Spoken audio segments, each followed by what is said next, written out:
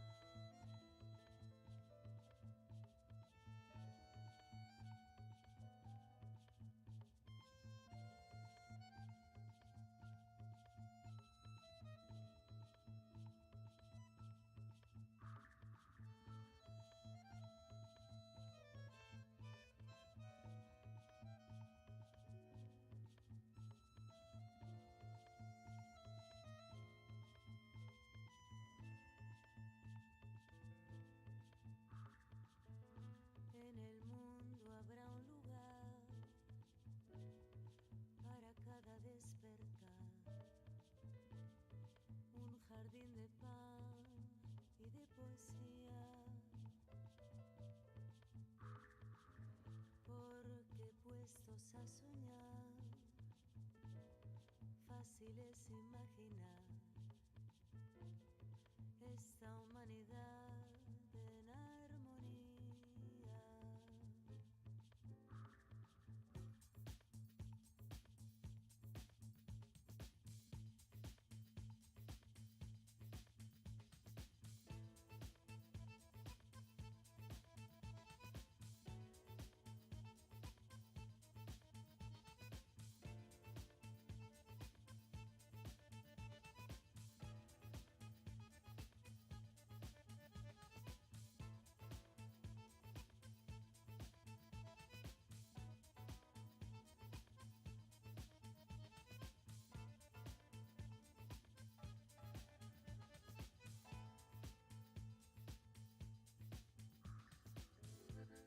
Vibra mi mente al pensar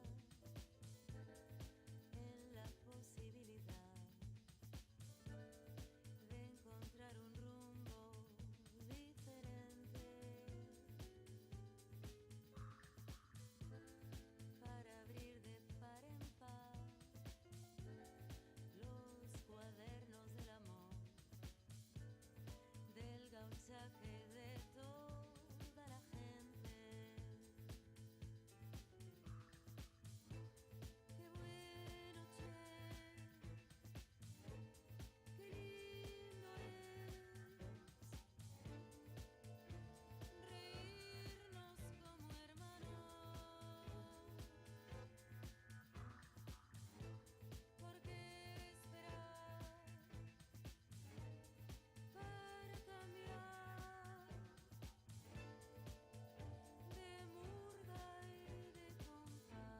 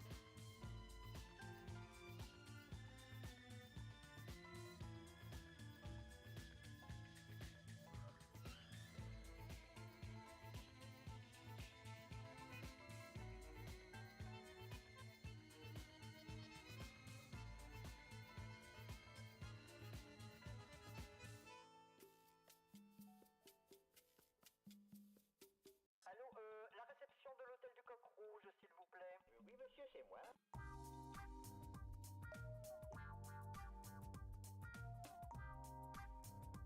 Il est indispensable que je rejoigne Paris.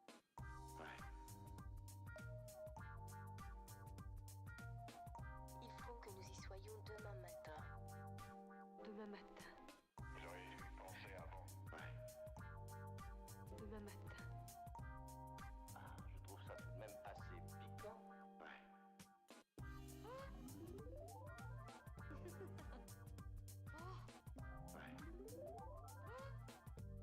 Fantaisie.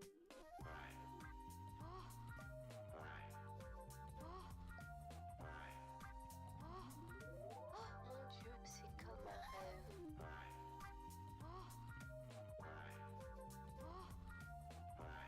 Comme un rêve. Il est indispensable que je rejoigne Paris. Bien sûr.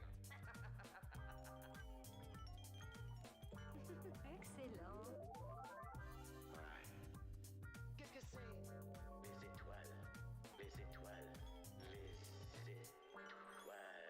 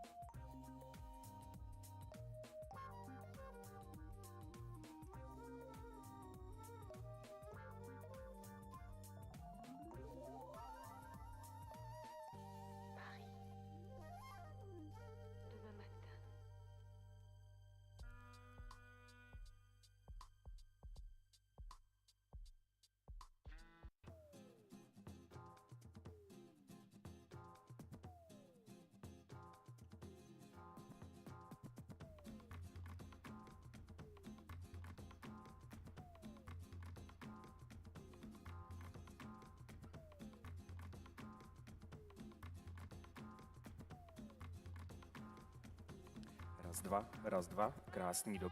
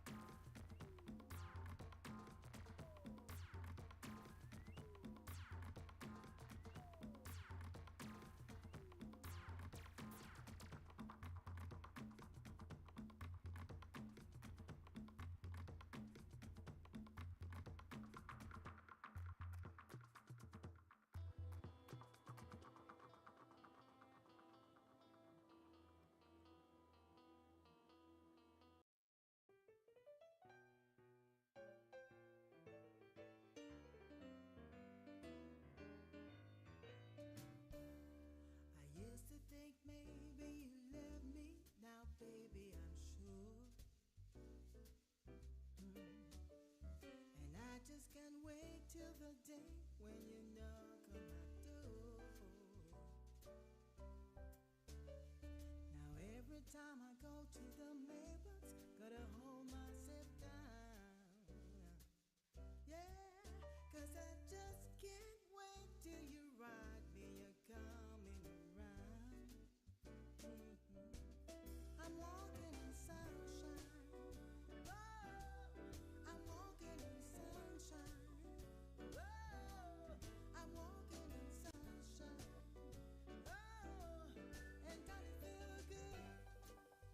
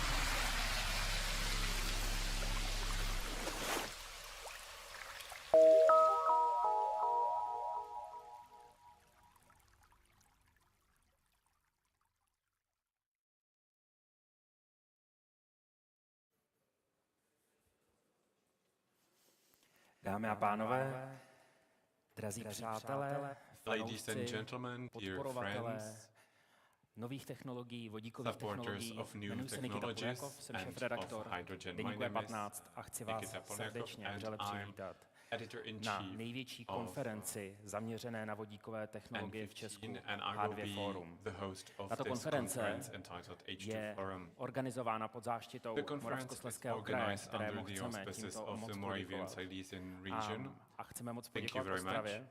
We would like První to thank vodíková the city plníčka of Ostrava, vznikla v where Ostravě, the to first znamená nejsme tu hydrogen náhodou. filling station was Dokonce bych installed. řekl, So že it's not an Ostrava dnes accident that we představuje are here in centrum this city. energetického And výzkumu v I Česku. would also A say já that bych the osobně city of byl rád, Ostrava is kdyby the centrum of tomu tak bylo i hydrogen nadále, jako research Pražák of kovaný, Czechia. teda musím říct. I was born Ale and raised než in Prague, přejdeme and k I would be very hlavnímu, a tím happy je for this program, trend rád bych se to vrátil o 2 roky continue. zpátky, Before we kdy address jsem the agenda, I would podobnou like to konferenci get moderoval v back Ústeckém kraji. years Ta ago. témata There was byla a obdobná, conference in the otázky Ústí byly region podobné. which Jsme I o 2 roky hosted. později The topics a were similar, já but jsem the strašně questions zvědav, were kam different. Now we se are 2 years debaty, later které from jsme this spolu conference, před and 2 I roky am vedli, curious posunuli. to Jaké see problémy how se the dneska v debate tomto that we kontextu initiated řeší 2 years a ago has jaká budoucnost developed, which topics čeká will vodík be v raised Česku here, a and evropském what the kontextu. future holds for hydrogen for Czechia and the EU. Do médií, The tak ambitions můžete are číst, high. If strašně you take a look zajímavých at the článků, media, you kolik, can read many interesting investují articles dneska evropské about státy the do volumes vodíkových of technologií, investments kolik in Evropská member investiční states banka into poskytne hydrogen. peněz na rozvoj How vodíkových much money the technologií. European Investment Bank Jak ambiciozní will plány allocate staví to these Evropa v projects, kontextu and how dekarbonizace a přechodu na ambitious vodík. of projects Europe is planning in terms A of samozřejmě my transfer to potřebujeme hydrogen z and vodíku udělat decarbonization of technologii, economy. která bude fungovat Hydrogen rychleji, bude must probíhat rychleji become a bude se a rychleji quick implementovat technology, jak do biznisu, technology tak do that will dalších be struktur quick to Česka, implement ať se into jedná o businesses and rozvoj into infrastrukturní also other sítě, areas legislativy of Czechia, a tak be it podobně. infrastructure, I proto jsem rád, legislation, and že so on. dneska můžeme And na for pódiu this- přivítat ty nejkvalitnější řečníky, kteří k tomu tématu mají co říci. Několik praktikálí, než začneme. Samozřejmě velké díky ještě jednou Moravskoslezskému kraji za organizaci. Byl bych strašně rád, aby dnešní den neproběhal jako frontální výuka na základní škole, abychom spolu mohli nějakým způsobem diskutovat. I proto máte na svých vysačkách QR kód, který vás přesměruje na Slido, což je aplikace, For this která by vám reason, there měla is a pomoct QR code on pokládat your otázky badges během debat, that will které tu dnes bring budou you to probíhat. our Slido A já platform, slibuju, že budu where you během can ask těchto questions debat to ve our správný guests, čas and adresovat. I Proto will make prosím, sure that the right nebojte se, questions ptejte will se, get budeme to za the to right jedině rádi. speakers at the right time. Zároveň Don't bych chtěl nasvítit a samozřejmě to, co stojí před Furthermore, vchodem I would do like to Gungu, shed a little bit of a to light je on what you could nádherná see vodíková at the Tatrovka, entrance. na kterou vás samozřejmě It's chci a pozvat, stejně beautiful tak jako na další hydrogen vodíková auta, které jsou equipment. tam It's a prezentována. Tatra truck A zároveň that bych vás chtěl operates on pozvat do hydrogen. relax zóny There is much Moravskoslezského more. kraje, I would kde je like to zároveň invite you partnerská also to zóna the Moravian Moravskoslezského Silesian vodíkového klastru, kde probíhá where you online can learn přenos more této about the konference, to hydrogen znamená, pokud cluster. tady nechcete sedět, The ale conference zároveň is being byste rádi věděli, broadcasted co se live, děje, so tak if můžete si jít you need zarelaxovat a little bit of tam, air and movement, you a can na coffee go break there a and na you can oběd still vás follow chci the pozvat content. nahoru do For foyer. lunch and also Gongu. for coffee breaks, I would like to invite Dámy you a to pánové, the upper floor where refreshments oficiálně will be bych rád provided. zahájil Ladies and program gentlemen, without letošního further H2 ado, fora I would like to a rád bych sem officially pozval open the program of prvního our hosta, H2 Forum, hejtmana and I would like to Moravskoslezského pass the kraje floor to Jana Krkošku. Governor of the Moravian Silesian region, Mr. Jan Krkoška.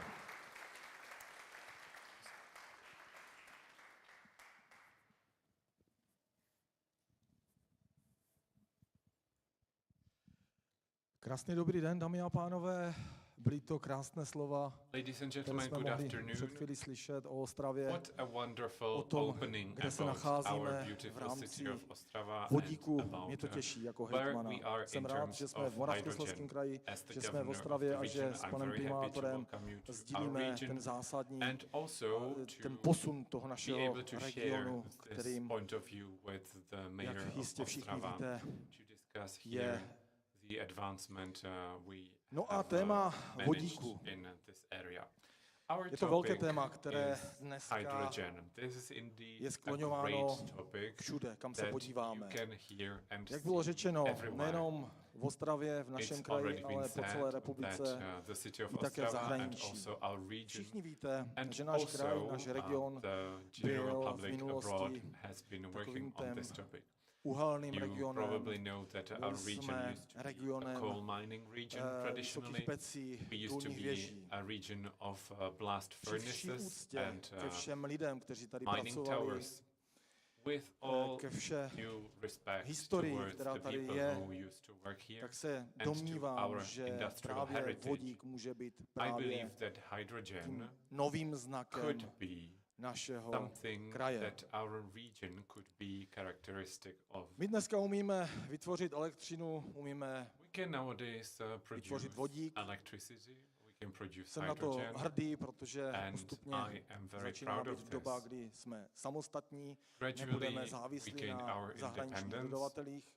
A from proto patří foreign velký dík všem suppliers. vám, co tady jste v sále, For this protože reason, I would vy like to právě thank all of you who tvoříte are in this zásadní because hodnotu toho it is rozvoje thanks v to Moravskoslezském you kraji, o that kterým se our potom region can hovoří develop také dál. in this area. Ale Moravskoslezský kraj jako takový Our nespí, region as založil such vlastně has vodíkový klastr, not který má rested dneska on its 28 laurels. We institucí, founded a kteří cluster podepsali that jakousi counts dohodu. 28 Jsou to members vysoké školy, jsou to at the podnikatelé, current time. malí i It's velcí a enterprises, je to ta nejlepší platforma pro to, sole aby jsme v tom business hardware, owners, universities, byli and viděni. others. And our Také main goal samozřejmě is to be visible in the Moravskoslezský hydrogen kraj sector. podepsal jakousi vodíkovou strategii, Apart from this, the region která has po Ústeckém signed a kraji je druhou hydrogen strategy takovouto that is the second scénou, one kdy vlastně se after the opíráme o Ústí jasný region dokument. that has a Jakou specific cestou chceme v written našem document kraji jít. specifying what our Samozřejmě i future tento steps dokument will by be. nevznikl díky Obviously, nápadům, this document který would se never tvoří ve vašich hlavách, ve after vašich without společnostech. your initiative, without A tam your jsme ideas postupně and your přenášeli na companies, tuhletu and strategii. we were able to transform them Dámy a pánové, into užijte this si strategy.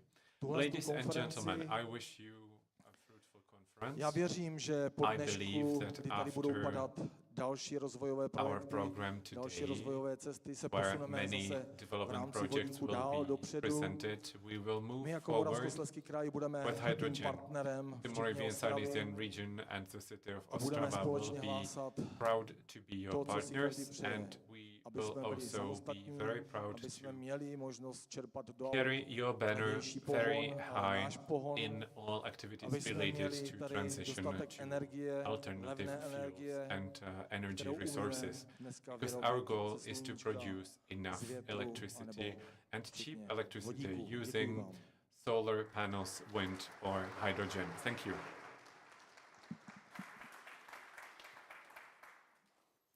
I my děkujeme.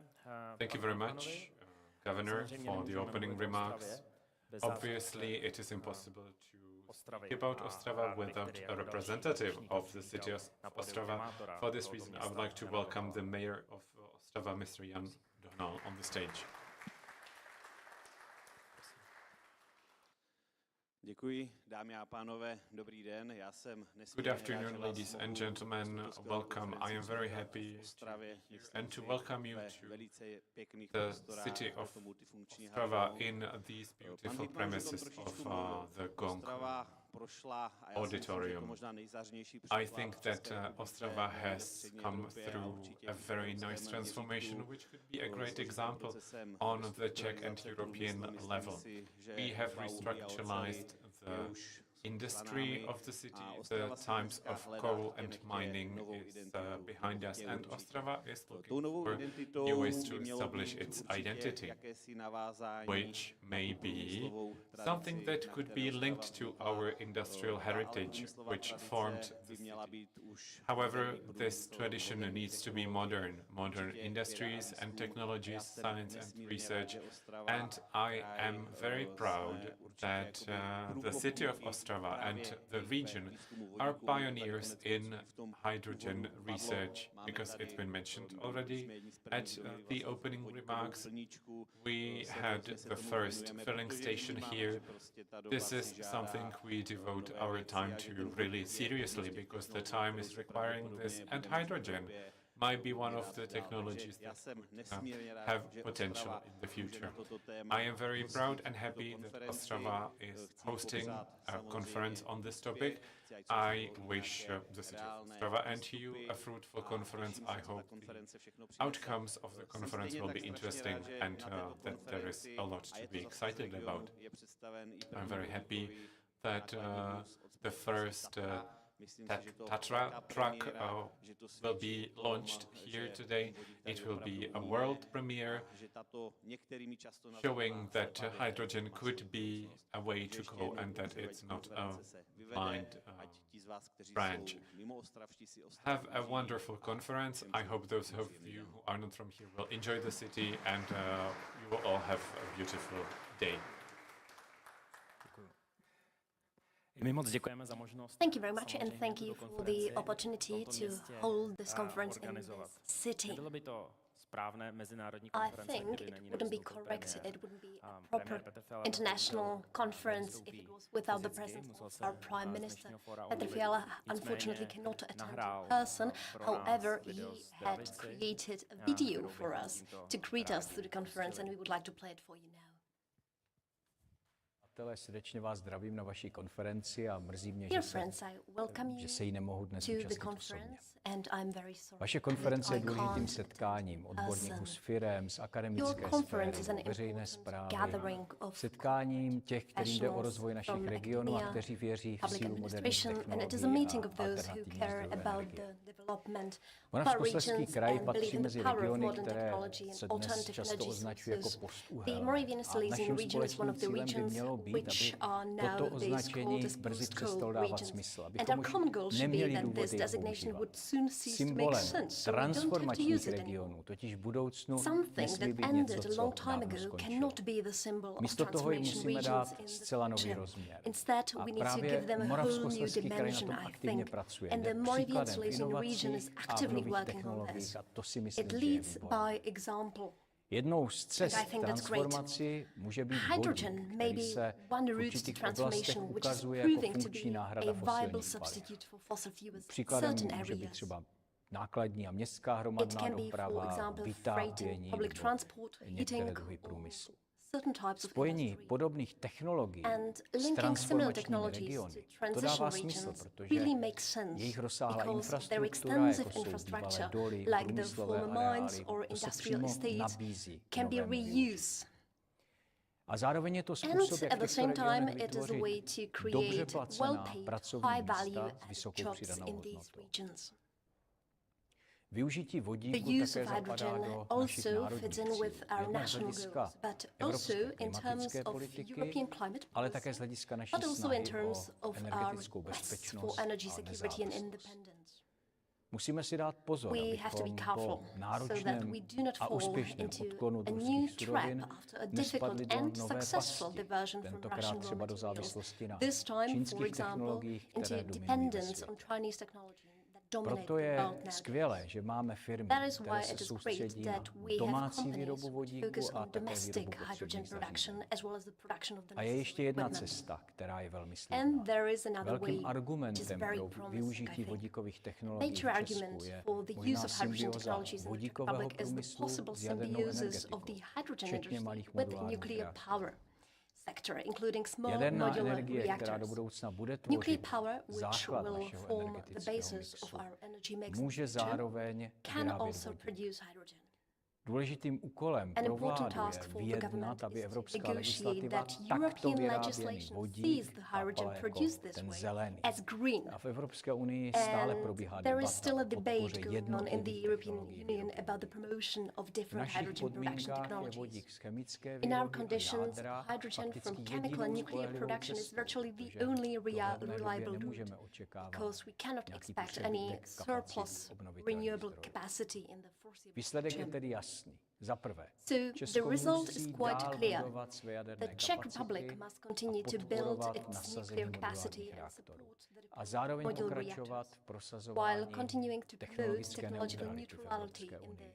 Tento náš postoj je This is konzistentní, our consistent position, dlouhodobý a zatím long-term úspěšný. position, and so far also A za successful. druhé, musíme se And soustředit na secondly, to, we abychom need to dále focus on usnadňovali that. spolupráci mezi We need to akademickou further sférou, firmami, facilitate and veřejnými support collaboration institucemi, between tak, aby u academia, nás companies, mohly and public vzniknout celé institutions, technologické so that a entire inovační technology ekosystémy. and innovation ecosystem Právě can o to emerge in jde our i country. vám. And that's what Oba you are cíle, after jak as well. renesanci jaderné Both energetiky, tak targets podpora zalezní as the ekonomiky a renaissance of průmyslu s nuclear power přidanou and the hodnotou promotion of jsou knowledge-based součástí mé economy, osobní vize value-added Restart industries Česka, are kterou jsem part of my nedávno personal vision of A pokud se nám rebooted Czech podaří Republic that I restartovat naši introduced. zemi, jsou to some time. právě And if we transformační can regiony, reboot které by our měly country, projít I tou think these nejviditelnější are the proměnou. transition regions. Určitě They přitom should undergo the most nemůžeme obvious všechno vsadit na transformation. vodík, And of course, ale certainly we musíme mu cannot vytvořit bet podmínky everything on tam, hydrogen, kde to but we dává need to největší create the smysl. condition where it Dámy a makes the most pánové, sense. děkuji vám Ladies and za gentlemen, vaše thank you nasazení for a your těším commitment, se na and I výstupy look z forward vaší to the konference. outcomes of your conference.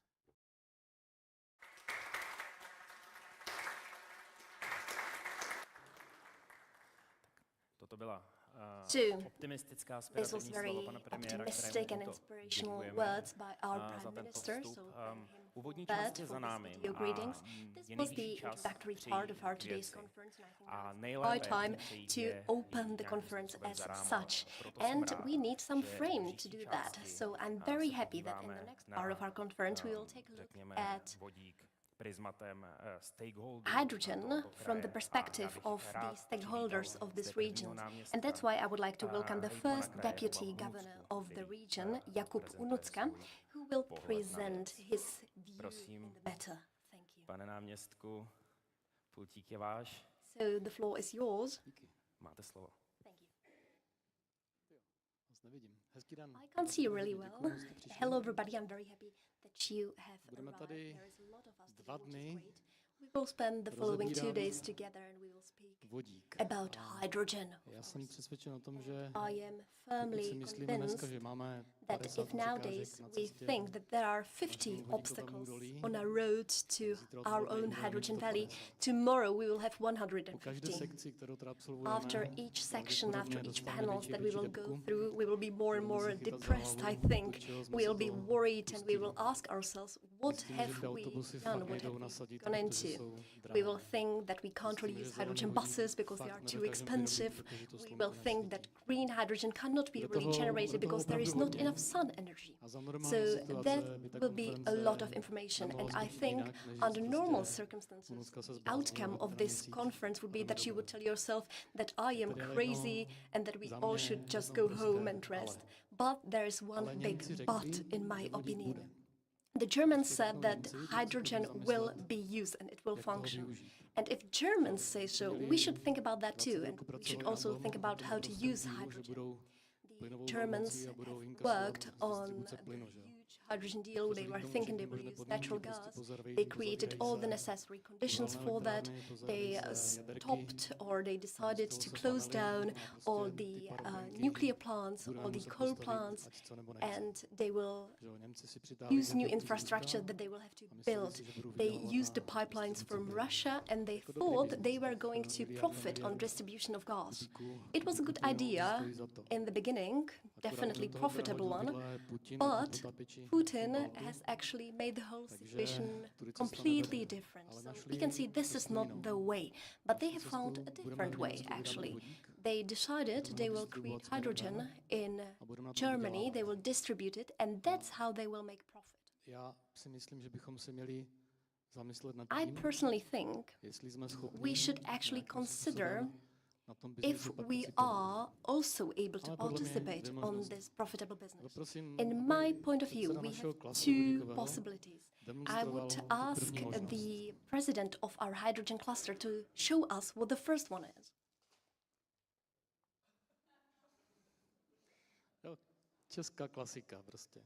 This is typical of us Czechs, I would say. We just sit down, we will procrastinate a bit, We will blame everybody and everything around us. We will be angry about how expensive hydrogen is, and we will think about better solutions. And we will continue doing so by 2025, where the hydrogen flows will eventually come into action. But once we finish eating these chips and drinking this beer, the world will be completely different. Again, we will be in a situation where we are actually importing everything, and we will be enviously watching our friends in Poland who actually have better infrastructure now, but also will have better infrastructure for hydrogen by then. So this is the first thing we can do in our hydrogen cluster. The president can just sit down, have some chips and beer. That's the first option.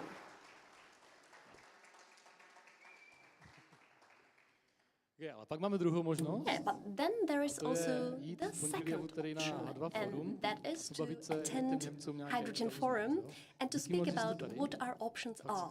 I'm very happy that you are here. Please applause, because it's great that we all met here, that we gathered, and that we can speak about ways how to make profit as well.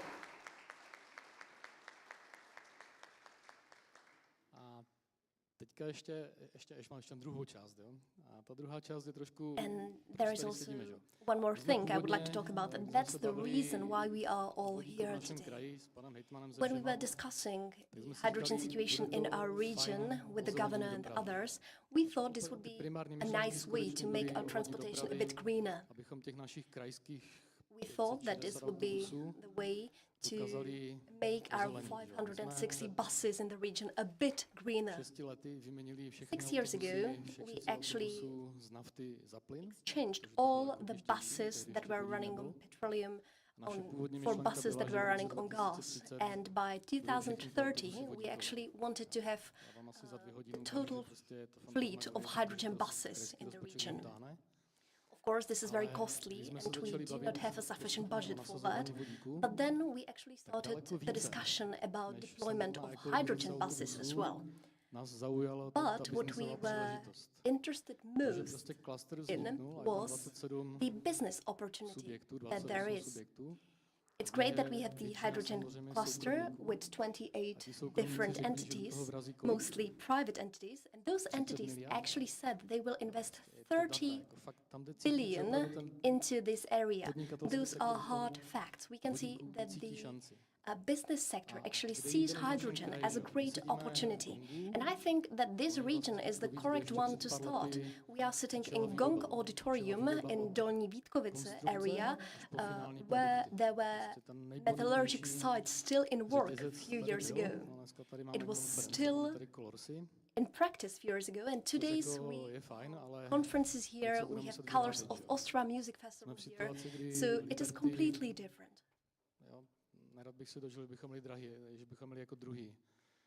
And I would be very happy if the Dolní Vítkovice region stayed active, stayed engaged, and did not become something that is here only to look at, really. So when it comes to hydrogen technologies, we think it is the correct way to really use something and put something into practice, and what more, to make some money doing so. And that's why we say it is worth it to overcome all those obstacles that we will encounter today, and let's start pilot projects. We as the region are ready to begin with procurement for new 30 hydrogen buses. And this is a practical step that we are willing to take, because if we will only speak about hydrogen, there will be nothing done in practice, really. We won't be ready when cheap hydrogen will come, be it from Germany, from Ukraine, or from other countries. And it is quite clear that this will happen, because Berlin is actually convinced and determined to do so. So we need to be ready to use it. We need to be ready to generate it, because if not, in 12 years, the beer will be drunk, the chips will be eaten, and we won't have anything on our hands. That's why we want to dive right into the hydrogen sector, and we see this as a light at the end of the tunnel, really, because as we know, in the whole of the Czech Republic, we can actually profit on using hydrogen technologies. Thank you.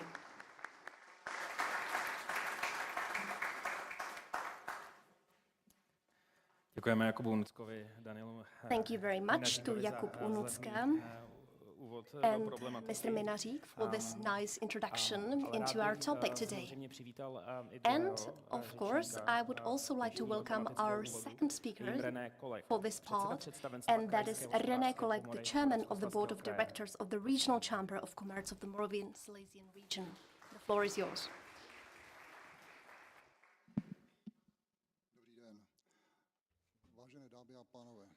Ladies and gentlemen, good afternoon.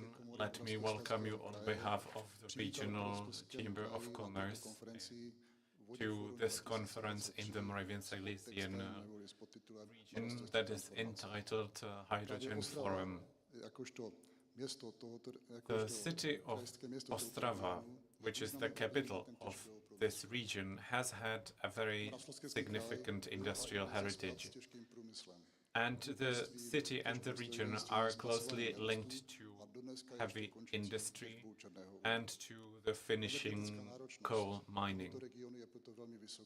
This region consumes a lot of energy. For this reason, decarbonization and replacing of fossil fuels is necessary, and one of the options would be to further use hydrogen. Hydrogen is a topic that was already discovered in the 19th century. This was the first time people started to consider it, but then for some time the topic disappeared until the petrol crisis broke out in 1974. Car industry started to think about new options of using hydrogen for car propulsion. However, this enthusiasm disappeared again for quite some time, and the discussions stopped for many years. At the break of the century, producers of fuel cells started to imagine that electric cars with hydrogen fuel cells would be operated, or fully hydrogen cars will be driven. Nowadays, we have approximately 40,000 hydrogen-propelled cars compared to 500,000 of electric cars. That is approximately 1 to 400,000.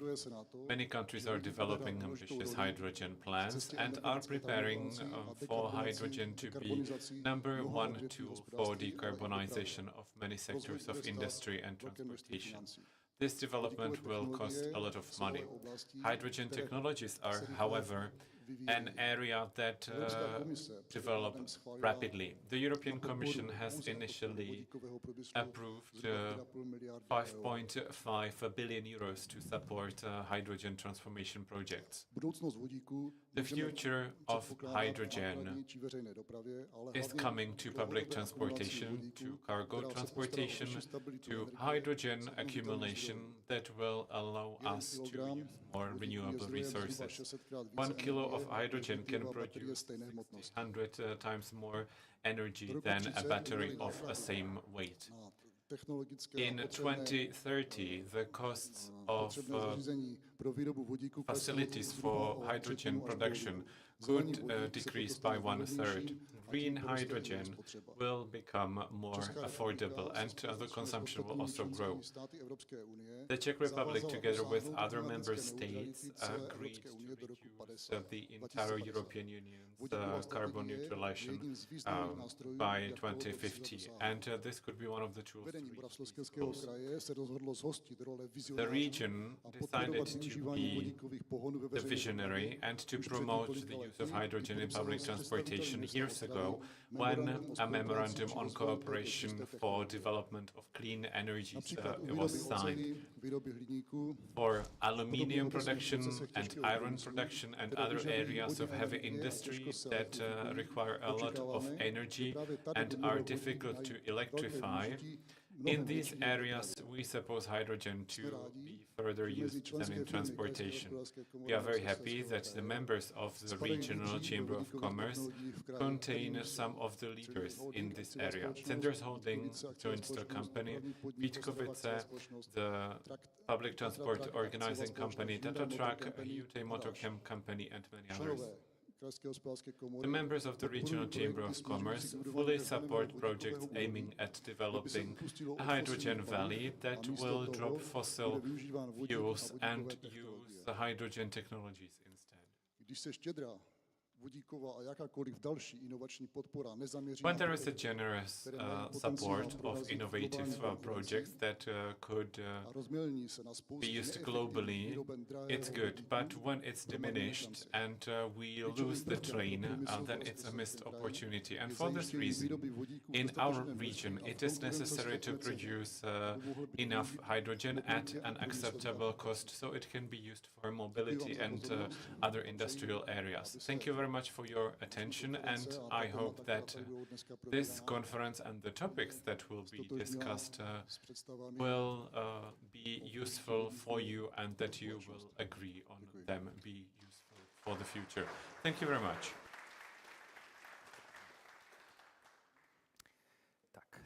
To byl René Kolek a Thank you very much, Mr. Kolek, vstup do programu, chairman of board takovou of kulturní vložku, Now there will programu nemáte, ale jsme something that was not on the agenda, but since we are in the Moravian Silesian region, I thought that there is not a better moment than this one for us to toast. And why not to what Tatra has achieved with their new truck. So I have the pleasure to invite Mr. Krkoška, the governor of the region, the mayor, Mr. Dohnal, and then Matela and others to join me on the stage here who are behind the beautiful project that you can see materialized at the entrance. Please come here, join me, don't hesitate, and please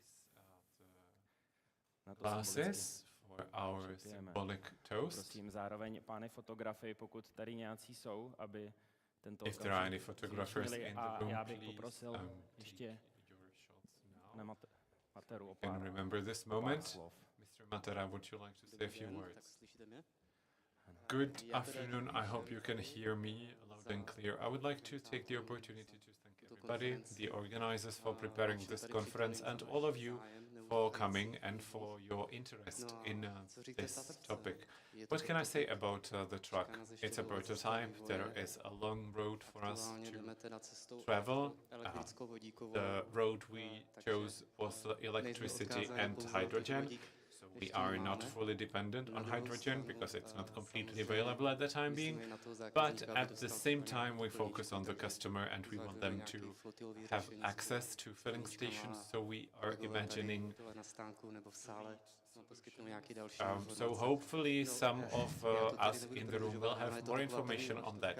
I will not take too much time. This is a first project. There is so much more for us to do. I wish Tatra truck a lot of success, and I would like to thank our partners, both from Tatra and other companies that were involved, and also Sternat Group for working with us, because without all these talented people and all this support and diligent work, the truck would never be able to see the light of the day here. So the R&D development of Tatra will now need to bring the truck into the streets. We are working on this. Pilots are already in the pipeline. So let's všechno důležité bylo řečeno, jenom si chci říct, že kdo bude chtít. Ano. I think everything's been said. Wonderful. Jestli nás svezete. Will you give us a ride? Můžeme se svíst. Will you give us Podívejte, a je ride? to prototyp, takže my si ho nechceme. Listen, it's a prototype. We don't want celou tu to vodíkovou damage technologii. it. Až to bude jezdit When it's fully operational and it can travel the streets, I am sure that there will be test rides for you, but until we have the serial production, we will only ride it on the factory range. So hopefully next time at our next hydrogen forum. Yes, I would be very happy to launch it actually during this autumn to bring it to the streets. However, like I said, there is still a lot for us to do, so I cannot promise an exact date. My This is budeme přát strašně moc. Thank you very much. We wish you a lot of success.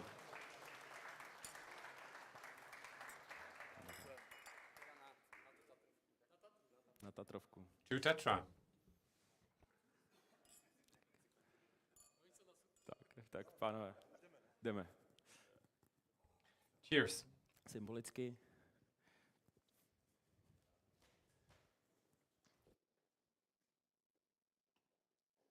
Tak. A my budeme pokračovat v programu. Moving on, let's address Tentokrát nás samozřejmě čeká another debatní part of our část agenda. série Now we will panelových have diskuzí. here a debate, a A series of panel předtím, discussions, actually. než sem pozvu And první before I ask our debatéry first na pódium, panelists bych rád to join přivítal me na here pódium on stage, moderátorku, I hlavní would moderátorku like to ask dnešních the panelů, main její host of the panel discussions, Mrs. koordinátorka pracovní skupiny who is uhelných the regionů coordinator Provodíková. of the Údolí. working group Prosím, on pojďte k nám. panelists. Please welcome her and Ruth. Dobrý den. Stage. A já se asi možná se posaďte klidně do Good prostředí. afternoon. Já si sednu Take někam your seat. na Nebo kraj. vezmeme to ze strany. Preferably in the middle, or maybe on the side, Protože za as chvilku you předám slovo, wish. tak bych rád I will přivítal be na passing the pódiu baton to všechny in tři a moment. I would like to ask all panelisty. three of Mariana our first Pěchu, panelists vrchního ředitele to sekce join me fondů here. EU. Marian Pěcha, Prosím, who is the senior director Mariane, of EU pojďte. section. Tereza Nýslerová, ano. Miss Tereza Nýslerová, Tereza Nýslerová, ředitelka pro who evropské is the fondy. director of European Orlen Funds Unipetrol. at Terezo, Orlen vítáme Unipetrol. vás. Welcome. A Markéta And Adamcová, last but not project least, manager Mrs. Leaf Markéta Technologies. Markéta, Adamcová, prosím, pojďte vy project k nám. manager at LEF Technologies. Než předám slovo Ruth, tady jsou dva mikrofony, kdo by chtěl potom Before odpovídat, I tak jenom pass chci the ještě baton jednou to- vás vyzvat, Again, abyste here are the v mics, průběhu and těchto panelových diskuzí here pokládáte guests dotazy přes don't Slido, které hesitate najdete to na ask svých questions výsečkách přes through QR Slido. kód a my je budeme Just scan the příštích QR hodinách code on your adresovat. name Tak, badge, and děkuju, we Ruth, will make sure that we. Tak děkuji pěkně za slovo. Jestli dovolíte, dámy a pánové, než Thank you very začneme much tento for passing první me the panel, floor, tak ladies and programu gentlemen. víte, že If máte you 4 ty will, panely before we a je start, to, as you know, there will možná be je 4 dobré si panels in určitý total, rámec, proč and it zrovna would be tato nice to give you témata the dnes, framework zítra why to bude these pak trošku topics are konkrétnější a discussed proč v tom today, pořadí, what v will kterém be jsou. discussed tomorrow, and Začínat also why we budeme, picked this order. v So, evropskými first, velkými we will evropskými address projekty společného the zájmu most a important Evropskou vodíkovou bankou. IPCEI projects and the Vlastně tím Hydrogen úplně Bank. nejvíc, This nejrozsáhlejší will věcí be a the most nejméně, řekla bych, broad probádanou v discussion, současnosti. the one that has A, been the pro least vlastně, kde explored budou at the hrát same roli time, největší firmy. and it's Jednak also Evropská the komise area a where pak největší businesses firmy. play A pak the budeme biggest role. pokračovat Then národním we will klimatickým move plánem, towards the National vnitrostátním Climate plánem pro Plan, energetiku a which is the klima, National kde Plan for vlastně Energy si and Climate. jako země And říkáme, here, it's basically a program where our country jsme přijali v rámci specifies how our engagements at the European level will be fulfilled. v Then, rámci všech thirdly, we opatření will k ochraně discuss all klimatu the v specificities oblasti vodíku, related že to máme národní hydrogen a being máme used postupně as a means to krajské, protect the regionální environment. strategie We a will budeme discuss končit our dopravou, neboli regional jednou strategy, částí, and které we se will vodík velmi address významně týká. transportation, Čili which jdeme is one of od the topics that kontextu, is dalo by se linked říci, to hydrogen. k, So we will be k moving actually jednotlivostem, ale ty from the jednotlivosti most ty general budou hodně topics to the most důležité. specific A, ones, which will be particularly jedna věc, která interesting and important. úplně mění pozici One more vodíku, thing that než completely jaká kdy byla changes the předtím. position of Už o tom hydrogen mluvil more pan than Unucka. before. It A was já jsem already jednou mentioned by slyšela od Mr. člověka, Unucka. který, This is something I have heard Bruselu once zastupuje from české somebody zájmy who a represents on říkal, our interests musíme in počítat Brussels. s tím, že Němci to And they vždycky said, zalijou prachama. we always need to Jako to count prostě on the bude, Germans to protože flood prostě this Němci with to cash, zalijou prachama. because they will always No a do to- this. They will always to je bring určitý the ten cash. biznisový kontext, o kterém mluvil So this pan was Unucka. Druhá the věc business je, context ono to that není dneska Mr. vodík není jeden Unucka z mnoha. explained. A vždycky But se zdůrazňuje this is Green just Deal one of a, many. The balíček, Green Deal Fit is for often 55. discussed and Fit Ale for to furt dobrý. 55 too. Ale ta That's all změna good. vznikla But vlastně tou the ruskou agresí change na was Ukrajině. initiated by the Russian Protože najednou si aggression někdo in uvědomil, Ukraine, because že this fakt was the závislost wake-up na jednom call. zdroji, to fakt není dobře. And we finally realized A that being najednou dependent se too much vodík on stal one významný. resource is To, not co good. bylo, vypadalo, že And budou then suddenly technologie, a to hydrogen řada z became vás ví daleko interesting, lépe než já. because all these technologies that To had budou been here here, and you know them much better than me, for the period after 2030, was something nice to have, which has become a must-have. So now hydrogen has become an important part of the energetic mix, and the EU says that it will cost the 10 million tons that need to be produced by 2030 annually. Apart from the 10 million tons that we will import, this will cost 8 to 11 trillion Czech crowns, and then 5 to 7 trillion Czech crowns will be the additional resources of renewable energy. So this is a lot of money. This is huge, and not a single member state or even the entire union can cover this. So there are not enough subsidies. For this reason, a big hydrogen bank and significant incentives for big projects, for joint European projects, and here these projects very often mention SMEs because this needs to come from the businesses, and then it can be supported by the union and by the member states. But if it doesn't come from here, it will never see the light of the world. So let's address this a little bit later. So let's first address these projects, IPCEI. What are these? What are some examples, and what is the hydrogen bank? Like we have said, when we were thinking whom to invite, we asked Mrs. Tereza Nýsledová, who's in charge of European funds at Orlen Petrol. For quite some time she's been working with Unipetrol. She's in charge of strategic projects and of decarbonization projects for Czechia, Slovakia and Hungary. She was very much involved in preparation of the strategy for decarbonization. She used to work at the European Commission in Brussels, so I will ask her about things related to this. Mrs. Markéta Adamcová from Leaf Technologies has a similar background.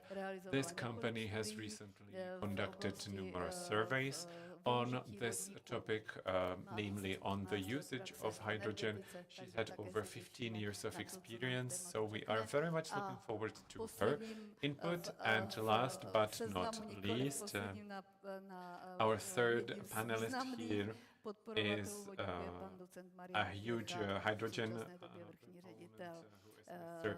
Marian Piecha, currently Senior Director for EU Funds section at the Ministry of Industry and Trade. He's in charge of subsidies. We all know him.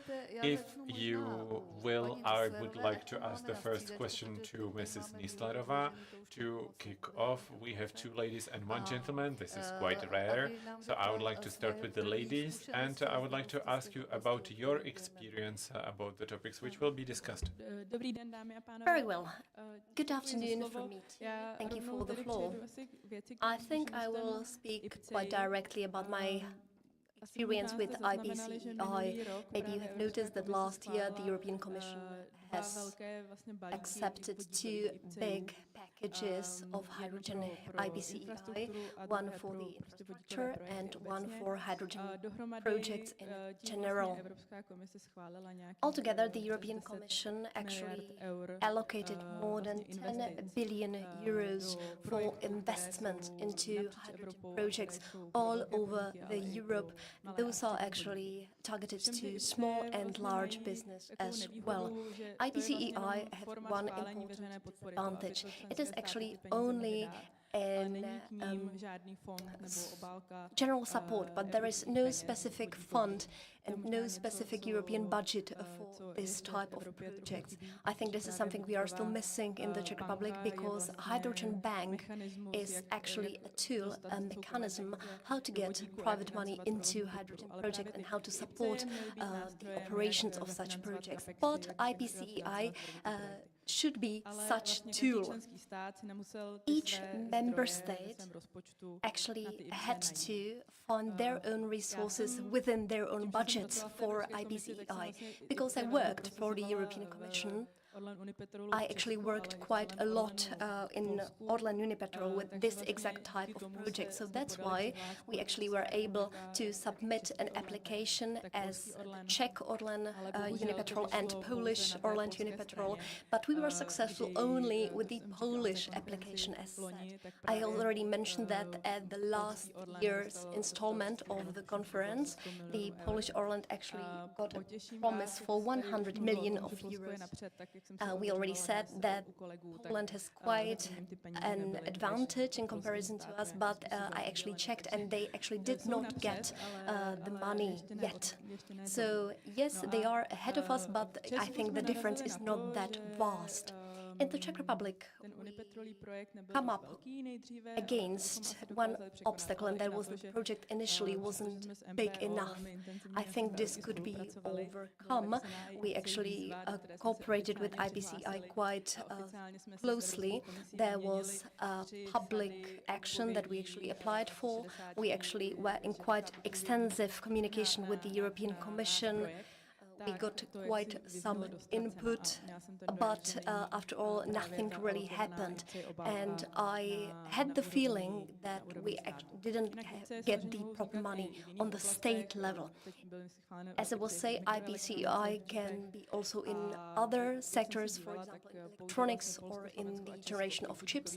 And I actually checked that the Czech Republic, Poland, and Slovakia were actually able to present a real life projects, for example, for the hydrogen buses. So this is it from me, and now I would pass the floor to Marian. If I may, I would like to ask about the following. IPCEI in the Western Europe are supported by public funds, public money. But here we have quite a lot of subsidies from Brussels, from the European Union. So why is it so hard to allocate the money on the state level into the IPCEI projects? I would actually follow up on that question and add something to it before Marian will actually start his own presentation. I think a big change was Repower EU. How hard is it actually for us to realize how dangerous it could be when we start deploying larger hydrogen installments? Could you speak about that as well? Good afternoon. As it was said by Jakub already, there is quite some skepsis in the society. We are quite skeptical towards the hydrogen projects. First of all, I would like to say I'm very happy to be here. I wasn't sure if I should come in the beginning. They said, come to Ostrava, you can actually open the forum, and then you can speak a bit about hydrogen as such. But I actually didn't know that I will be here on the panel with such specific questions. I have to admit, if this was a question I got at an exam at the university, I would say, sorry, I don't know, I will come for the next term. I can't really do that right now when I'm representing here my institutions and I'm in the company of such experienced colleagues. I have a presentation about the Hydrogen Bank, but let's talk about IPCEI as well. We actually dealt with the European Commission about the European funds and about how they could be used for IPCEI. I think there was one big misunderstanding, which was that with IPCEI come money as well. No, IPCEI is just a framework. And to be completely honest, I think this framework is mainly for the big, rich countries. And I think that a part of Europe has European funds for that matter. And we actually need to support our economy as well. So be it chips, be it hydrogen, be it whatever else. So I think that in the Czech Republic, we need to find a project which could be actually supported in the Moravian-Silesian region by 50% of general support. But when it is not situated in Prague, it is quite hard. I think that we can actually be as successful as other European countries and other places in Europe, because I think the regional dimension is not that important in the European perspective. I think this was something that we had to come clear about. And also with the National Reconstruction Plan and with the European funds, there are solutions to target this problem apart from IPCEI, mainly in the area of research and development. We already mentioned Iveco, which also applied in our program. And I think that on the level of research and development, which was already mentioned in the greetings in the very beginning of the conference, we have enough resources. I would like to allocate them more to hydrogen projects. In OPTK, we actually changed our priorities, and the 1.4 billion we had for e-mobility, we actually channeled into building new infrastructure for hydrogen. We actually also convinced the European Commission about that as well. This is something we mentioned at the City Hall opening this morning as well. And I can imagine that hydrogen buses could actually draw the hydrogen from electrolysis equipment, and we will test how the filling station can actually operate under normal circumstances. We think this is the very basis of hydrogen projects in the Czech Republic. This means that we have cutting-edge technology, we have great research which we are supporting in OPTAK, be it buses, trains, or even airplanes. We can do it, and we don't need IPCEI for that. We want to have eco-city infrastructure and develop it further. We will definitely start with transport, because another thing we had to realize is that when we are speaking about hydrogen and the conditions for green hydrogen under REPowerEU, it is not really economically wise. It does not really make economic sense. So, a year and a half ago, we started a discussion about this here in Ostrava. I spoke to many stakeholders who would like to deploy hydrogen in industry, but they all say that from the economic perspective, this does not really make sense. It is too costly. In my presentation, I will speak about the fact that the first step we can take is the support for electrolytic equipment. We have 1 billion euros that we can actually use for that. So here we can actually contribute, but I can't really say that the demand would be that high and that so many industrial enterprises would ask us to pay for the hydrogen technology to produce steel. Nobody wants that because it is not economically possible.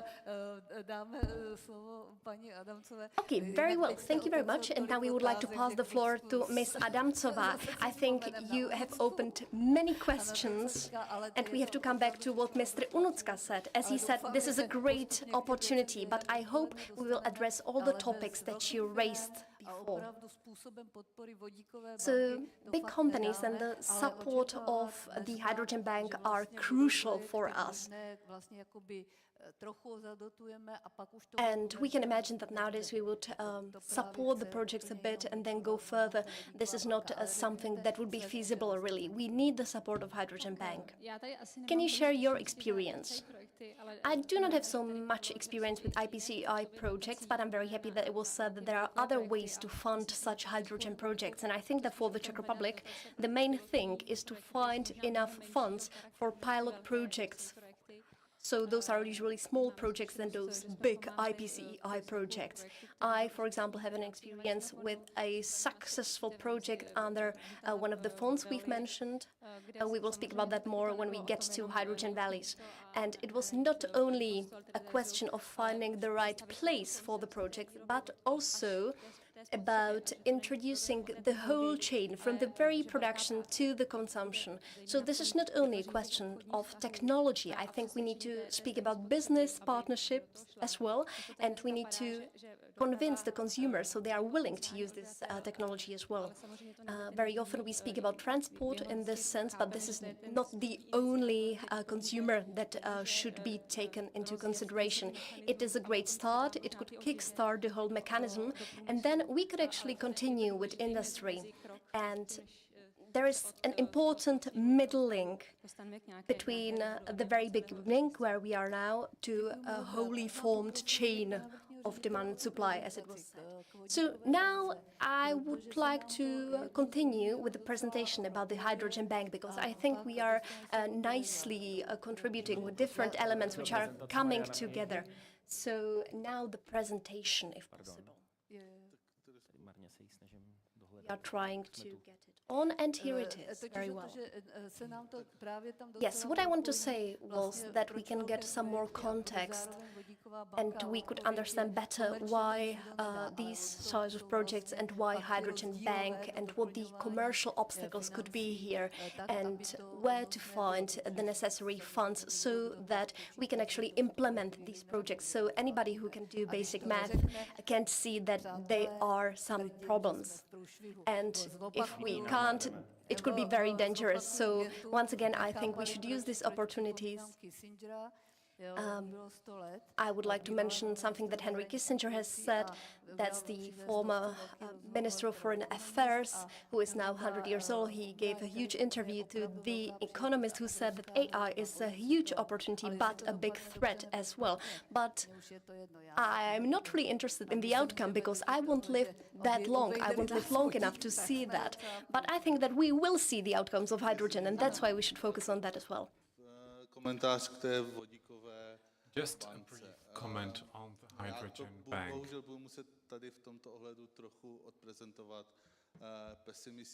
I will need to be a little bit more pessimistic because my long-term experience with subsidies at the Ministry of Industry and Trade doesn't let me to do it differently. I will describe the 4 pillars, which you can read from the slide. The hydrogen bank aims to support hydrogen production in the domestic market, and it also is supposed to stimulate exportation into the EU. So let's see where we are located, because in the north they have more wind, in the south they have more sun, so they have some surplus of energy from these alternative resources. And all this is within the single market, where actually the money will not be subject to competition in the Czech Republic and also to the Innovation Fund. Then there is Africa. We could possibly import hydrogen from there as well. So if I summarize this, it will be a financial instrument. It will be from the financial investment fund. It is for our geographical location a great challenge for businesses to face these auctions on hydrogen production, like the chair has described already. And we are talking about enough hydrogen for a period of 10 years for Czechia.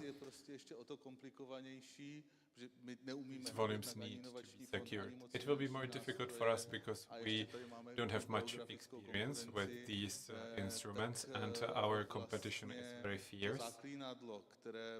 So the magical formula that is linked to the discussion and which causes the discussion to be skeptical, that the support needs to be coordinated, transparent, and EU-backed.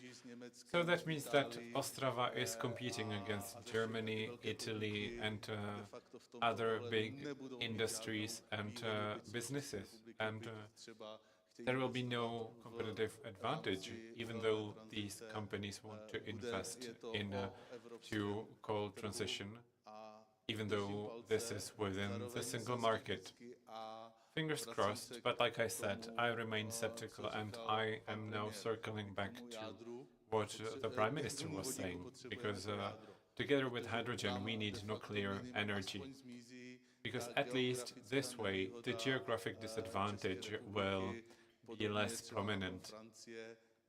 It's a similar situation in France or in Poland. This is for this very reason why Poland is considering nuclear energy as well. So I don't see hydrogen in the context of our ambitions that were set to be realistic.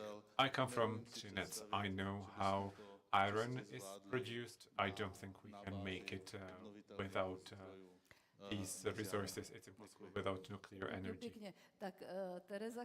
Thank you very much. Teresa wanted to respond. Jestli přímo na to, protože jsem to trošku jaksi posunula. I don't know if it's a direct comment to this discussion. Apologies for the following comment. My kid enjoys computer games and IT technologies. So when I was promoting internet and digital services, once my kid wrote into my speech that it is impossible to download bread from the internet. So it is quite shocking for me to imagine that we would no longer produce steel in Czechia. But what would it look like?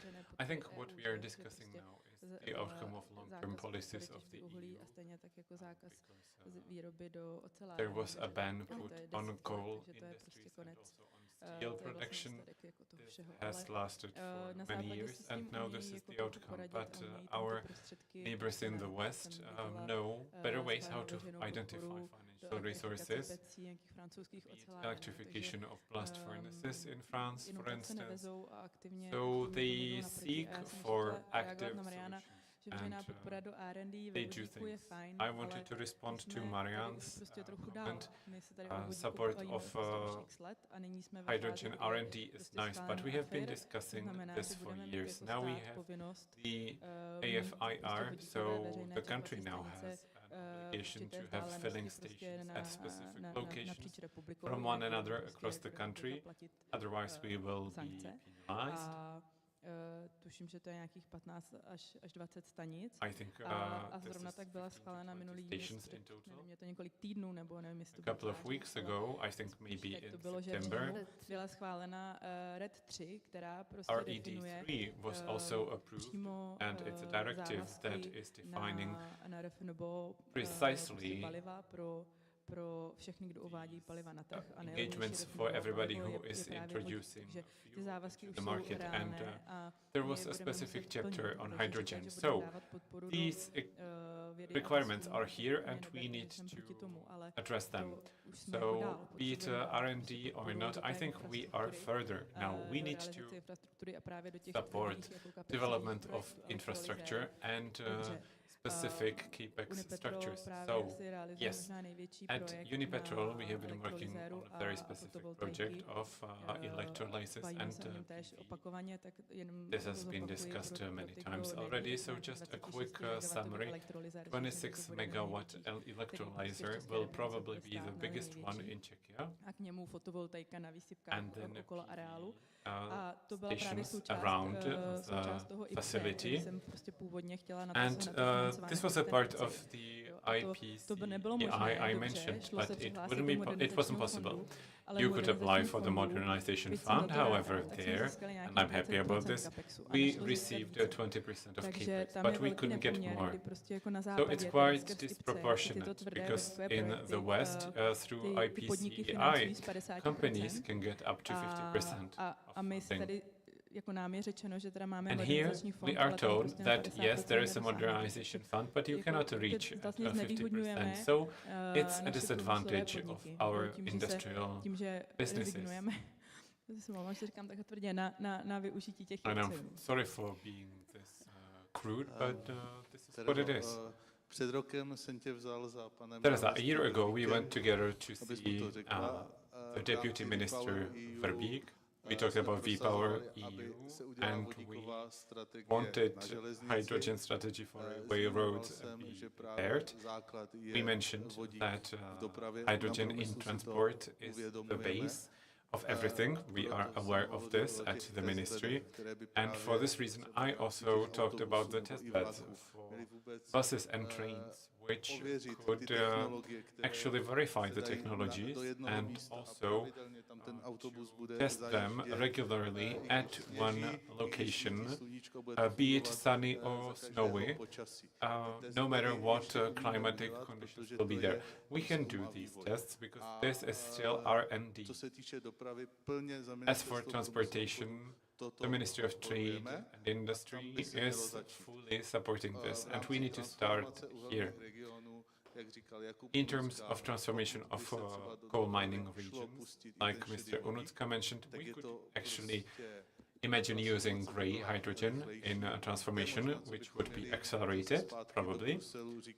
But we would probably need to send a unified message to Brussels, and we could take a look at what's happening in the US, or how the situation is tackled by China. In the US, within the Inflation Reduction Act, new investments into technologies are prepared, and the electrolyzer can be produced using coal. Similar situation is in China, because car producing plants produce electricity using coal and they don't care. And we want to already produce green energies using green resources, which is making the transformation very long. And we forget completely about the competition globally, and we are losing our competitive edge, and we need to push this forward.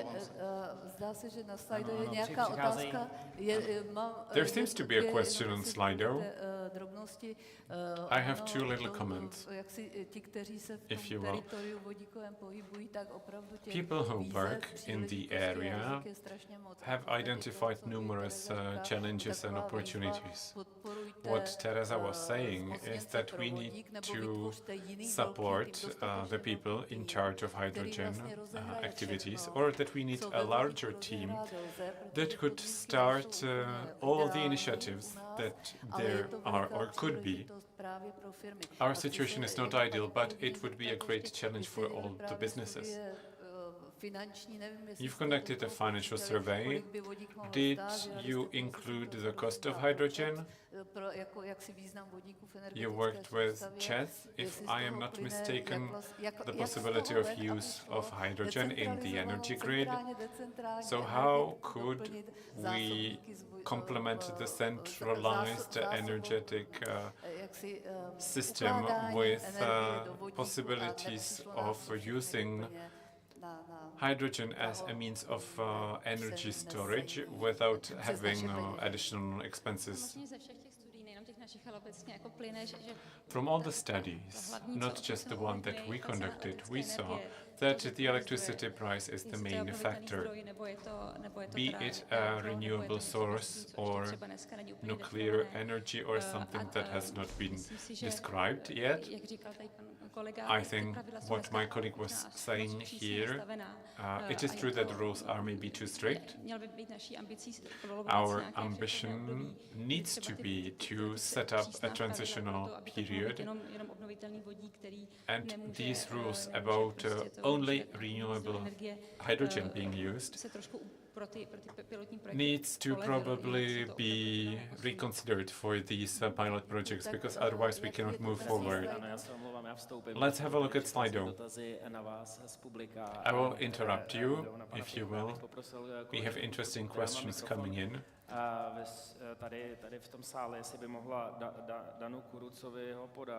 Please pass a mic to Mr. Kuruca, who is over there.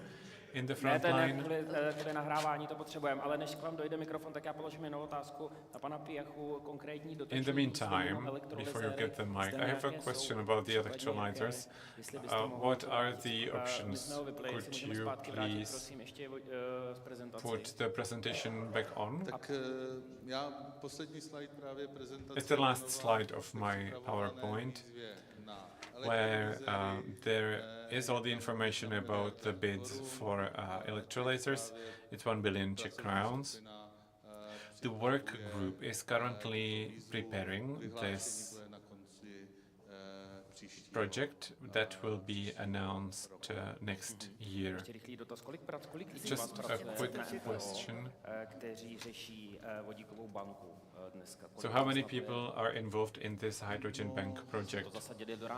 How big is your team, or how many people devote their time to this topic in Czechia?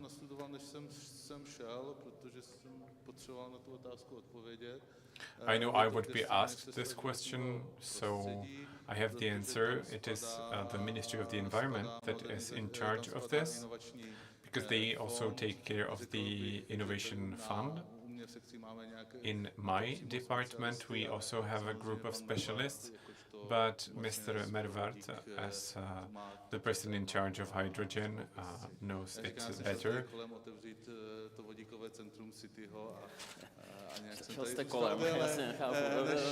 I just happened to walk around. Mr. Mervart will be here in a bit, so he'll be able to give us the answer.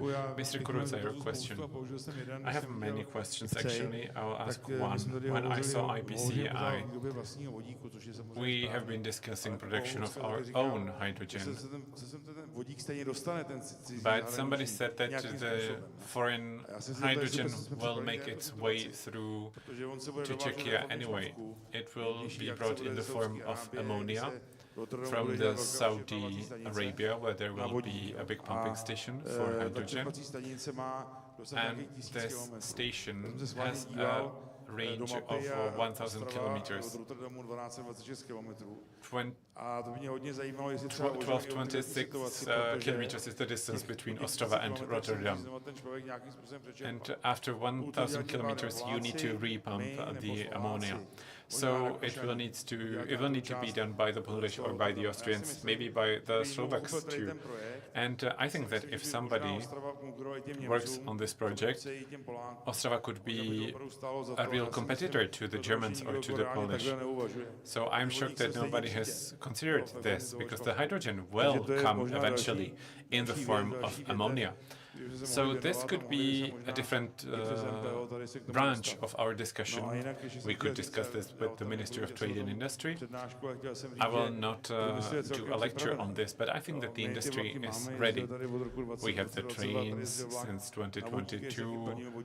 There was a hydrogen-propelled train here, and it worked nicely.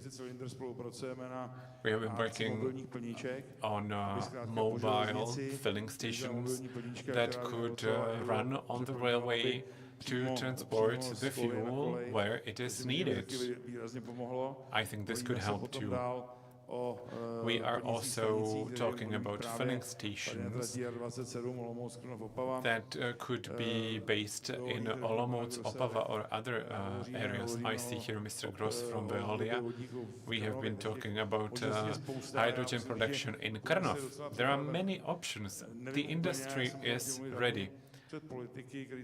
I wanted to address mainly politicians, but they are not here.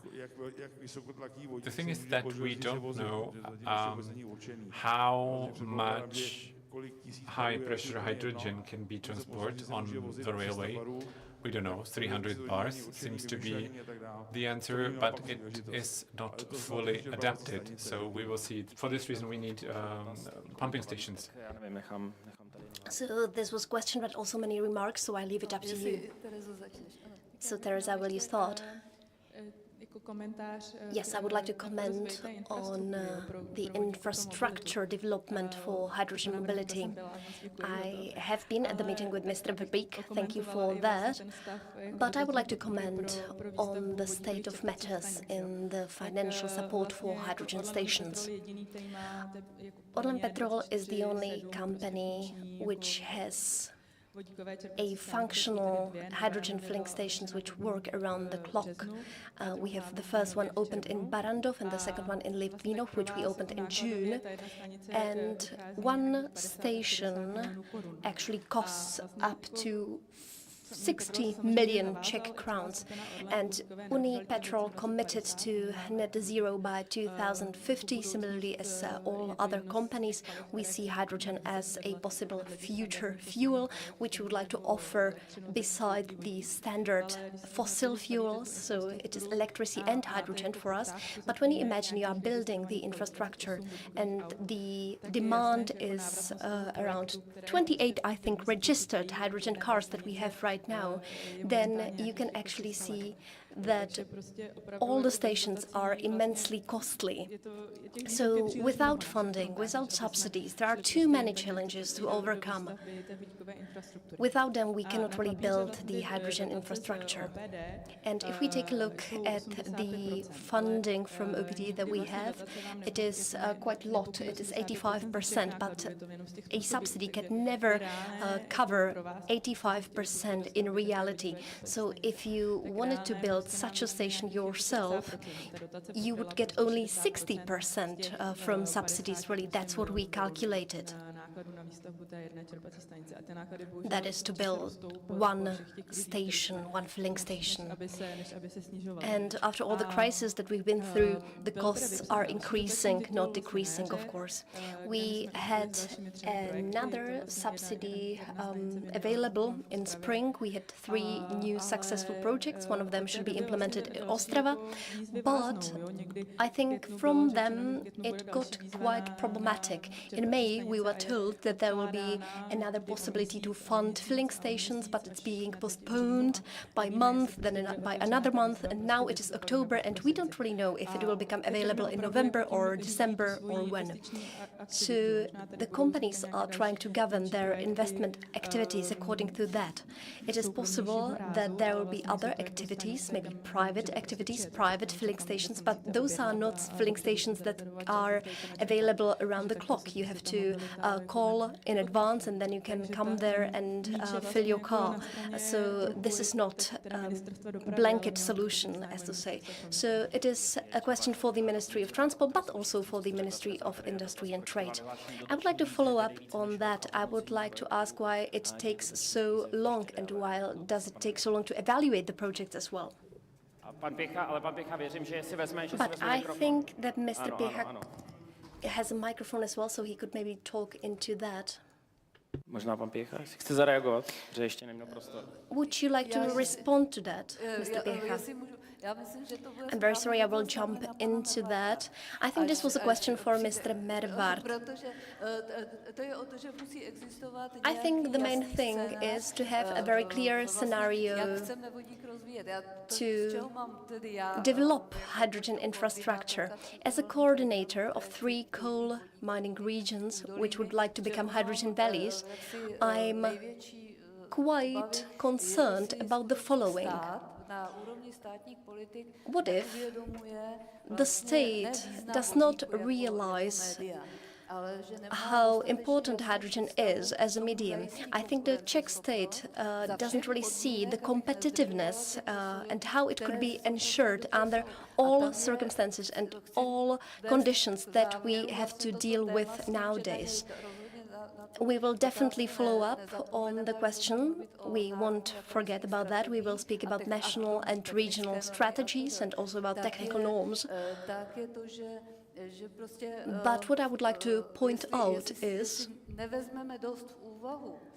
that if we do not consider carefully that there are many different possibilities, and if we continue feel like that, It could be quite tricky. I'm very happy that we have big companies and Czech millionaires as well, because we need enough capital to build all this.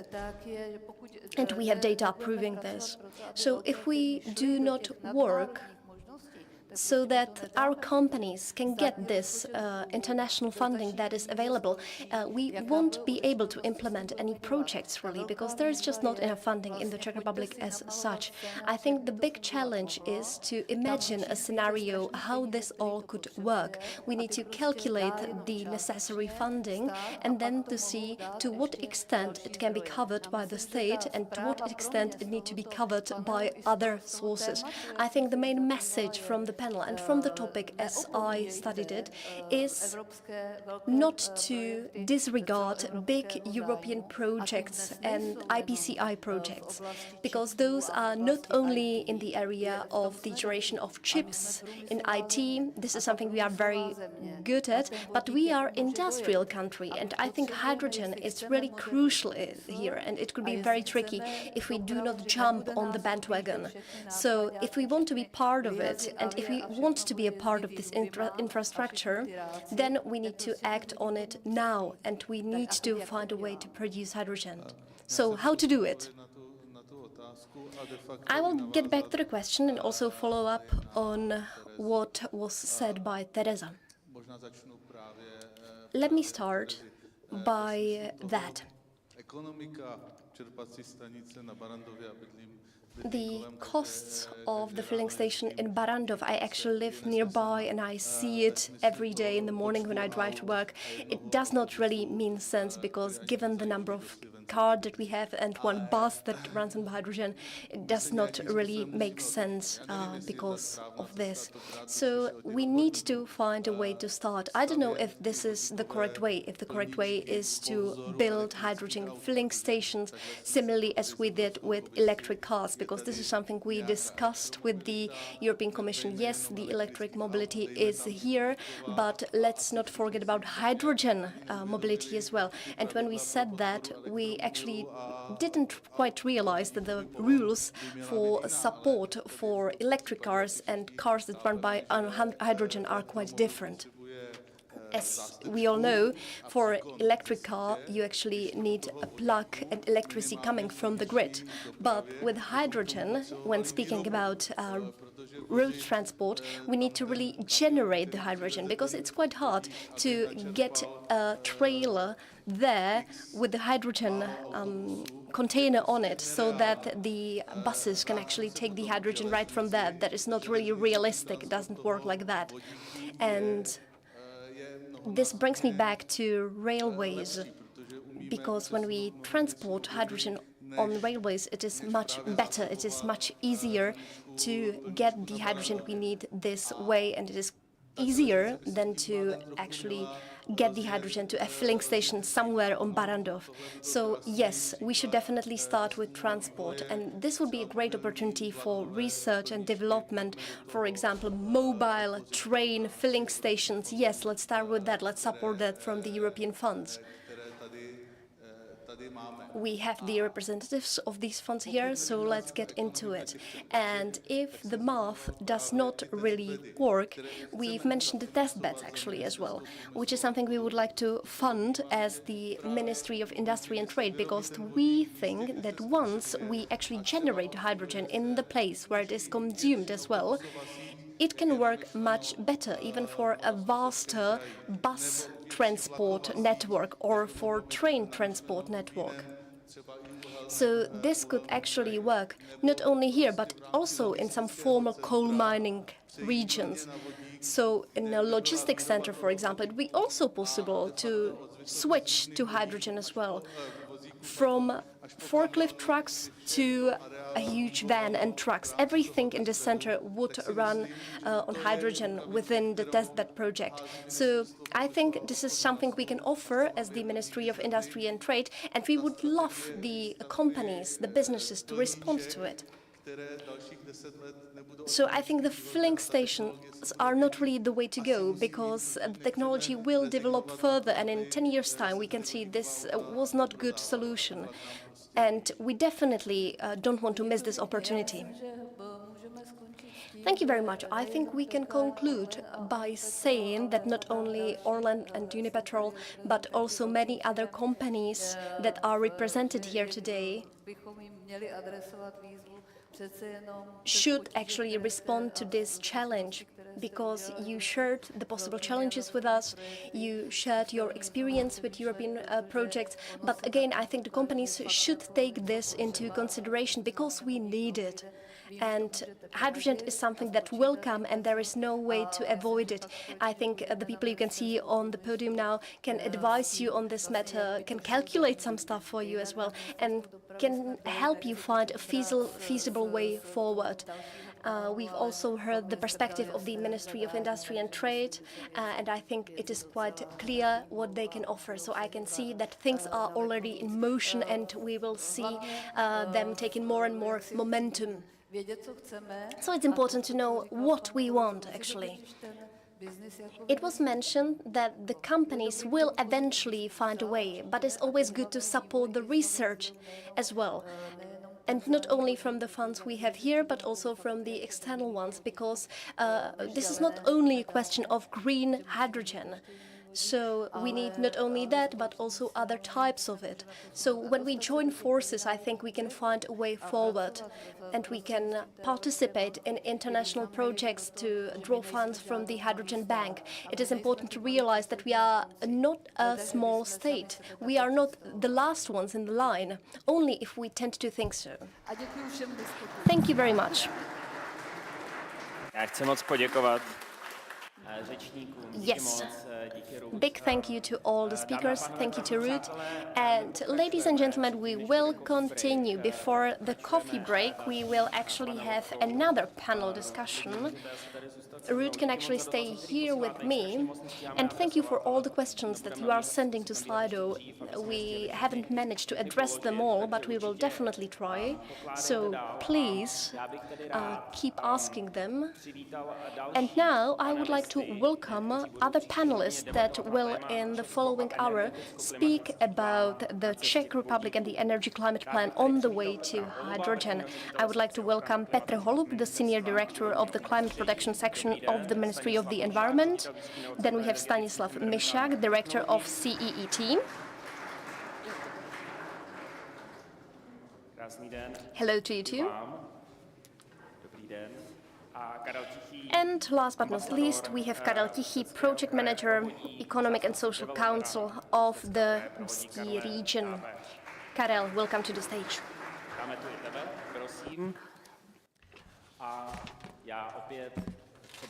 Greetings and welcome, and now again, Ruud, the floor is yours, and please bring us some water.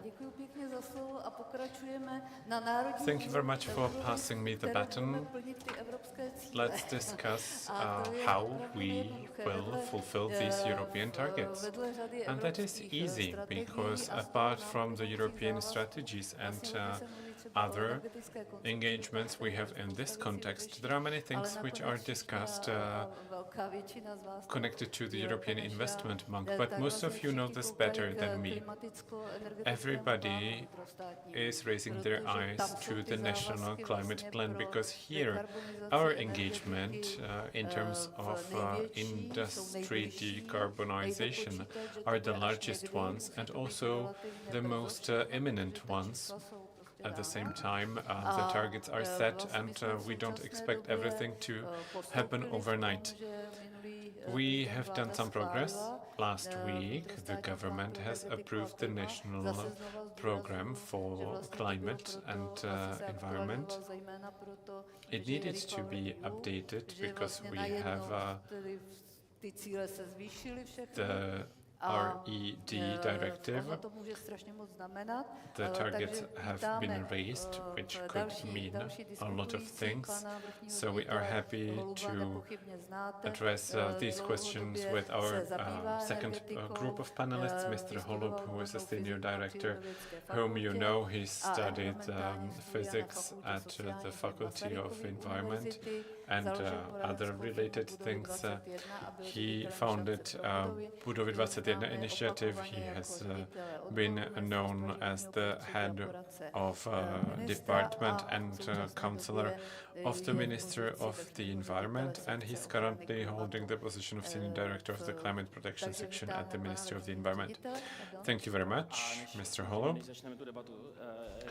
Before we start the discussion, I'm sorry to interrupt. We have here video greetings of Mr. Hladík, who is the Minister of the Environment. Because this would be a nice opening of this section, I would like to ask the technicians to start this. Good afternoon, ladies and gentlemen. I welcome you to the Hydrogen Forum, where I cannot unfortunately be in person. Thank you to the organizers very much for this conference. The Ministry of the Environment takes hydrogen development seriously. We recently approved a national climate and energy plan at the government, and this provides for the development of hydrogen both domestically and imported hydrogen. For the very same reason we bought gas distribution systems. In the future, we believe very much in combining natural gas with biomethane and hydrogen. Hydrogen will have an irreplaceable role in industry and transport. I am very pleased that we have been able to agree as coal regions and the Ministry of the Environment on a hydrogen memorandum. Now we need to move on more specific applications, concrete projects and solutions. And we are ready because we have both the Modernization Fund and the Operational Fund for Fair Transformation. Hydrogen can and will be the future of Czechia. Thank you for your intense focus on this, and I would be very interested in learning more about the outcomes of your discussion. Have a wonderful day.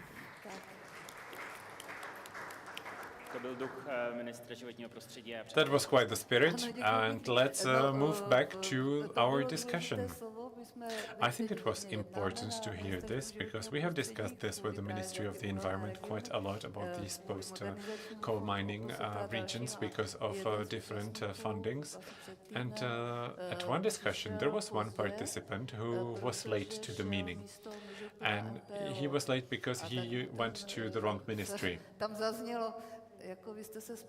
So somebody said, you're wrong, you don't know who holds the power actually. Greetings to Professor Mišák, whom you know all.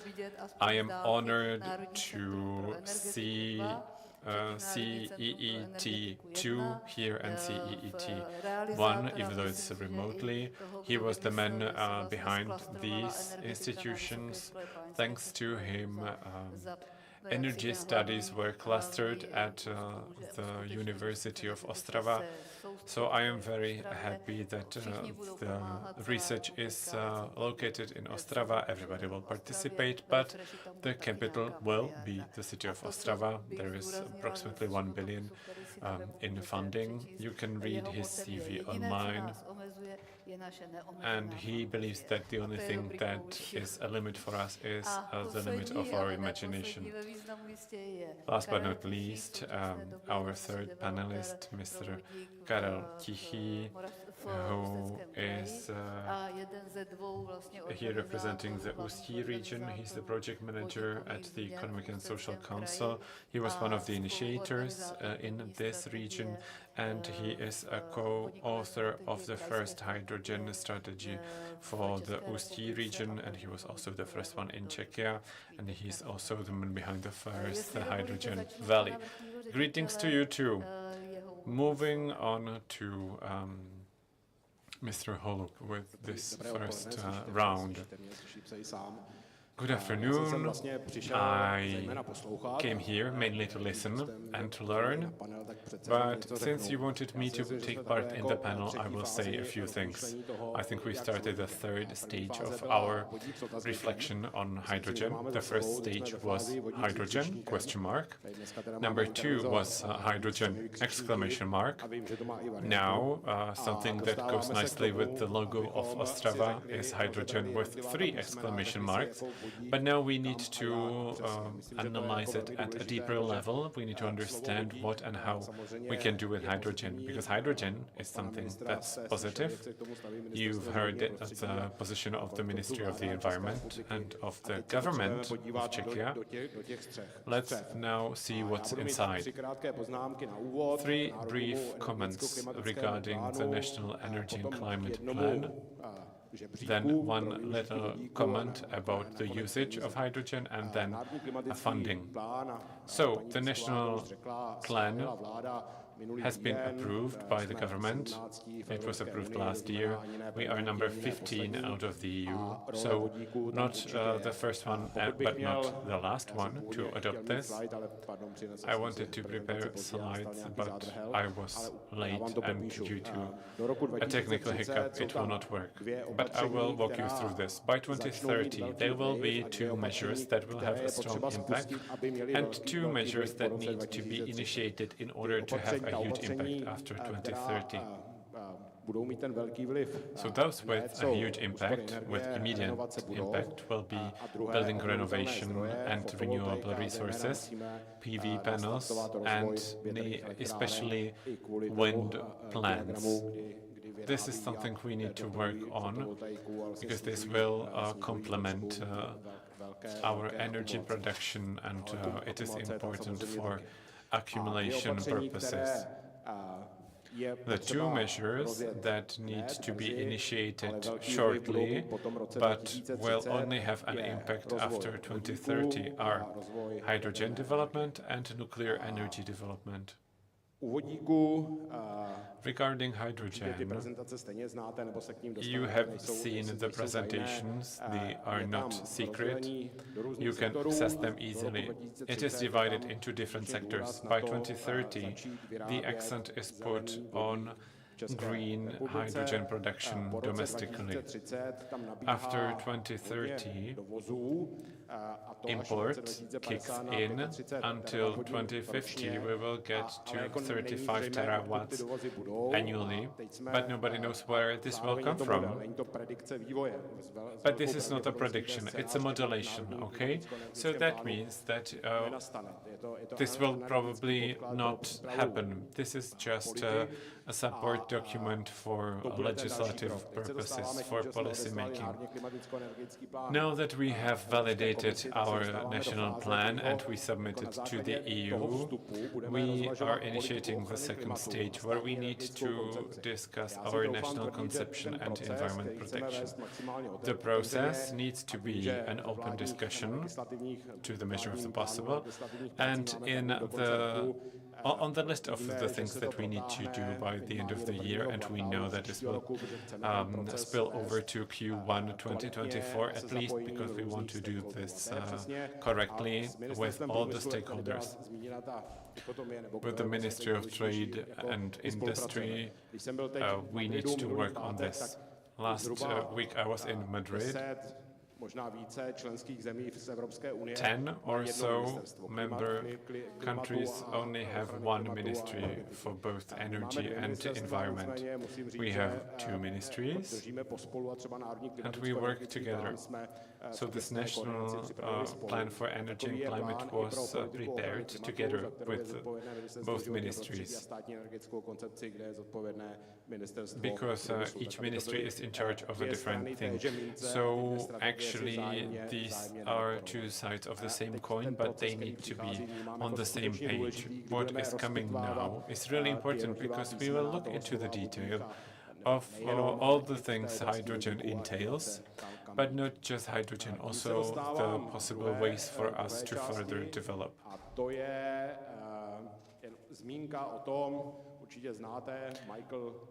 You know Michael Liebreich and his hydrogen ladder. Here he develops different use scenarios of hydrogen, because there are things where it fits, there are things where it doesn't fit. And in Czechia we need to take a look at this. We are at the time where it makes sense to explore all the options and to try to look for the best one. Public funding, even those from Modernization Fund, and also the capacities of funding in general, to go forward on all the fronts will be depleted shortly. So by this I'm approaching the third part of my comment, funding. With the Fair Transformation program, we will initiate discussions with the regions shortly. We will launch calls for proposals for local feasibility studies in order to make sure in all three regions of transformation,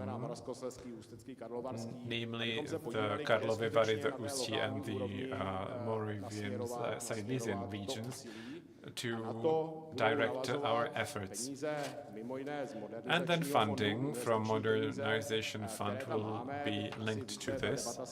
The money is there, you know, but it has been stopped due to carbon permits. The Ministry of the Environment says that the money from the permits needs to be directed to decarbonization activities so that we don't miss the train, and the money can be used domestically, and all these three regions have a hydrogen valley.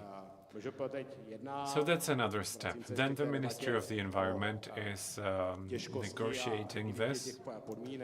We've mentioned how difficult it is to receive funding, so we are working with the EIB on fundings for modernizing and on the possibility to assess it gradually.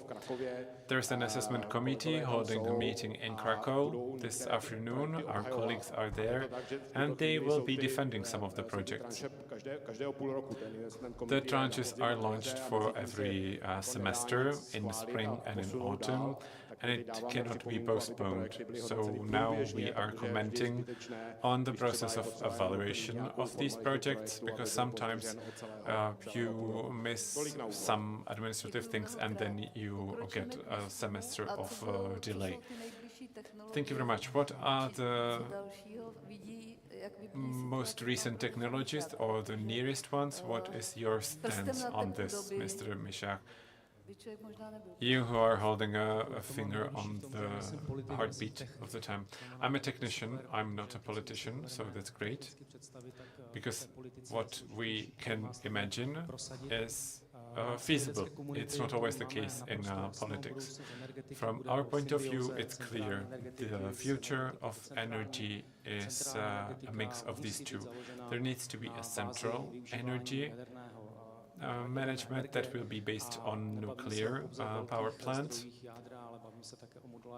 not just based on high scale reactors, but also small modular reactors. And then we also need to focus on what we call community energy that will be using local resources, and also using alternative fuels and renewable sources at the maximum possible extent. We are also the interface between central and decentralized energy, so I'm happy to be here, because hydrogen will be used as a medium to absorb the energy and to make it available later. This was the plan, and we, for R&D, are trying to work on this with businesses, so that is not just a boring academic reading. And we are quite successful. There is the National Center for Innovations. We have 34 partners. All universities are represented. There are also businesses, big businesses, but also SMEs, I think we are quite successful.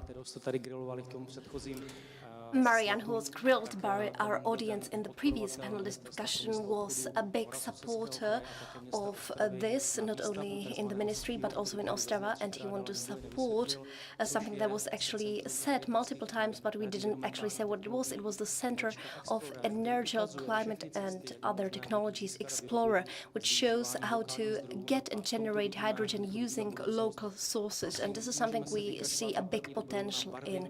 And I think we should forget about hydrogen of different colors, really. I'm not really interested in if it's gonna be green or gray hydrogen. We need to start, that's important. We need to not support and fund only green hydrogen, but also other types, because if we don't do it, we will be dependent on green hydrogen only, and this is something I would like to emphasize very much. Carol will continue, but I would like to extend on this a bit, because when I'm reading about the Israel war and what is happening in Gaza Strip, for example, and at the same time we are thinking about hydrogen, about new pipelines, how to use gas pipelines for hydrogen. We know that there is a war in Ukraine. We do not have really connection with Poland in this sense.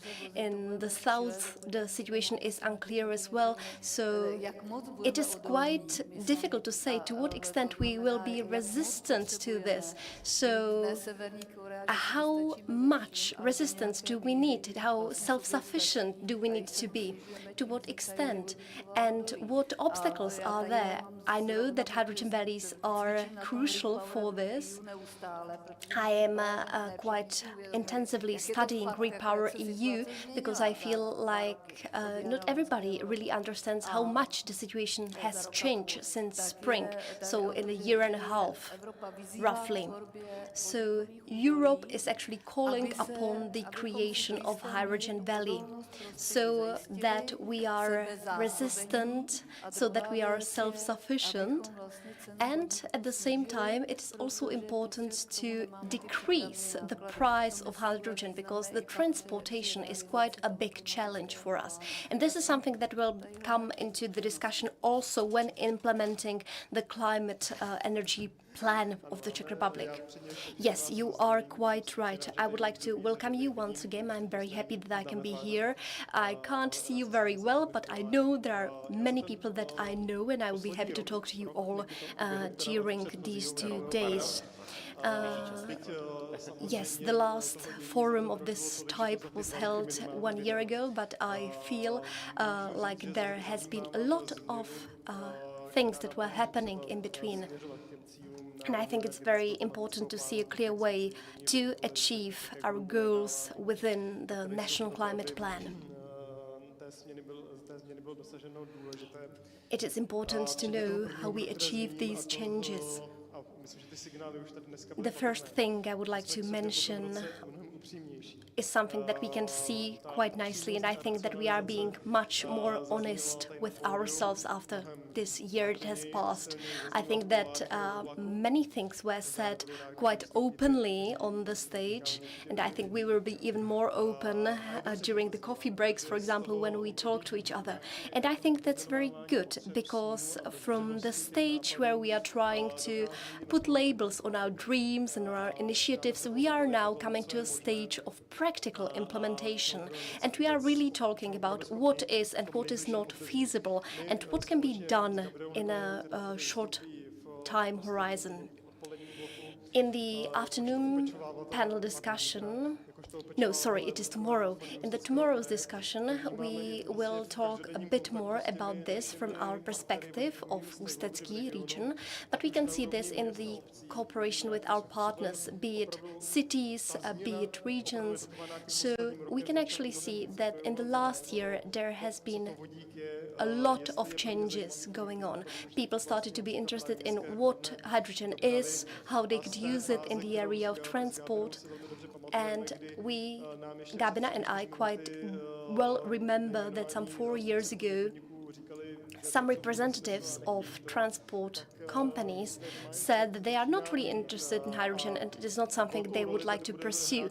But this is completely different nowadays, and I think it is quite important to see what support the cities and regions can get We've mentioned the Just Transition Fund, and we are very happy that we've been quite successful at implementing this support, at negotiating this support.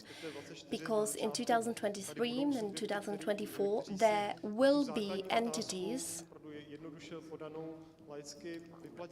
who will ask themselves the questions whether this is profitable, and they won't be able to answer, and we need to help them to answer this question thanks to the provision of relevant sources. When it comes to our future goals, I think it is important to have this business drive that we can see here today and all around us. It is not only this business enthusiasm, which was only set on by the new European initiative, but it is also the individual business plans that we can see in the individual regions. It can be projects of different size. We've mentioned 26 gigawatt electrolyzer. We are also talking about much huger projects nowadays in Europe, and it is not only mere words. We are starting to implement such big projects, so we can see that these things are really taking shape. They are becoming our reality, and I think the companies are trying to make things work also in areas where other subjects believe that it is not really feasible, because companies and enterprises can see this as an opportunity. Mr. Hajský is here. He is not really from Ústecký region, but we love to cooperate with him, and he is intensively implementing hydrogen projects. He was also in charge of one of the pilot projects, and those are great examples of what is going on. We can see that the companies are serious about this, and this is really what matters in my point of view. I also wanted to say how important the financial support and the financial aid is. And when we talk about our objectives and how to achieve these objectives, the Modernization Fund plays a crucial role. I am very happy that with Gabina and other colleagues, we were negotiating with Mr. Director Kříž, and we are very happy that after overcoming many obstacles, we are slowly but surely reaching a given target in the range of tens of billion Czech crowns, which we will get and which will be directed into this kind of investment. So this is something that Gabina and I see as a huge achievement, because if you calculate how much money an electrolyzer costs, you can see that such a big package of money is not a small amount. So the more money we will get, the more projects will become feasible for us. And the very last remark I would like to make is the importance of international cooperation. We are lucky enough to be a part of platforms like Hydrogen Europe, for example, other partnerships like Smart European Hydrogen Valleys, but we are also trying to take an active planning approach towards achieving the creation of first hydrogen valleys. There are initiatives which are trying to support these projects in the European space. And what I would like to say is that we are really not the last ones in lines when we are talking to our colleagues from Poland, Slovakia, Croatia, but also from Germany. We feel that the level of development and progress we have in the Czech Republic is not something we should be ashamed of. Quite the opposite. When we see how the practical steps are taken in the Czech Republic, it is something we can be really happy about, and that is something I would like to point out. Yes, thank you. We often tend to think quite negatively about ourselves, but it is not the case, as you said. From what we've heard, I think we can draw one message. It is, Czech Republic, do not be afraid. We are doing quite a lot. As the companies, as enterprises, as supporting infrastructure, as research and development subjects. We are quite active, and please do not be afraid to take brave steps, let's say. And I think when we are talking about the European Energy Climate Plan, this is very important because it is a really realistic initiative. It sticks to the European commitments in the area of hydrogen, but it is also a really unified approach. So I think the question is how to do it in a way that we fulfill all these commitments, and on the other hand, what Mr. Michák has mentioned, whether we should focus only on green hydrogen or not, because the discussion in Europe is centered on green hydrogen. So it is important not to forget about development of other technologies. When we were still thinking about coal and CCS, we actually thought that this would work, but it didn't. And nowadays, and storage is a dead concept, and we are trying to think about use of the carbon that we get from producing hydrogen. So go-to zones, a question for Mr. Holub, because as I said in the beginning, Europe is saying that it will need more funds, more resources. When we see our energy mix, only for hydrogen we will need much more funds, and go-to zones are one of the tools that could actually accelerate the creation of PV facilities and wind plants. We actually do not have such big opportunities in this area, but what would be a possible way for us? Okay, first of all, the big strategic question that is on the table has an answer to it. We are dependent on fossil fuels from many unstable areas in the world, and this is something that has to come to an end. The Czech Republic,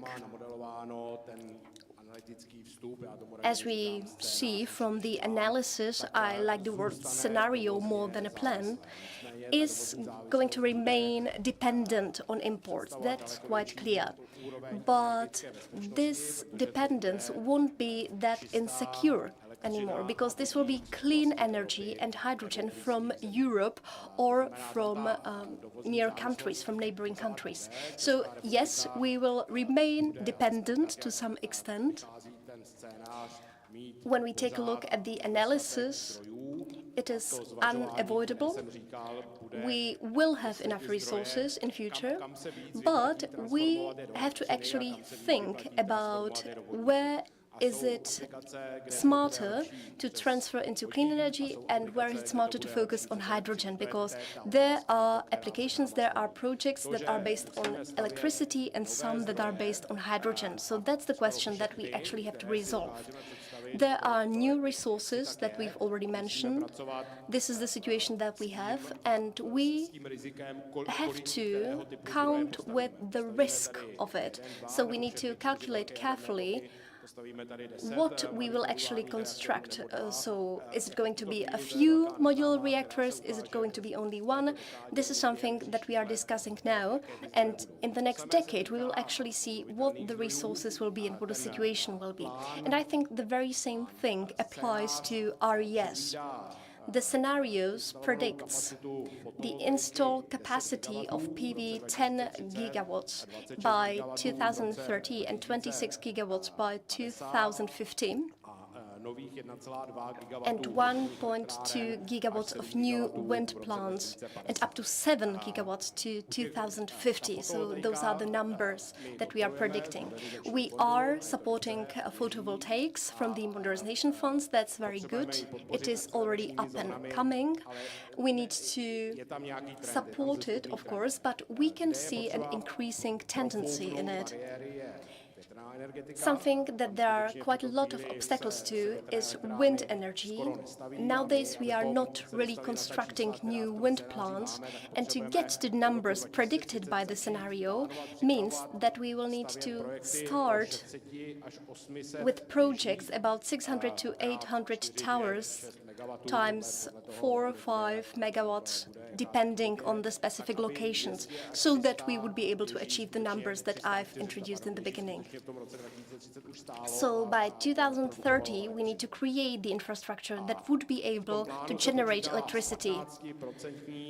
Within the scenario, we are calculating with 15% accumulation capacity, and flexibility management is also considered. So this is another thing we need to take into consideration. We will talk about this concept a bit more, but we do not say how this should be achieved, technologically speaking. So we don't say if it is hydrogen, if it is batteries, etc. So this is something to be discussed. We also had a model which showed us this should be sufficient, but what we need to talk about is the accumulation capacity, whether it needs to be higher. To come back to the previous question, the acceleration zones. Yes, we definitely need easier permit system in the area of PV and also wind plants in the whole of the Czech Republic. Here I'm also talking about small projects, 2 or 3 towers. And when it comes to acceleration zones, we will need multiple of these in each region to create an infrastructure for huger projects, let's say 10 to 15 towers, to achieve the objectives I mentioned. And here we need to talk about whether we will use the energy from the wind plants or use them for hydrogen generation. It would be interesting to have a look at the map of Europe and the potential of renewable resources and the wind in particular. Czechia is not doing that bad actually, or at least based on this map, it is better than it has been said. So the potential is huge. But we need to see what will be done first, who will produce it. So it's an egg and a chicken problem. And I think here the approval process could be quite fast, but for that we would need to amend the legislation. Because what we are afraid of, those of us who work with hydrogen, is that the clock is ticking. It's Q4 2023, so who knows what happens by 2027. Then we would have time until 2035, but it has been quite late for an industrial country such as Czechia. So, check-up question, what is the end of the mandate of the current government? And the question does apply. My vision is similar. I started at the ministry 5 months ago, and for me it's a public service indeed for a specific period of time, be it a couple of years, and during my service I want to move things forward in all different areas. When I drove here, I come from Olomouc, so when I need to travel somewhere, I usually go to Vienna. And it's interesting to see that once you cross the border, the wind is stronger, or that is at least what people say. So acceleration zones are one thing, then amendment to the planning documentation. I have talked to one person from the Ministry of the Local Development, how to change this, how to change zoning permits and also zoning development plans. And based on this, legislation needs to be updated. Environmental impact and also protection of the environment, RED III directive, all this needs to be done in order to make the approval process easier. I always say that to simplify this, there can be red zones, that there can be protected areas, and then the red would be light green, where the approval process for smaller projects would be easier. Dark green would be these acceleration projects, and it would also be an improvement. This is how I view it, but it's something we need to address urgently, as quickly as possible, like we have said many times. The situation evolves rapidly. You've mentioned centralized and decentralized energy. So hydrogen produced in electrolyzers near family house roofs is not ideal. I always say, do you know that we have approximately 6,500 municipalities and that above 5,000 of them are very small? We brought electricity by aerial lines, and that this is not sufficient. Nobody knows what's coming, but you should have calculated this. What do you think? When I listened to Mr. Unutskas explaining the negatives, I thought that I would bring some positive wind to the discussion, but actually I will not be able to do so, because from what I heard about renewable resources is all nice and groovy, but there are many ifs and buts. So if it is bottom down and you need to fulfill quota, we said it needs to be up to 30% from the final consumption of renewable resources. Then there is a neutrality. By 2030 it should be 55% less compared to the previous period. It's all feasible for Czechia, but the question is how much it will cost. Because if we import green hydrogen, it will be very pricey and we will be dependent. It needs to be solved bottom up. So let's take the community energy approach, because mayors are in charge of their municipalities, then we have the governance of the regions, and this is more dynamic in the Moravian Silesian region. We have heard this from all the speakers that they are in favor of this. City Hall was launched this morning, and everything shows that it is possible on this community scale. The solution is there. Let's now bring it onto the larger scale. We have prepared this with businesses, and what we are lacking now for regions to make this interesting is the financial side of this, because right now, as it is not good in terms of rentability. So the Ministry of the Trade and Industry with the Ministry of the Environment will need to address these geographical units, and this bottom up would be growing nicely, and it needs to be also accompanied by this institutional approach. The use of biomass as a means for hydrogen production is nice, but if we don't have the confirmation that this hydrogen is green, we are back to square one. So I'm looking to all directions where the solution could come from. The solution is here, but we don't have the political support and the funding. What is your experience recently? What did you do in the Ústí region, or how could you stimulate this? Because I think that this could influence also the legislation. I hope the discussion with all the stakeholders will be vast enough until it is all approved by the European Commission.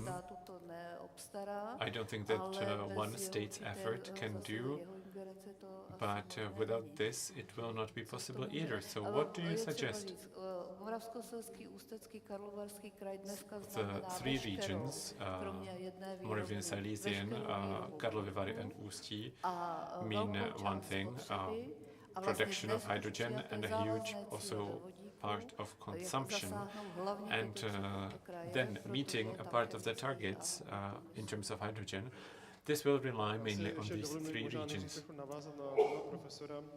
I would like to respond to what professors said, leadership is important, the political one especially.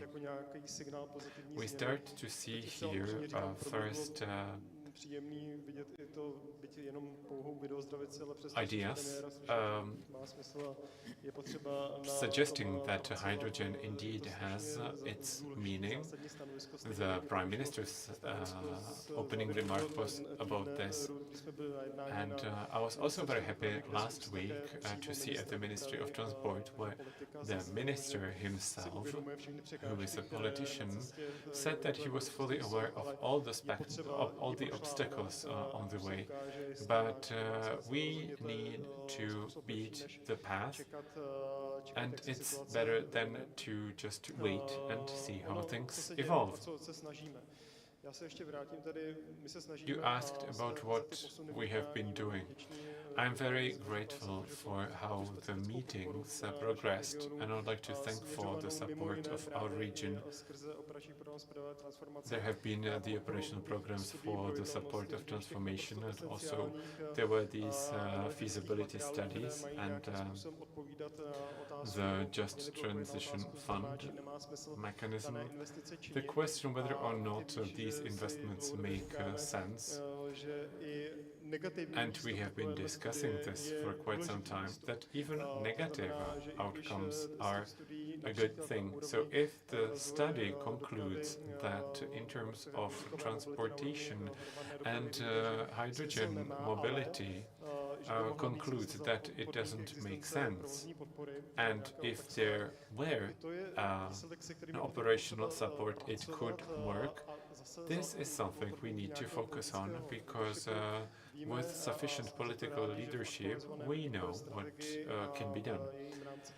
In terms of the hydrogen strategy and all the missions it has been preparing, this support that has been forgotten for quite some time will have its ground, and we know that the feasibility studies that will be done in the future, I don't want to anticipate, may suggest that some of the things are impossible.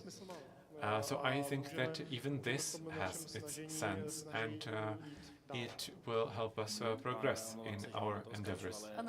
I am sorry to interrupt. We have many questions on Slido and our time is running up.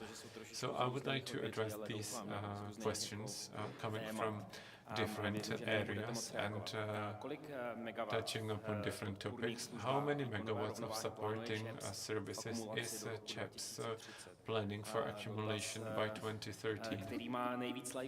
This is the most liked question on Slido. Anybody? Would you like to answer this one, please? Jan Uherek. Who asked this question? It was Jan Uherek. At this time, the discussion with ČEPS is based on the strategies of our modus operandi and also of what can be included, who can be the aggregator, and also what can be done. First, we need a strategy. We need to see who is able to be involved, and then we can try to specify the numbers. I'm sorry, this is not a very technical answer. I don't like this kind of unspecific answers, but I think that you would completely burn our brains. ČEPS, as the transition system operator, is one thing, but we need a bottom-up approach. We have been working with Veolia nicely, where hydrogen management has been used as a proof of flexibility of the system.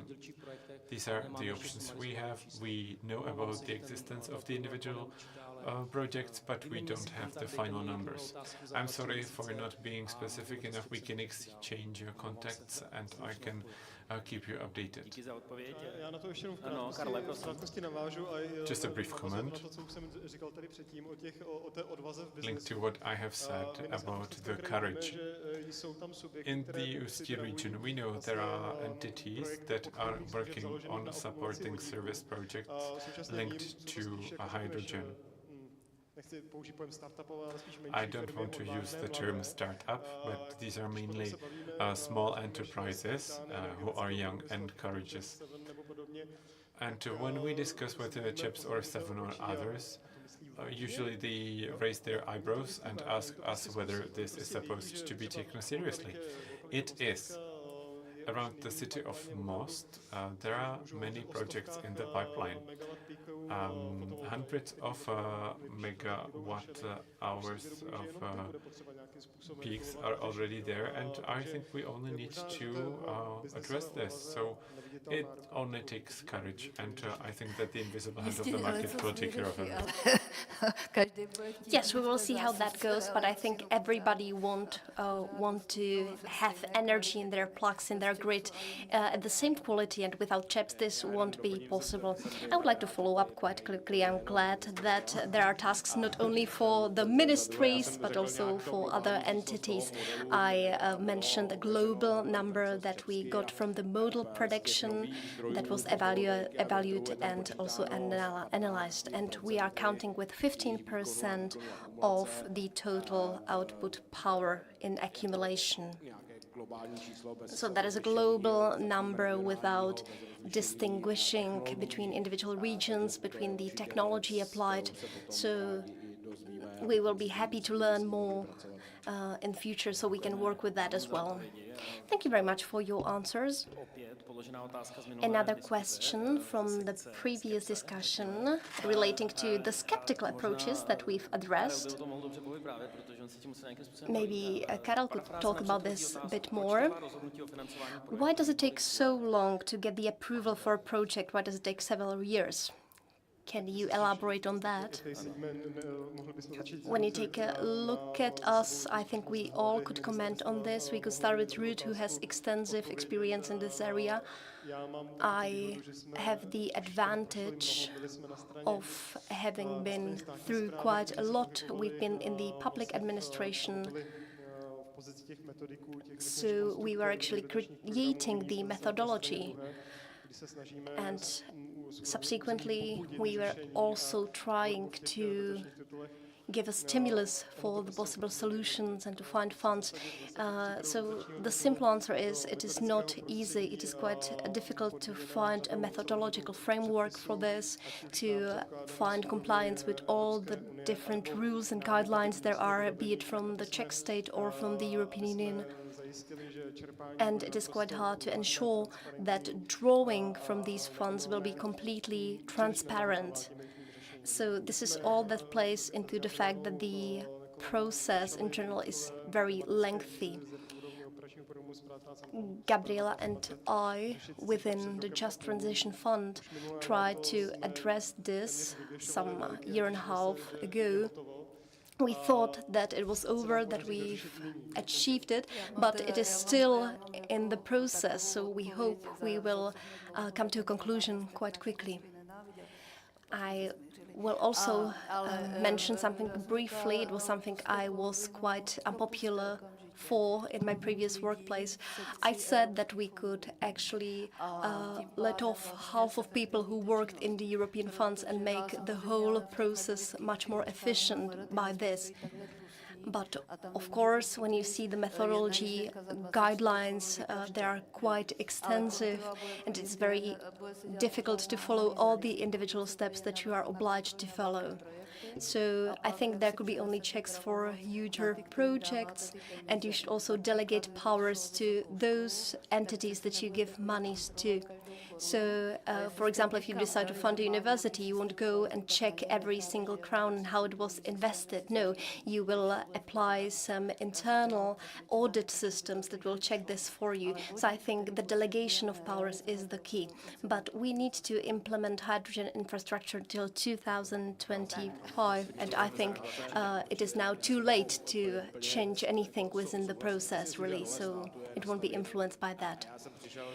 Yes, I would also like to comment on this.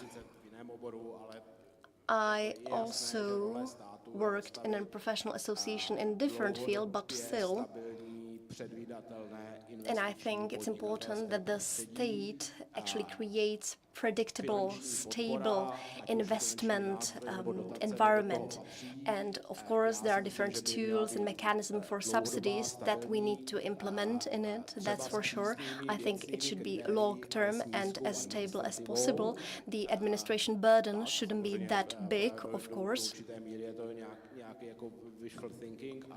Of course, this might be some wishful thinking to some extent, but we are trying to take some steps in this, however small they are. We are trying, as the ministry, reduce the number of positions we have,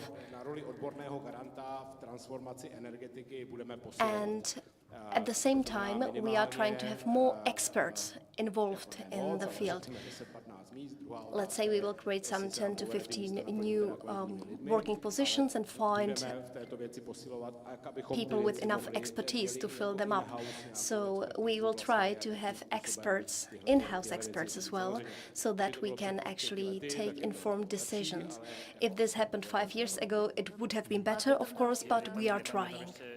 Do you have any more questions? Yes. What's the position of the Ministry of Environment to the amendment of the Legal Act 416, which concerns also, for example, filling station as priority constructions?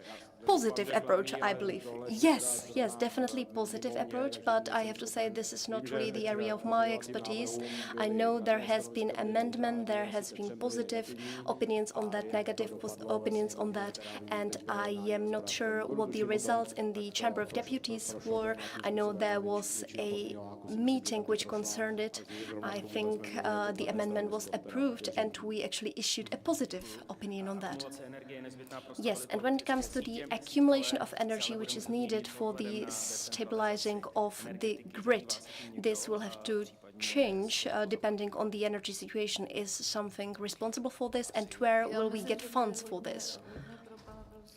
I think this is a question for Professor Michák, but it depends on you, gentlemen, who will answer this particular question. Was the question about decentralization?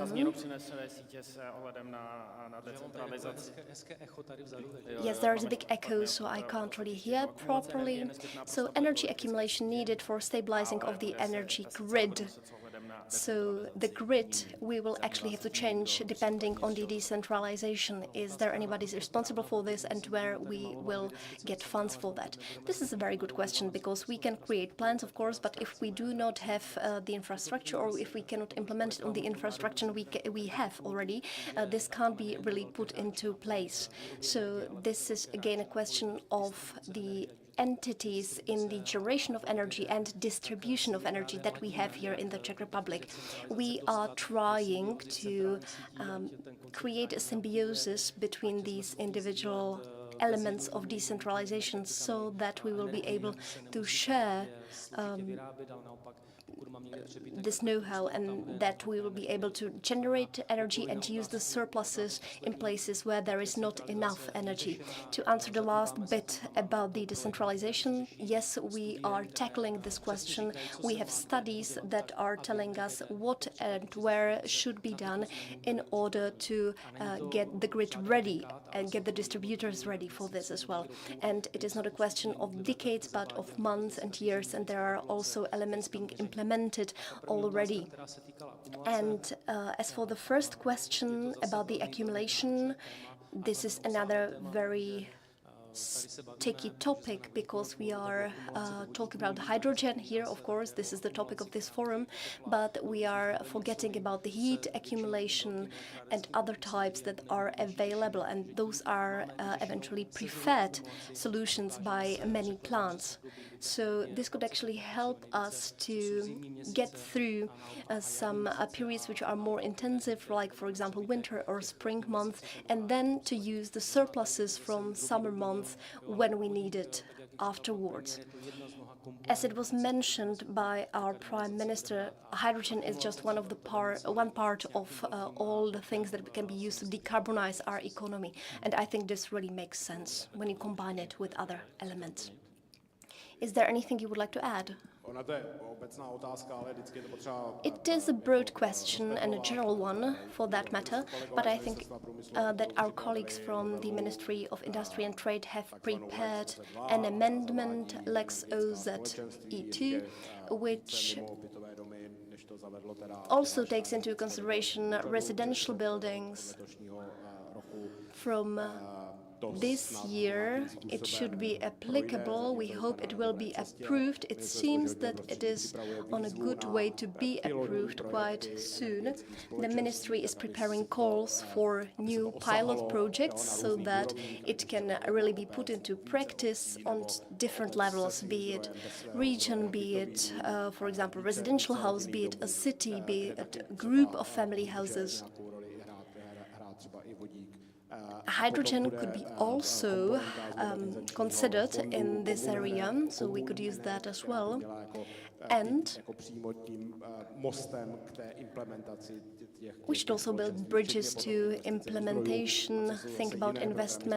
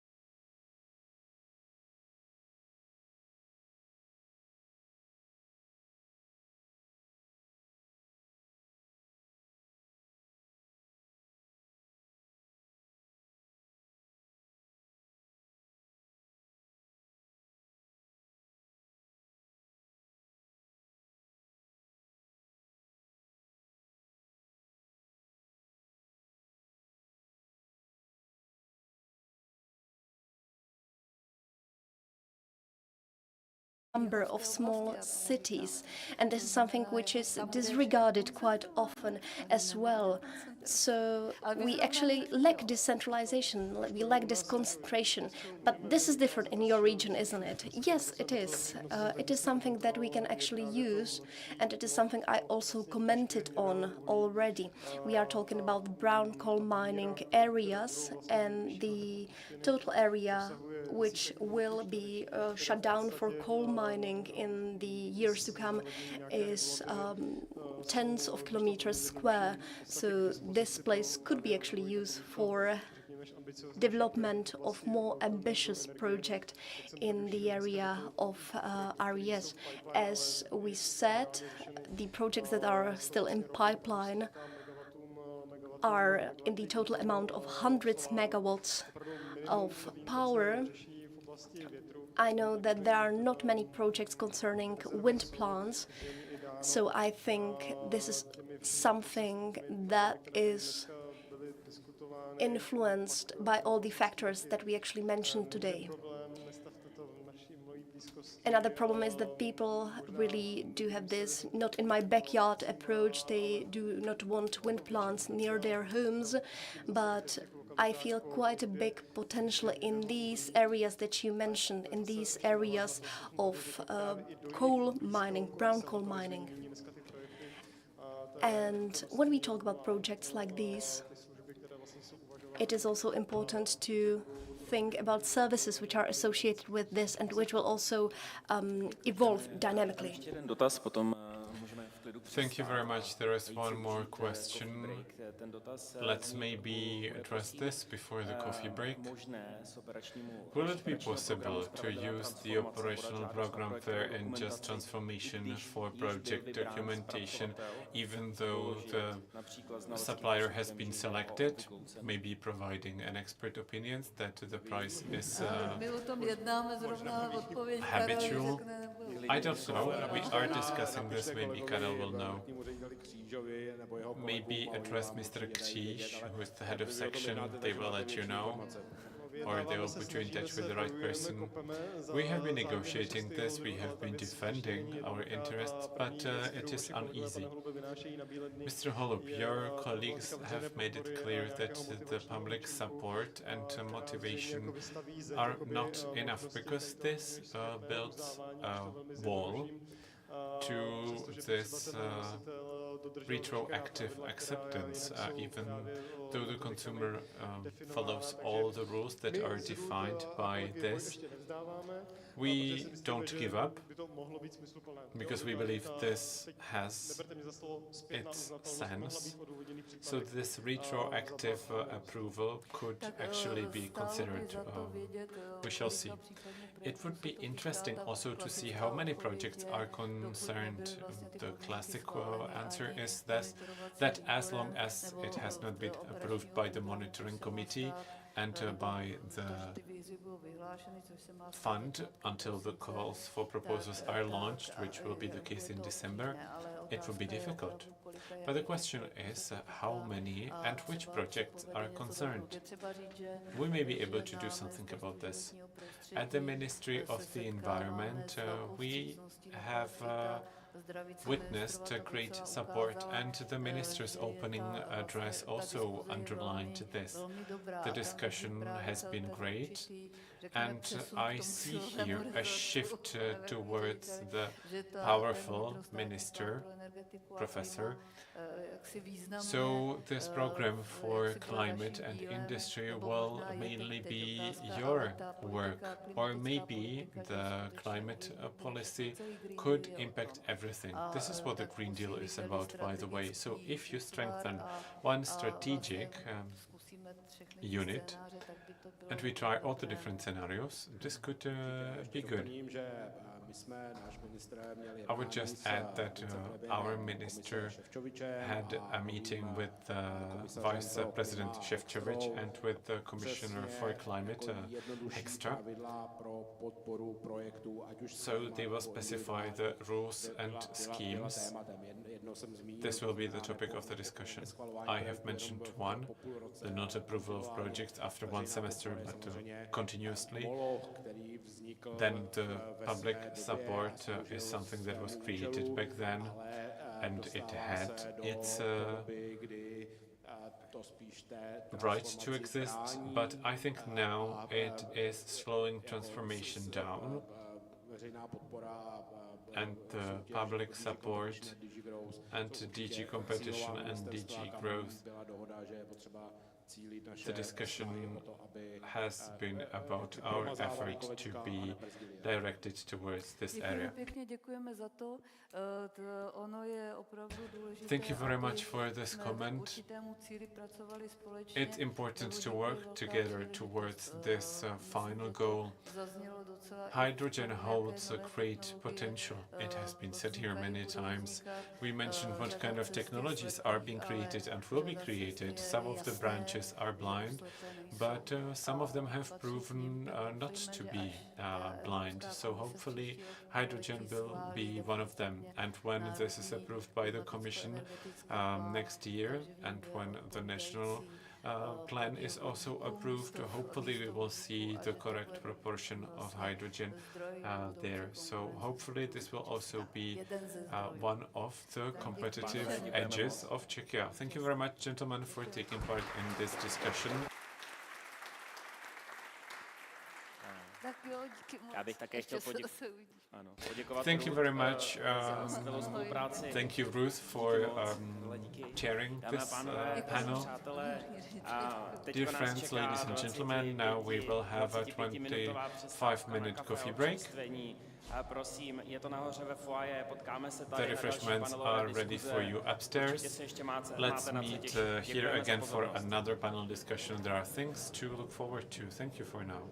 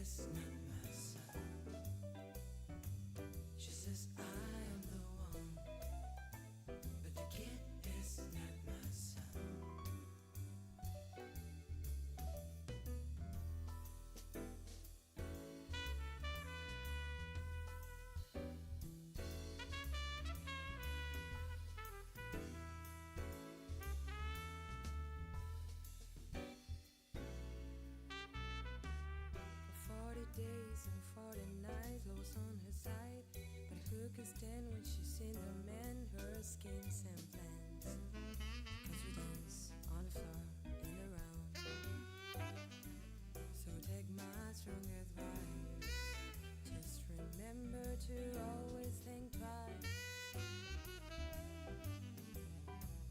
She told my baby we dance the tree, and she looked at me and showed a photo. My baby cried, his eyes were like mine. So we danced on the floor in a round.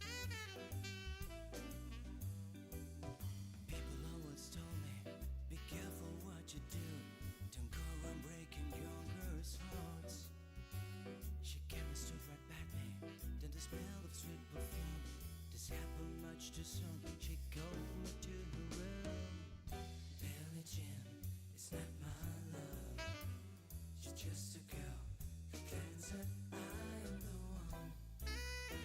But the kid is not my son. She says I am the one. But the kid is not my son.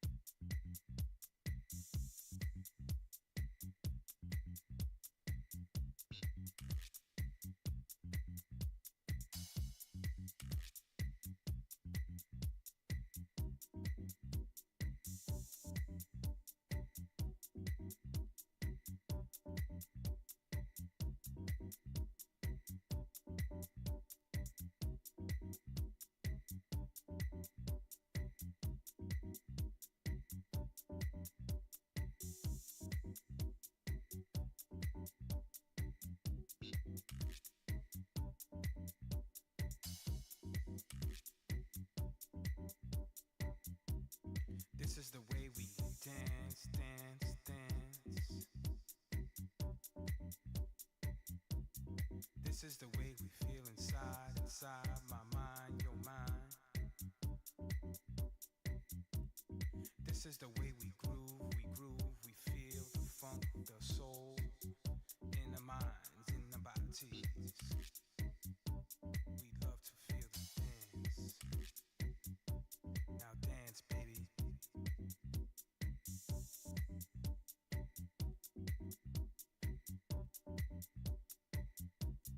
Nobody knows my mission in this music. Only you can feel where I'm coming from, where I'm coming from. Feel the music, feel your body. Now dance, baby. Dance, baby. This is the way we are, we feel our music. This is the way we love to get down, get down, get down, get down. It doesn't matter who you are, who you be, what you do, who are you? You could be a star, a DJ. You could be yourself. Be yourself, be yourself. It's all about the way you dance, you dance, you dance, you groove to this vibe, to my vibe, your vibe, our vibe. It doesn't matter, just dance, dance, dance, dance. Now dance, baby. Just dance, baby.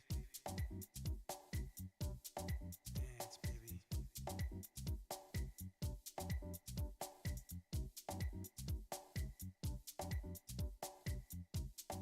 You already know who I am, who I am.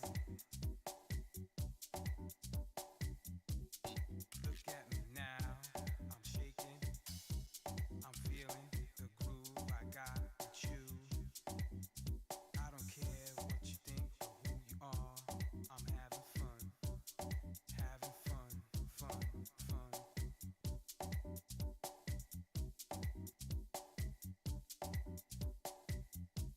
It's all about dancing, romancing, feeling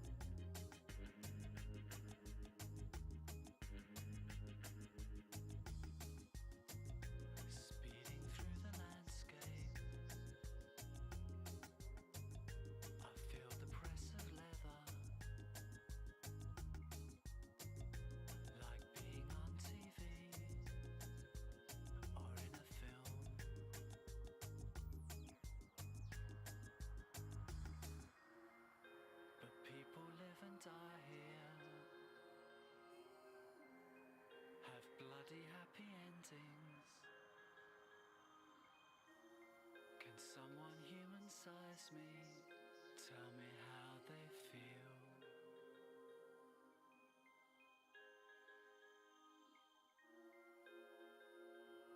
Silver pylon, pink skyscraper.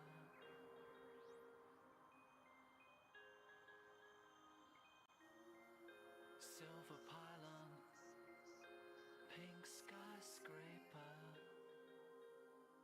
Nothing here is real.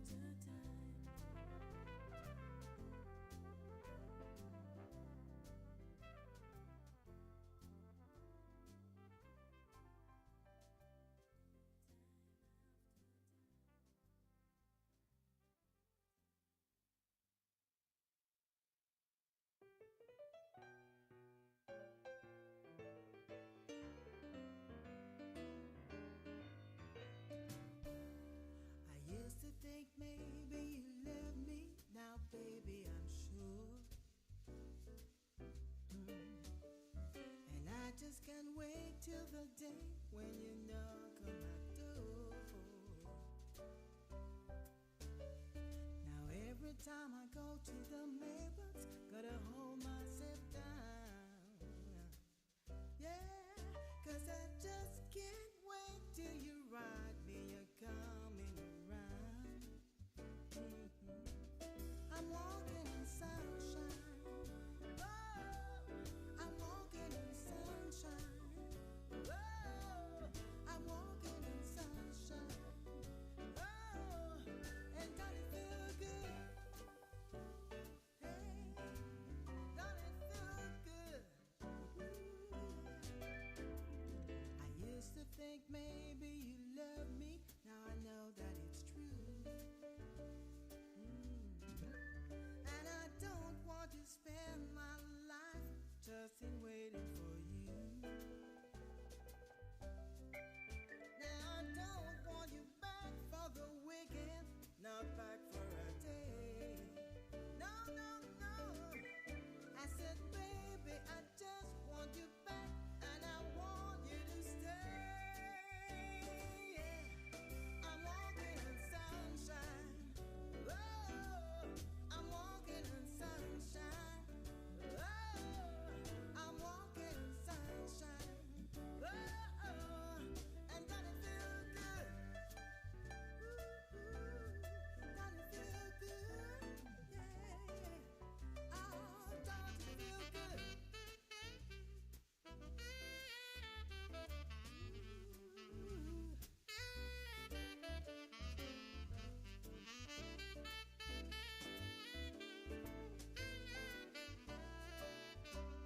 I'm walking in sunshine. Oh, I'm walking in sunshine. Oh, I'm walking in sunshine. Oh, and doesn't it feel good?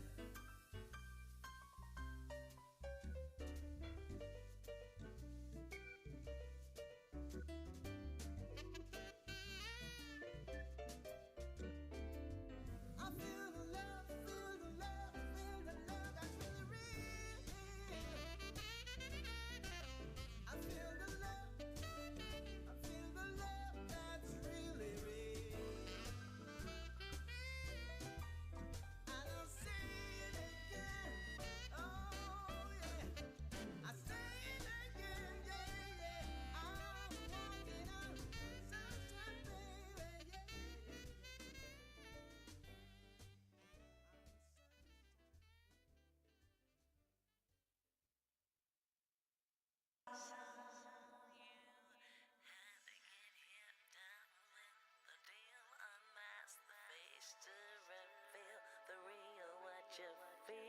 You and your everyday situations, all the unnecessary complications.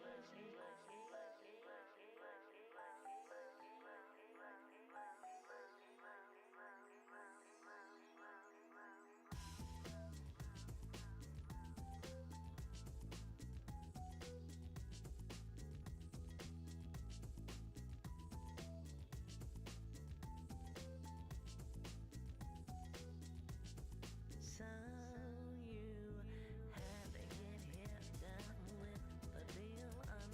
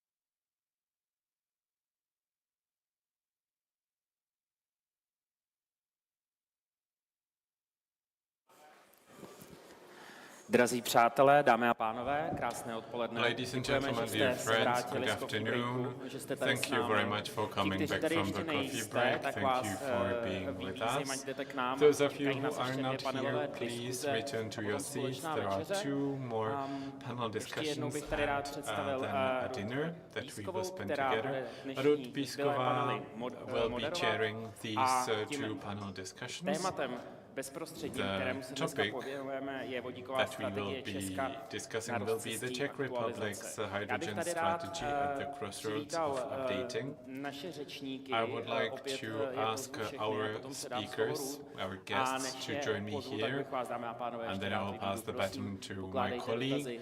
Before I ask them to join me here, please, ladies and gentlemen, make sure you ask your questions so that our discussion is dynamic and interesting. Our panelists, Petr Mervart, who is responsible for the creation and updating of the hydrogen strategy. Daniel Petr works at the Ministry of the Trades pro rozvoj vodíkových technologií a předseda and he's the představenstva Commissioner for Hydrogen Technology. Moravskoslezského vodíkového klastru. Then we have here Daniel Minařík, who is the special envoy PVC, for IWC Česká the MS republika. region Dobrý for the den. development of hydrogen technologies, and Petr Dovolil representing Ladislav Smrš, PricewaterhouseCoopers. Business Development, Ladislav Cylinder Smrš, Holding. Cylinder Ladislav, dobrý Holding, den vám. he's the manager of business development. Ruth, prosím, máte slovo. Ruth, the floor is yours. Zahajujeme třetí z So let's kick off the third afternoon panel discussion and let's talk national strategy of hydrogen. A ona těžko může existovat bez nějakých There vstupů obecně couldn't be jaksi z one Česka. generally A without druhá any věc je, že input je from velmi silně Czechia. podporována čím And dál the víc second vlastně thing is tím, že that vznikají the regionální support vodíkové is stronger strategie. and stronger A since budu national mluvit kromě hydrogen národní strategies strategie are being developed. So we will regionální address moravskoslezské the vodíkové Czech one and strategie, also the strategii one a of také this o tom, region. kteří autoři ve smyslu, kteří iniciátoři We will have a look at the people who initiated the creation of this initiative and thanks to whom hydrogen valleys can be created. But let's get back to our panelists. Like we have heard, Mr. Mervart, who is the envoy of the Ministry of Trade in charge of hydrogen technology. He is the one in charge of hydrogen and the one who can explain this the best, the risks and opportunities. He's an expert on the topic because it's not always this type of people who elaborate the strategies. Welcome to Mr. Mervart. And I will continue with Daniel Minařík, who is the head of hydrogen cluster of the Moravian Silesian region. He is also the special envoy of MS region for the development of hydrogen technologies. And when I take a look at his CV, he has been doing it for almost 15 years. So he's been quite active in this area, and he is not only preparing the hydrogen strategy, but he's also keeping the Moravian Silesian hydrogen cluster up and running. And we also have our next speaker from the body which prepared the Moravian Silesian hydrogen strategy. He is also a member of the Council for Sustainable Development, and he is also ESG manager and senior consultant. 23 years of experience in public policy, regulation, public institutions, procurement, and sustainability. Not only from the Czech Republic, but also from abroad. We all know Mr. Ladislav Smrš. We remember him as the deputy at the Ministry of the Environment, where he was charged with the preparation of strategy, but he has also business experience, and currently he is also responsible for business development marketing in Cylinder Holdings, and he's also active in public affairs. Gentlemen, we will take it one after the other. We will start with the government representative on my very right. And as I see, it seems that the topic we are discussing is quite heated. We do not have much time, but if the situation asks for it, we can postpone it for a bit.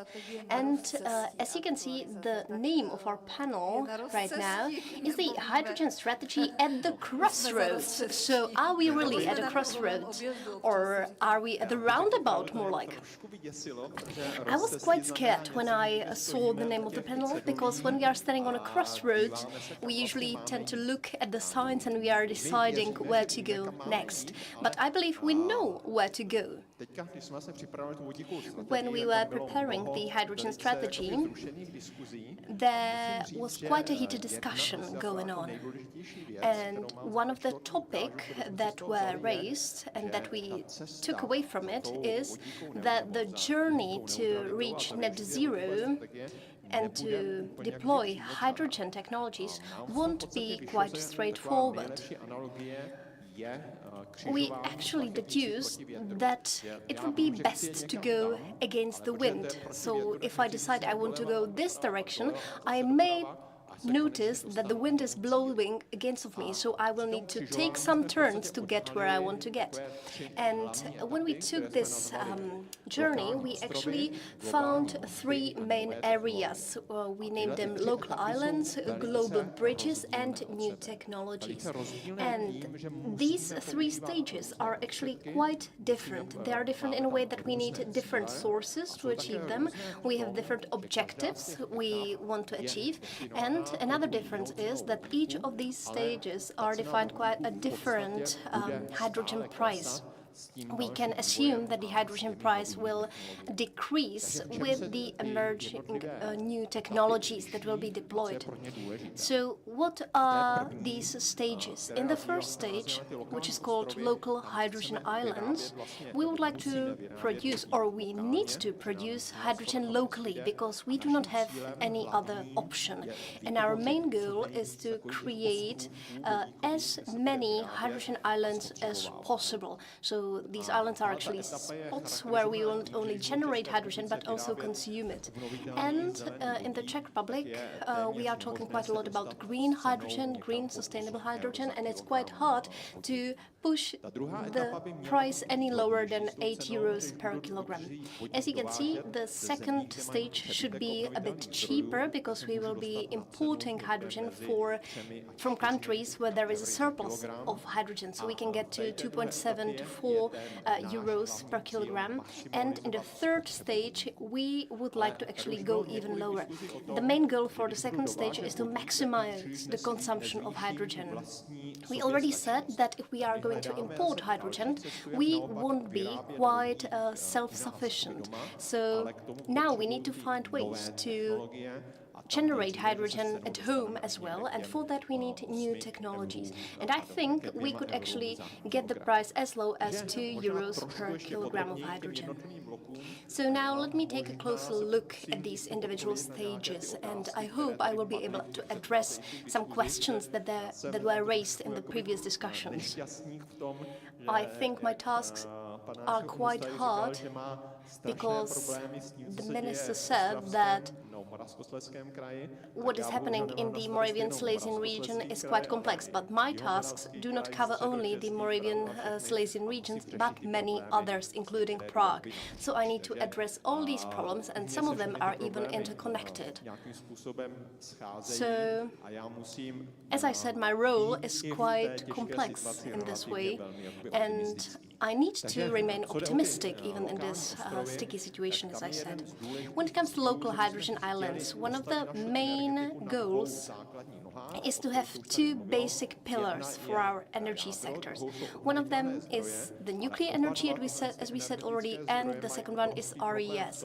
But there is one big problem to both of these areas. We can't really regulate them. And that's why we need to create a bridge between these two sectors. And those are actually actually hydrogen technologies. Hydrogen will allow us to use not only surpluses from RES, but also surpluses from the nuclear energy. But for that, we will need to have much more nuclear capacity than we have today. In this first stage, we don't want to only maximize the generation of hydrogen, but more to increase the number of hydrogen islands as much as possible.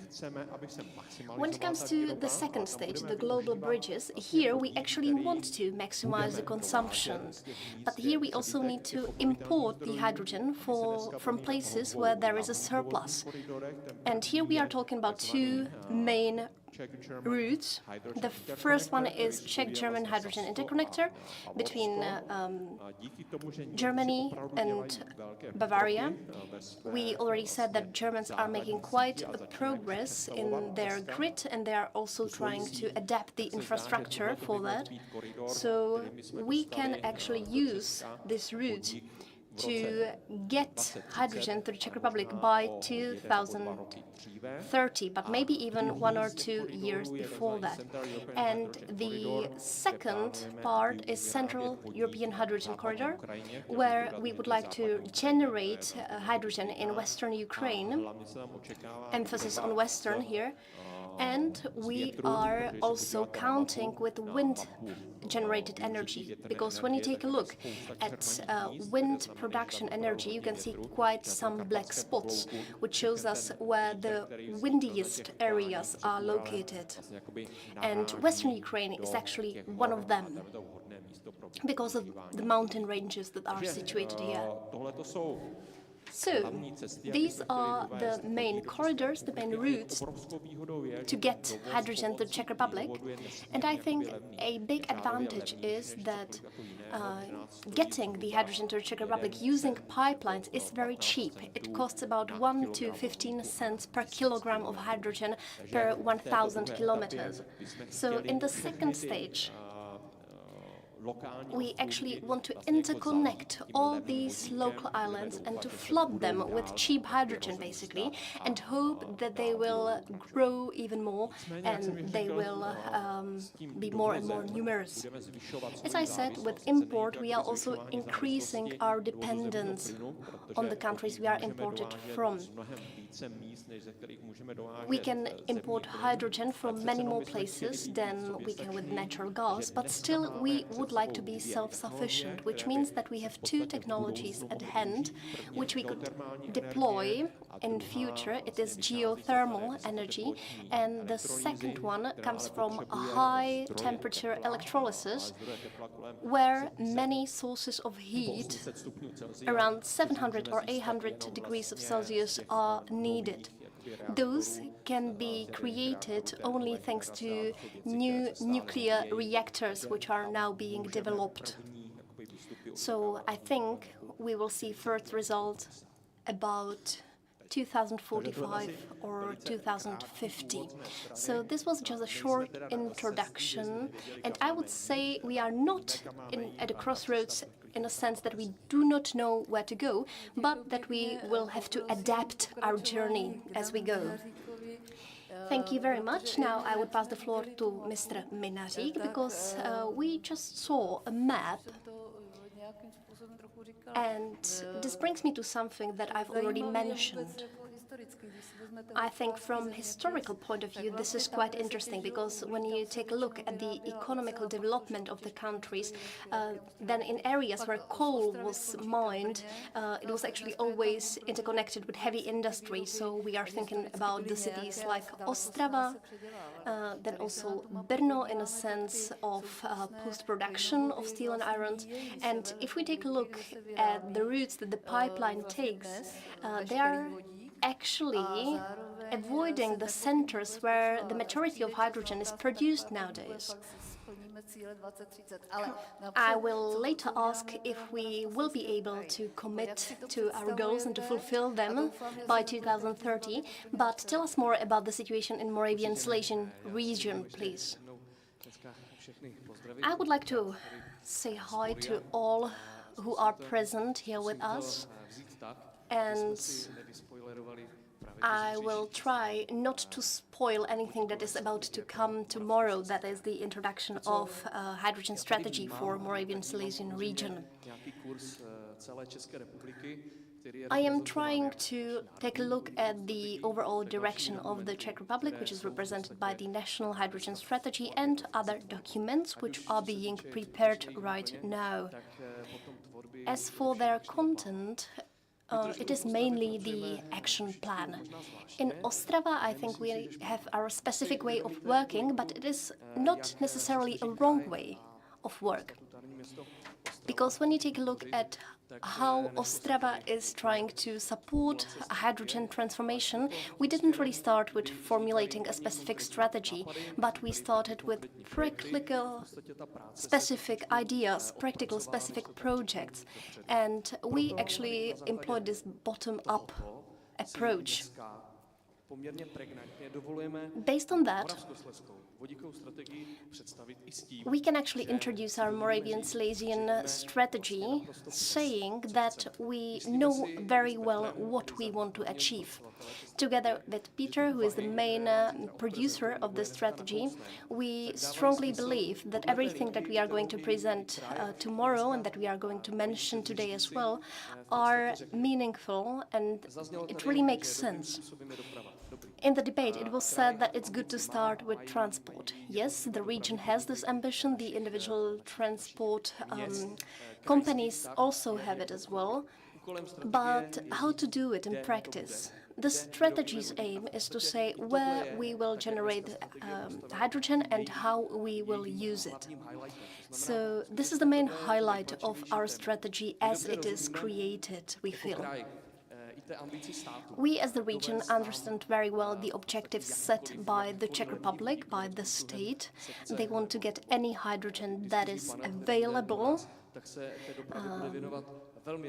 By the way, the panel discussion which will follow this one will actually focus on transport.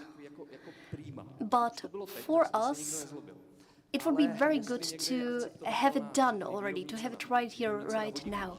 And we already talked about the generation price of hydrogen, because Moravian Silesian region wants to generate hydrogen as cost-effectively as possible. And here we are not talking only about green hydrogen, but any hydrogen really, and about employing this hydrogen in the transport so that we avoid any potential problems in future. This is the question for the hydrogen cluster, for the investors and many other entities. But we are talking about the fact how the transport is being supported right now, nowadays. For example, by the subsidies. The strategy of the Moravian Silesian region, from my point of view, works in more detail on what is coming and what is coming on the short-term base. I think this is a historic window of opportunity, and the biggest pitfall for us in the region is not technology-based. I think it's more the loss of faith in the whole concept of hydrogen energy. If we want to have a look at our wishes and visions how to bring hydrogen in 2030, for us as for the region, this is great news, but it doesn't address the most pressing issues, because the calls for bids are being launched now, be it for buses or trains that we will be using for decades. This all is being decided now. And I am happy that our political representation is courageous enough that we can have these open discussions with the ministries. We are taking small leaps, but these are steps ahead. Vemte si mikrofon a pokračujte možná k té strategii, pak se zeptám Cylinders. Ano. Thank you very much. Mr. Dovolil, you go next. Thank you very much, ladies and gentlemen. Good evening. Thank you very much for the trust you gave to PricewaterhouseCoopers. I'm very happy we could think about this strategy and to work with the partners who not only know things about hydrogen, but who have done things with it. So we wanted the strategy to be a project. I think that many failures we see in the politics are seen as a project, and then it means you need a strong team, timeline, and also the main points it is based on. Tomorrow you will see what we achieved, but it has been great. I would like to thank all the stakeholders for the discussions because they were very fruitful. We had many discussions about the proposal or about the analysis. None of us is a prophet, and technologies and hydrogen technologies especially are something we could compare to steam trains in the 19th century. Many things were not clear about this at the beginning. But the reason why we are doing it is important. We are doing it for our society and also for the region to become competitive. So if somebody's decided to decarbonize, there are two extreme ways. The number one is electricity and number two is hydrogen. If one of them fails, you need a backup solution. It's like in everyday life. For instance, during COVID times, we needed more places and hospitals. If we had had this, we would not have needed additional facilities to take care of all the patients. And I see a similarity here. It can be about the return of the investment, but mainly about security. The question is how this can be used. When Forgas was purchased, I think it will become interesting because we are approaching the era of carbon neutrality, and we need to start imagining what will happen when we cease to use natural gas. We need to build the infrastructure, but we have moved forward, and quite many things are still unknown.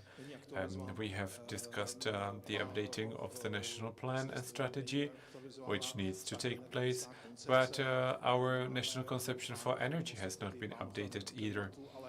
And also the documents on climate. I think we have already prepared the roadmap. We know the destination and where we are going. We know system-based approach is necessary. We know where we are going towards hydrogen valleys, but we need to keep an eye on the development and fill in the gaps. And then we hope that the government could be supported by the region to accelerate things. But the government must not wait for the private sector. And imagining things happening in 2 or 3 years with the current pace is impossible. Like it's been mentioned, I am the member of the Committee for Businesses, but on behalf of all the investors, I must say that if the government doesn't respond, the investors will go somewhere else. So thank you very much once again to Daniel and the whole team for your support. Thank you very much. Mr. Smrž will go next. Our region has a great advantage. Its people and their clear vision and leadership. I have talked about this morning when the energetic center at the university was being opened. You're very happy to have Mr. Mišák and Mr. Světlík. So when we launched this at the Technical University, we saw how happy we are. It's also interesting to see how the industry is pushing forward. So I think that your company played a significant role in the creation of the cluster, and you were also one of those who could benefit from this and who could, at the same time, help us reach the goals. Could you please tell us a few words to open this session? I wanted to briefly introduce our company. If our slides can be projected, please. Like you said, we need to back to the ground, and we need to prepare a strategy to help the region and the country to develop and identify new opportunities, be it for hydrogen or also different technologies that are maintaining the industry and helping it reach its goals. So what do we do? There is a demo in front of the entrance. There are our bundles where you can see what it looks like. Some of them are not mobile, so we could only bring some of them. There is one thing I could not talk about because we are active globally. Mr. Svetlik is not here for this very reason because he is signing a deal in Australia. For this reason, I am here. If he were here, it would be much more fun. What we have been doing for over 50 years is developing hydrogen-based technologies for transport and storage. We have been developing vessels for 118 years, be it individual vessels or bundles. We also do 20 feet high containers, which can be used as hydrogen storage or hydrogen deposits. We do the same for trailers. We can transport 500 kilos of hydrogen. Now there are also trailers for 1,000 kilos. Of course, this is a reality, but then there is a question of security. And in this aspect, we were pioneers. In the last decade or two, we invested significant resources into R&D. We didn't want to go forward, but we wanted to skip the future demand. So we are ready for things that would come in the longer future perspective. So we are very happy that within the cluster and in the region we are working on joint projects to promote hydrogen. There are maybe 5 companies working with hydrogen, and they are not just talking about this. But the number of these companies is actually growing, and we are all working together, pushing this forward. You have seen our containers, who can also monitor the volumes of hydrogen that's contained in it and when refilling is necessary. But let's not talk about this. Hydrogen for Czechia has not had many projects as of now. For this reason, I wanted to prepare a practical analysis of obstacles refraining us from developing this further in Czechia and in the EU. I put them in order of importance based on my impressions, and this is supposed to provoke a discussion. Marian Picha has mentioned this earlier. In our green madness, we are trying to be as green as possible when producing it, and we are putting too much emphasis from A to Z, and we are shooting ourselves in the feet, because in the US they know how to do this, how to start the machine and how to keep it running. But maybe also the approval proceedings are taking too much time. We mentioned sandboxes that could be used in order to eliminate red tape and to accelerate all the things. Obstacle number 2, that is hydrogen specific, and something we didn't see in CNG and e-mobility. You need an appliance, you need a filling station, but the problem with hydrogen is that it is not CNG. You need to produce and import hydrogen. So it's like a marital triangle. You need to tackle all 3 points. Technologies, That could be the filling stations, and then you need the appliance that would be consuming the energy, for instance, a bus. But if you have 2 out of 3 parts of this equation, it doesn't work. So you need to tackle all 3 of them at once, which makes it more complicated. This is a provoking point. I value my former colleagues from the Ministry of the Environment, namely Mr. Mervart, but he cannot save the world, even though he's the head of section, if he doesn't have the support of the people above him. The ministers don't mention this. They don't say they will support hydrogen, or at least they are not vocal enough. Number 4 on our list of obstacles are myths and the fear of the unknown. Everybody believes that it will just blow up because one of the Zeppelins did in the past. So I think it's great that the Dolní oblast Vítkovice does all these trainings and awareness-raising events for the general public to redress a little bit the knowledge about hydrogen.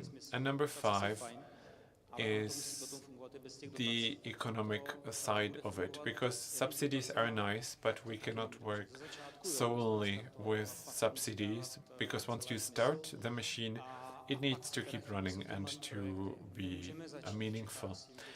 And finally, lack of small-scale projects, because we cannot initiate huge projects without having small ones first, because this will fail immediately after its creation, and this will bury completely all hydrogen projects. On small-scale projects, we can verify our numbers and see if it is worth scaling up. I was a little bit longer, but I wanted to provoke this discussion. Thank you very much for this intro. Thank you very much, and I think that by saying all this, you actually set the tone for the following discussion, because this is what the situation looks like.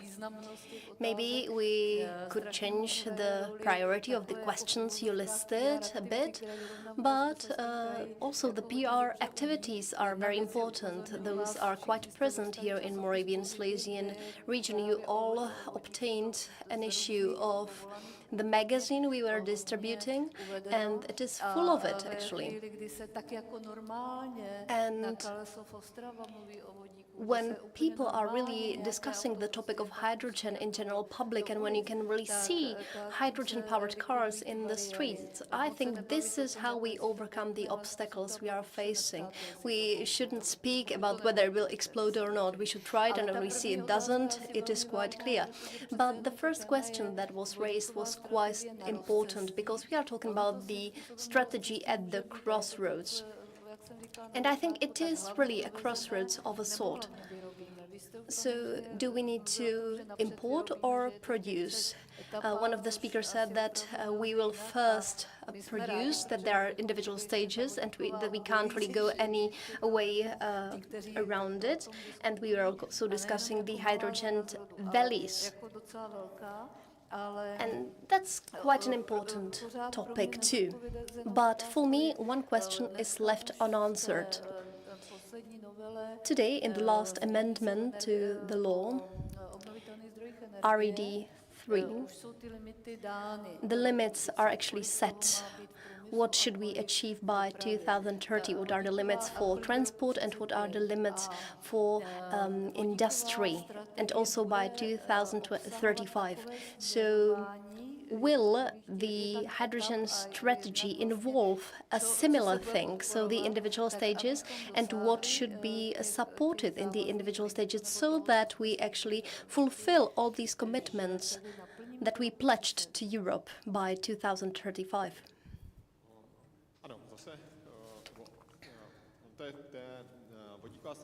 Yes, once again, hydrogen strategy won't be a guideline in a sense. It would be saying how many tons we should generate this and there and how many we should consume.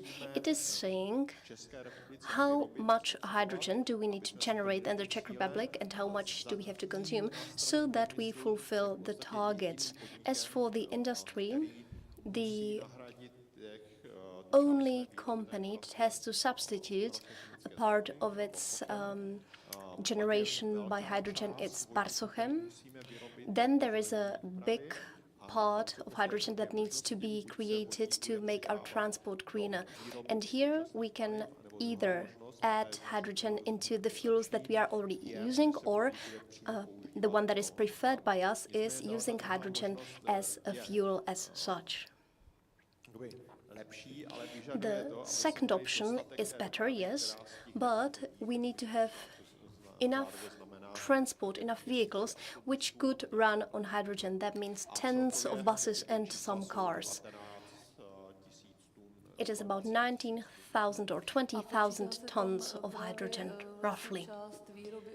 And you are also involving the fact that part of the production should be also covered by hydrogen, and then out of that we should also have some part of green hydrogen, right? We are at this moment talking about the hydrogen that is being used and that is being consumed, so it is a consumption question. Right now the metallurgic sites do not consume any hydrogen here. And one thing to emphasize, when we are talking about hydrogen, of course we need hydrogen to generate crude iron. Out of that iron we can actually produce steel, and for steel we actually do not need to use hydrogen because we can use electric furnaces for that. So that's a bit different, so that we achieve the quality of steel that we are aiming for. The hydrogen, on the other hand, is needed to substitute coke, which is used in blast furnaces. And the question that is on the table is how many tons of crude iron we will be producing. That is something we need to discuss, and we definitely will. Nevertheless, I think it is not necessarily needed to substitute all the technology we have, because we can create crude iron using hydrogen, yes, similarly as they do in Sweden, but to decrease the amount of emissions, we can actually add hydrogen into blast furnaces so that we can substitute a part of the coke that we are using. I don't want to go into details here, it is quite technical. I have to admit I'm not quite an expert in this area, and I think it could lead us astray. However, there are companies which are already experimenting with this, and they are saying that you can actually decrease how carbon intensive the production is, so this could be a way to go. Yes, you talk about the goals 2030. We have our commitments, and you are saying that the hydrogen strategy is counting on the fact that we will fulfill these commitments, right? Yes, that's the fact. And in the Prime Minister's speech, it was said that we can use hydrogen for many different purposes, and among others for heating as well. So I think we should really think about this deployment and not to really use hydrogen everywhere, because that would be quite costly. Yes, that's what we think too. And this is something what was in the older version of document actually. I often say that using hydrogen is quite easy from the technical point of view, but from the economic point of view, it is almost not feasible. And we have to find a way to put those two aspects together so that it does make sense, economically speaking. So when we are talking about transport, it is possible to use hydrogen even though it is quite expensive, from 4 to 6 euros per kilogram. But this is not the price that we have available. It it is because of the fact that petroleum, oil and gas are quite expensive at the time. There are taxes which apply to them as well.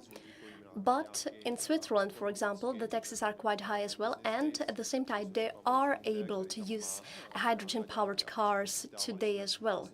We actually use this to calculate the situation for the Czech Republic as well, but we found out it is not feasible just yet. We still have oil that is cheaper than Switzerland, so this is an advantage, but still this can't be done just yet. So we need to fulfill these objectives because of the directives we have here, and as the price goes down, as it was stated in my presentation, we can have wider and wider area where we can actually apply hydrogen, where we can use it. And heating is actually one of the very last ones. So when the price is really low, like 1 or 2 euros per kilogram, we can use hydrogen for heating as well. I can see Dan want to say something as well. Yes, I wanted to make a short remark on the side. You know, when I'm listening to the discussion as a common citizen, I understand that Petr is working in a situation where the Czech Republic really does not know what to do next. So from my point of view, we are at the crossroads. You can actually hear that some people say we won't and some say we can. And I think this is a major difference. We, as the Moravian-Silesian region, definitely use the National Hydrogen Strategy. For me, this is a framework of what I can do. But our strategy says actually what we want to do. So the urgency we are bringing up again and again is not given by the time framework of 2030 or 2035. For us, this is urgent, and I think this is the viewpoint of the industry as well. I think no business has a plan that is set in stone by 2030. We feel like with hydrogen technologies, there might be some wall that we are heading against, so a major obstacle. For us, it is important to start implement specific projects right now. In 4 years, we will be in a completely different situation. So anything really that we plan right now and that we put on the paper could be completely different in a few years' time. So when I, as a strategist, take a look at this, it is quite hard to plan something for 2040 if I know that in 2030 the conditions will completely change. And this is something that works like this in businesses as well. So what I want to say is the Moravian-Silesian hydrogen region says that we will be ready for hydrogen. Anyone who will want to deploy hydrogen technology in Moravian-Silesian region to build their business upon that or to become a part of this system will have a chance to do so. They are welcome and they can be a part of this naturally arising economy of our region with all the know-how and all the support that we as a region can provide. This is the main message, the main milestone of the strategy that we created. And another question is whether we can do this in time with the time framework that we have at our disposal. Hydrogen can be something which will lead to higher democratization of society. What are we talking about, really? We are trying to have more equal conditions to the market, to trading. And the very same thing can be offered by hydrogen. In my opinion, the companies are not really interested in hydrogen as such, but they are interested in the fact that as business to business, they can actually supply enough energy to run their companies. And that is what is interesting for them and what draws their attention to hydrogen. And this is how we get to debate about infrastructure, which is there in the Czech Republic to some extent, but which won't allow for a rapid deployment for the RES in comparison to hydrogen, which could be faster. It is also important to know that the companies won't be really interested in the national objectives that are set. I think that the main decision makers are the investors. For them, 2030 is too far away in the future. German amendment of the hydrogen strategy is actually working with the framework of this year. We are using the deadline of 2027. We know that we have also the limits of 2030 and 2035, and this is also where the German strategy ends. They do not have any plans for the further future. And I think this is important. We have an interest rising. It was created in a situation when the wind plants became more and more common, and this is something that could happen to us as well, because the surpluses from solar energy will be quite considerate. So we need to count with that, and we need to tackle this problem, and it is not a song of our future, really. We need to act quickly, and if somebody is serious about hydrogen, they can see these two ways of decarbonizing. And this is how they need to proceed. They need to really apply hydrogen. And this is not only about hydrogen as a medium, it is also about the administrative framework that we are working in. For example, in Germany, they do not have just only one ministry, but also a group of experts where they discuss these things, including the Minister of Foreign Affairs or his deputy. They have very strong administrative apparatus that is taking care of this and that is trying to respond to technological advancement. And they are also cooperating quite intensively with the individual regions in Germany. And we do not have such a middle link here in the Czech Republic. You are right. This is indeed a challenge. I think all the gentlemen representing the authorities here have heard this from us. You've mentioned Germany. I would be interested in learning how big companies can respond to this while using their ESG. Let's realize this thing. All companies who have more than 250 employees will need to prepare their transformation plans shortly, and they will need to base it on hydrogen too. And this will not be just using their cheap labor. They also need to export things from their place of business. So transportation is important too, and companies will need to buy hydrogen-propelled trucks that are more conscious towards our environment and our roads, but we need to keep an eye on what the businesses and the investors are doing. If we only stay in the EU, we will lag behind, and it would be a shame. Without hydrogen, it is not possible. Another example. We have much less people working on hydrogen than we have cashiers in an average shopping center. in Prague. And this is really sad because this shows how unaware we are of the importance of the topic.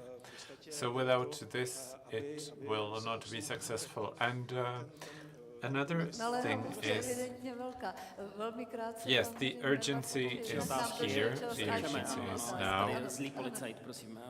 I will be the bad cop. Unfortunately, I need to redirect the discussion a little bit. První poznámka k tomu, že to je jenom, není to bohužel o tom chceme a můžeme, ale... It's not only about wanting and being willing to do something, it's also about us being obliged to do this. And it's not only about electricity or hydrogen, it is one way. So electricity is more efficient than hydrogen, but many things cannot be achieved with electricity. And another thing that hasn't been discussed sufficiently, there is a circle consisting of production, transportation and consumption of hydrogen, but in the middle there is a very important block, hydrogen technologies. We could wait until 2050 for others to solve the issue, but we don't want this. We want to have companies that will develop and commercialize solutions. We have one of representatives of such companies here. Another one could be Devin or others, that companies that produce fuel cells that could be or have been exported. They could even be produced abroad. We could take these companies as an example. Another model could be Tatra, who has a truck here already for us to see, or Zebra, another company. Unless there is a hydrogen management system put in place, we will all have the same problem, like you have. You'll be more active abroad than domestically. Thank you very much. Let's have a look at Slido. We have a question for Mr. Mervar. How many hydrogen hubs do we have planned for Czechia for the first stage, and where? So hydrogen hubs.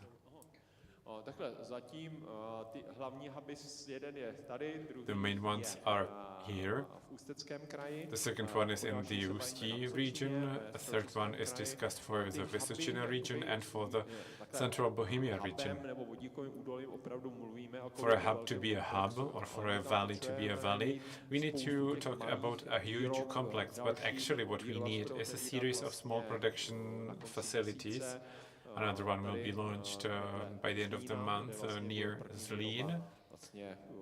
And in this facility we will have the first place where we will produce hydrogen from PV. Then in Jablonec there will be another one.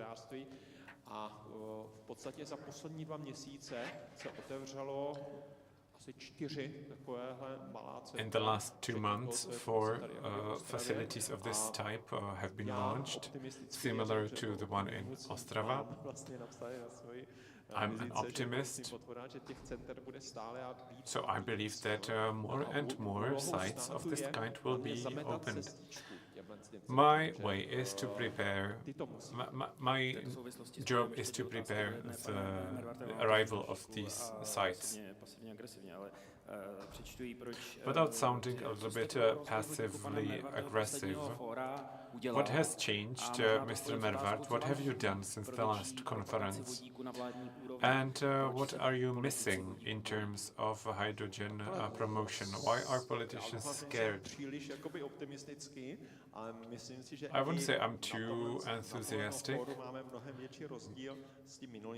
Well, I think the cardinal difference from the previous forum is that we had here 2 ministers talking about hydrogen. Today we have had here the Prime Minister. I am representing my minister. We have heard a positive feedback from the Ministry of the Environment and also from Minister Kupka. So I believe that at the governmental level it can always be better, but we are moving forward. I can see the difference. I see the shift. I hope the others can see it too. Final comment by Daniel Kukuruc. I think we should look again at Mr. Smrš's slide and to slow down a little bit, but I think it's the topic for our next panel discussion. It's very likely that tomorrow, when we discuss the individual topics, we will have more time to get back to it. I would underline what Mr. Dovolil said about Germany. The procedure is based on regular meetings of 5 secretaries who held regular meetings and they do things. I think the position of ministers is important too, because they are the people who are entrusted their powers by the ministry. But which ministry holds the power? Time's running, the clock is ticking. We need a new act on our competencies because the last dates back from 1969. This will change how the ministries are organized. We need a ministry for the climate and for energy, because very often the discussions are interministerial, but it makes it complicated.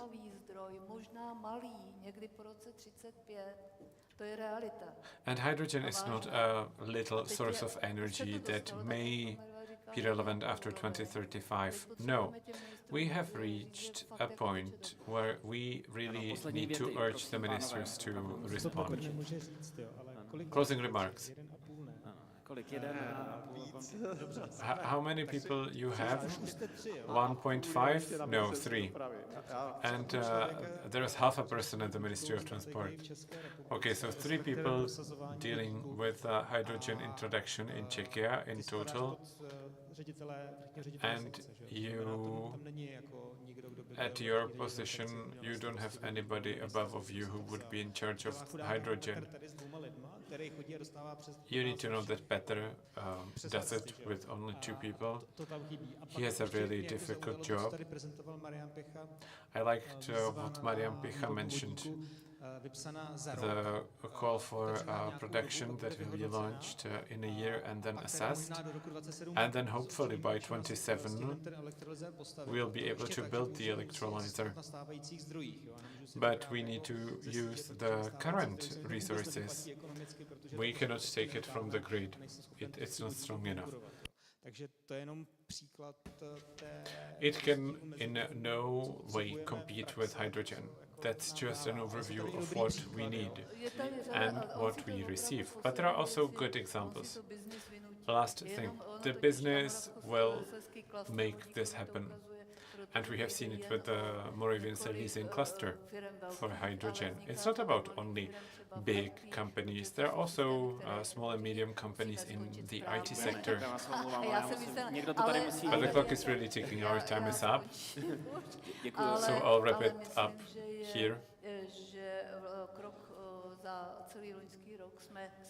I think that as a company and as the ministries, we have covered a lot of ground last year, but it's still not sufficient. Thank you very much. Děkujeme, omlouváme se za krátký.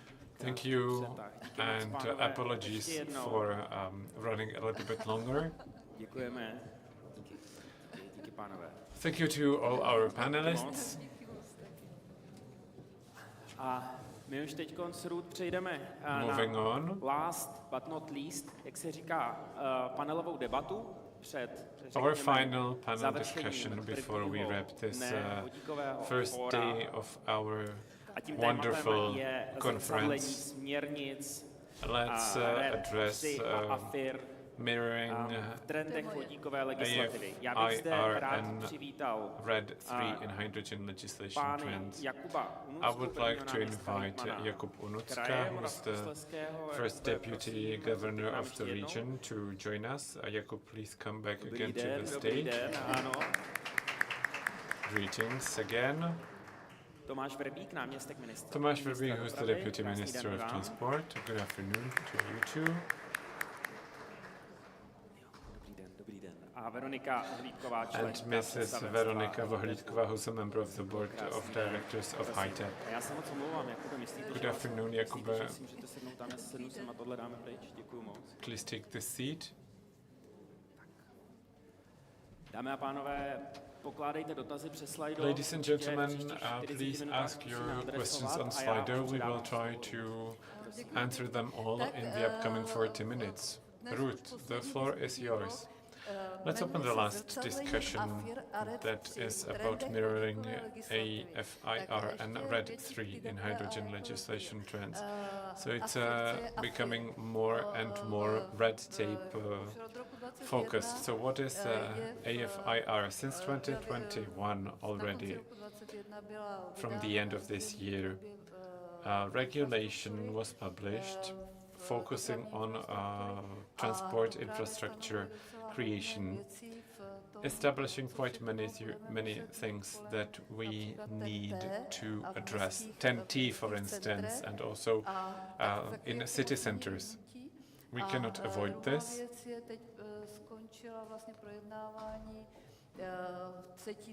That's one thing. The third amendment to the Renewable Energy Directive has been approved. It's been through the Council and through the Parliament. It will be published in the official journal, and there are quite many things. So if you want to talk about this update of the directive, it will take a lot of time. So during the time that we were allotted, we will try to say as much as possible. Our first speaker is Jakub Onucka, who's the first deputy of the governor of the Moravian Silesian region, who needs no further introduction because you know him all. And just not to forget later, when I mentioned regional leaders and the advantages of the Moravian Silesian region and their competitive edge with them having leaders, you are fortunate to have somebody like Jakub Onucka, because you are the first smart region, the region with the strongest political pressure towards moving the hydrogen way. It's nice to see that there actually are people willing to do the heavy lifting. Our second speaker, Veronika Vohlídková, member of the board of directors. She graduated from international trade at the University of Economics in Prague. She's worked with ČEZ, and between 2016 and 2018 she was a senior specialist net for gas. Then she worked at the Czech Gas Union and now is working for the Czech Platform for Hydrogen. She's got quite extensive experience from the institutions, and we are very happy to have her here. Mr. Tomáš Vrbík, who is a former colleague of mine because we used to work at the ministry together. He represents the Minister of Transport. He's his deputy. He has a very long CV. He has done many things and worked at different functions. He was also in the head of the Chamber of Commerce of the Czech Republic. These are our panelists. Please address the opening remarks. Let's start with Mr. Vrbík. It will be a little bit more theoretical, I believe, and then Mr. Onucka will tell us what is done in this region. So, can we get the presentation going, please, by Tomáš Vrbík? Yes, I managed to close it down. Nevertheless,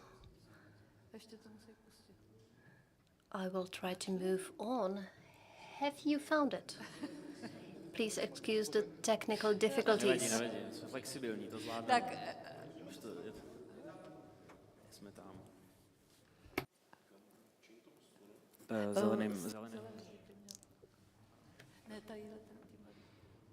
Very well. Thank you very much, ladies and gentlemen. I will try not to be too long.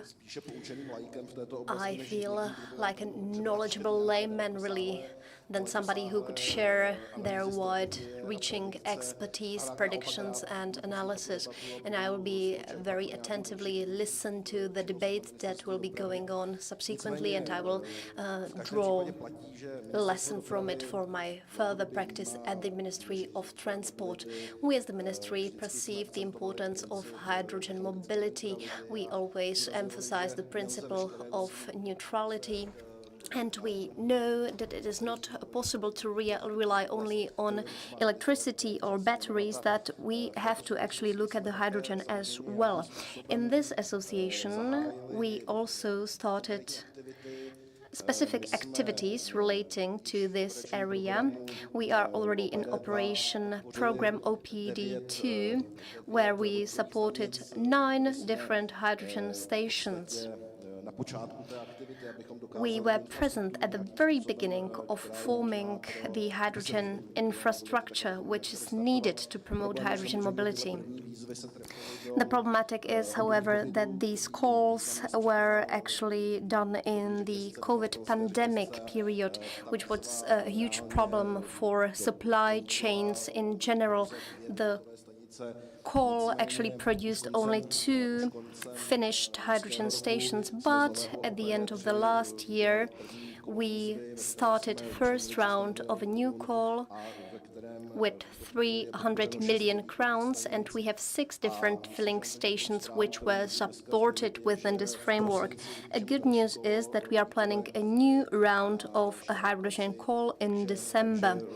So at the Ministry of Transport, we are definitely taking steps forward, and we are trying to set mechanisms and principles which would allow for the infrastructure to develop further, also in the context of AFIR.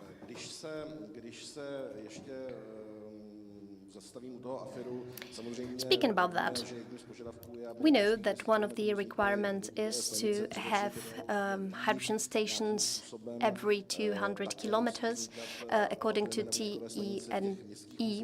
We also know about hydrogen stations in the city nodes, so this is something we will also consider in the prepared call, so that we are ready to tackle these topics as well. Something that we will address shortly, I believe, is the topic of usage of hydrogen in railways. We already started talking about this at the Ministry of Transport. You were present there, so you know. And I will simply say that this is a complex topic. Use of hydrogen in the railway area brings many questions, and on Friday we actually talked about the very first socio-economic analysis that we obtain about this very topic, hydrogen in railway area, and we can clearly see that there are many topics that we need to address and that we need to decide about in order to be able to take specific steps in the future. The conclusion of our meeting on Friday was that we forwarded this report to Moravian Silesian region, and we will try to use the information that is included there for our further practice.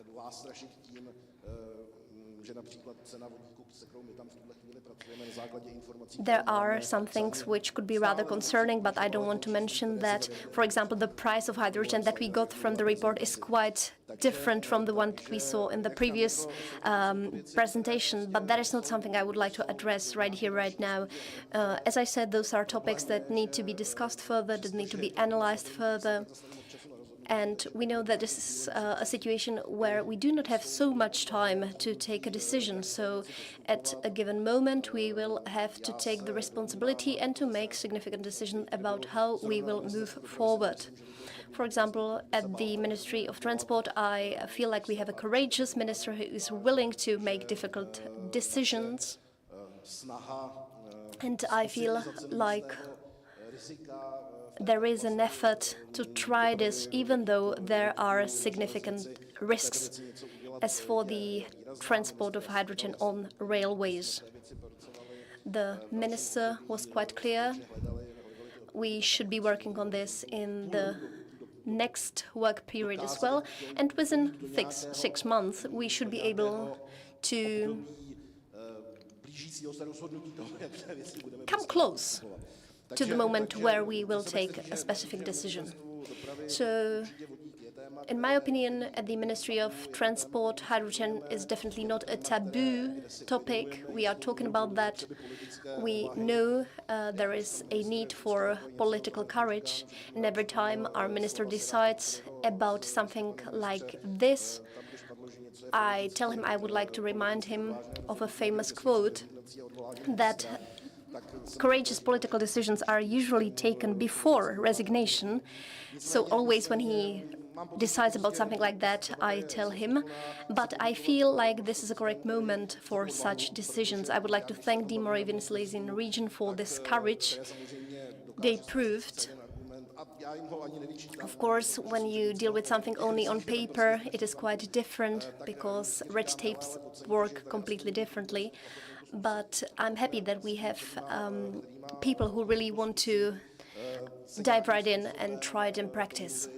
So I would like to find a common way forward, and I know that this courage is needed to put things into practice. And I think and I hope we will be able to respond to this by courage from our side, from the side of ministry as well. So this would be it for the introduction. Thank you. Very well. Thank you very much. I will pass the floor to Ms. Vohlídková, if possible, because I believe she will explain in more detail how things will work here.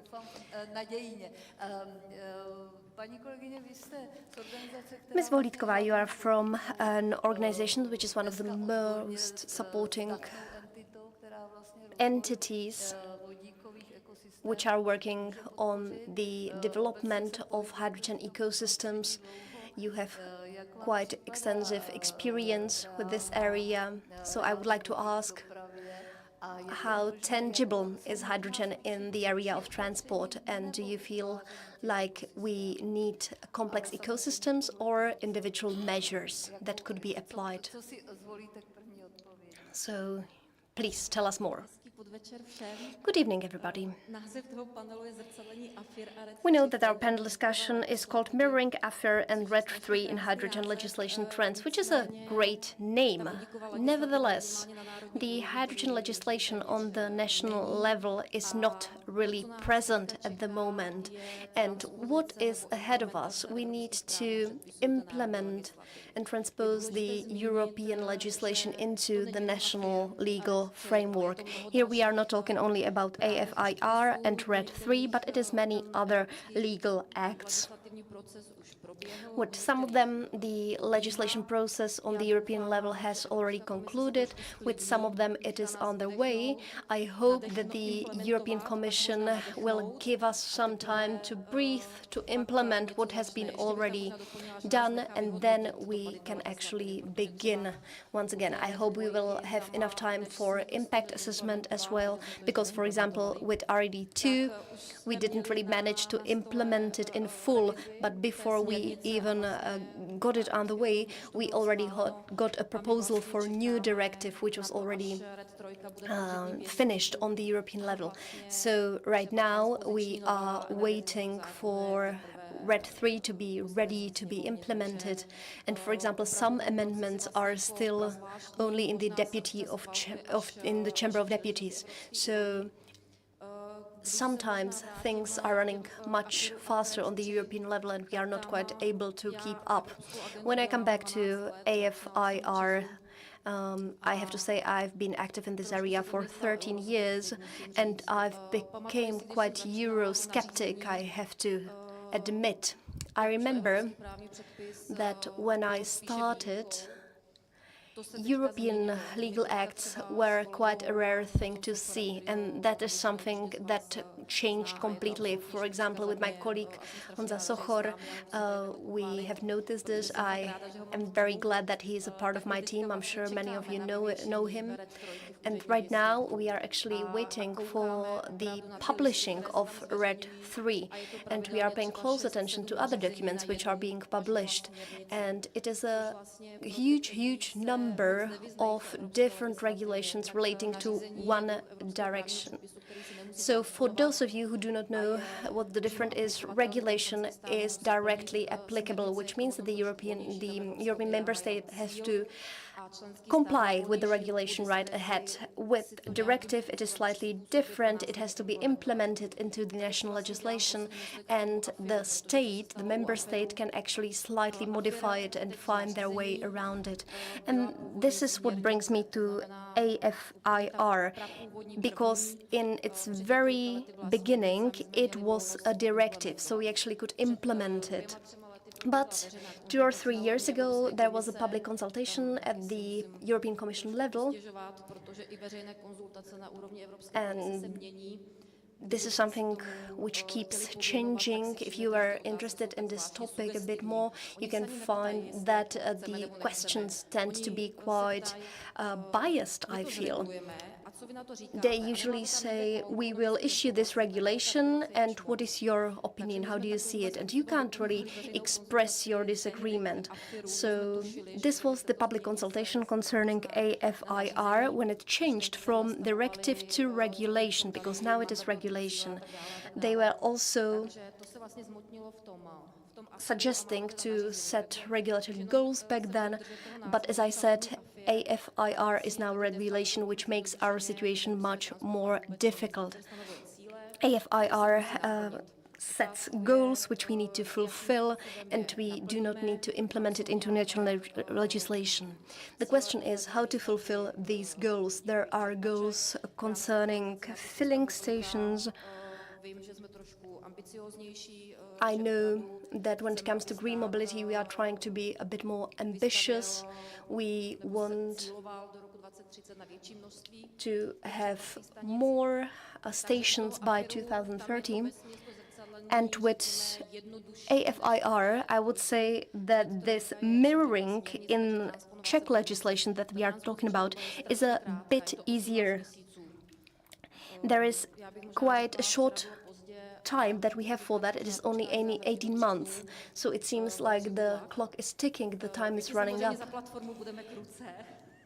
So, Petr, good luck with all your efforts. We will try to help you as much as possible. We are also a part of the Hydrogen Coordination Group, and I feel like we are really working on the text of the regulation as such, but also in the task cards and creation of those. And when we are putting all this on paper, we can actually see what a big change we have in front of us. Yes, this is definitely groundbreaking, and I feel like we are not aware of the fact how big of a turning point this really is. You talked about implementation. Yes, we already know how to do it, and that's quite clear. Yes, and this doesn't really mean that we just take one directive and we put it into the Czech legal system, or that we just simply mirror it in the Czech legal system. It is technical legislation.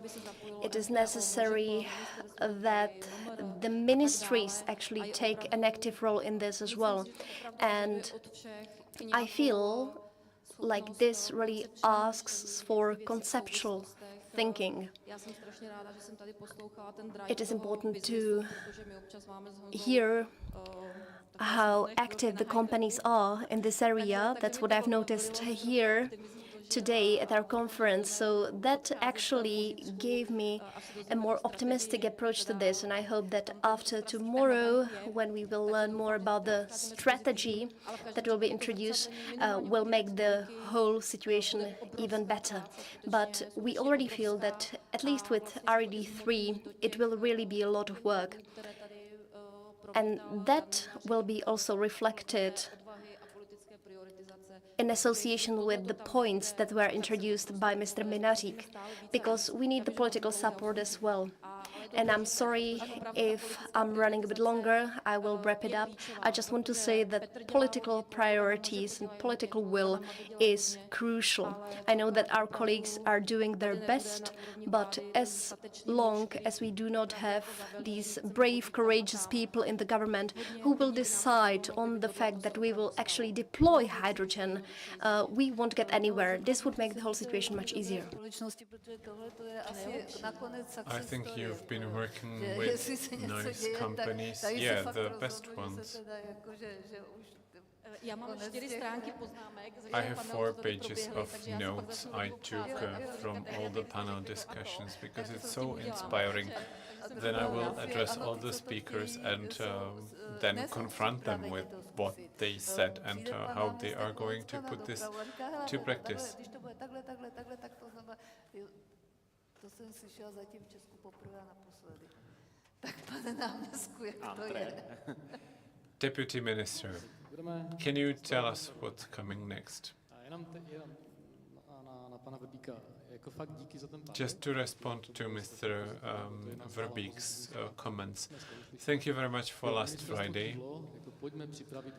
The ministries agreed to prepare hydrogen trains in Krnov. It could be used for both slow and fast railway. Now we have 1 year to prepare the tender and to see if this can work. And then we will need to see if somebody applies. If they don't, we will need to switch back to diesel. And then we will see if these are the only hydrogen trains in Czechia by 2030.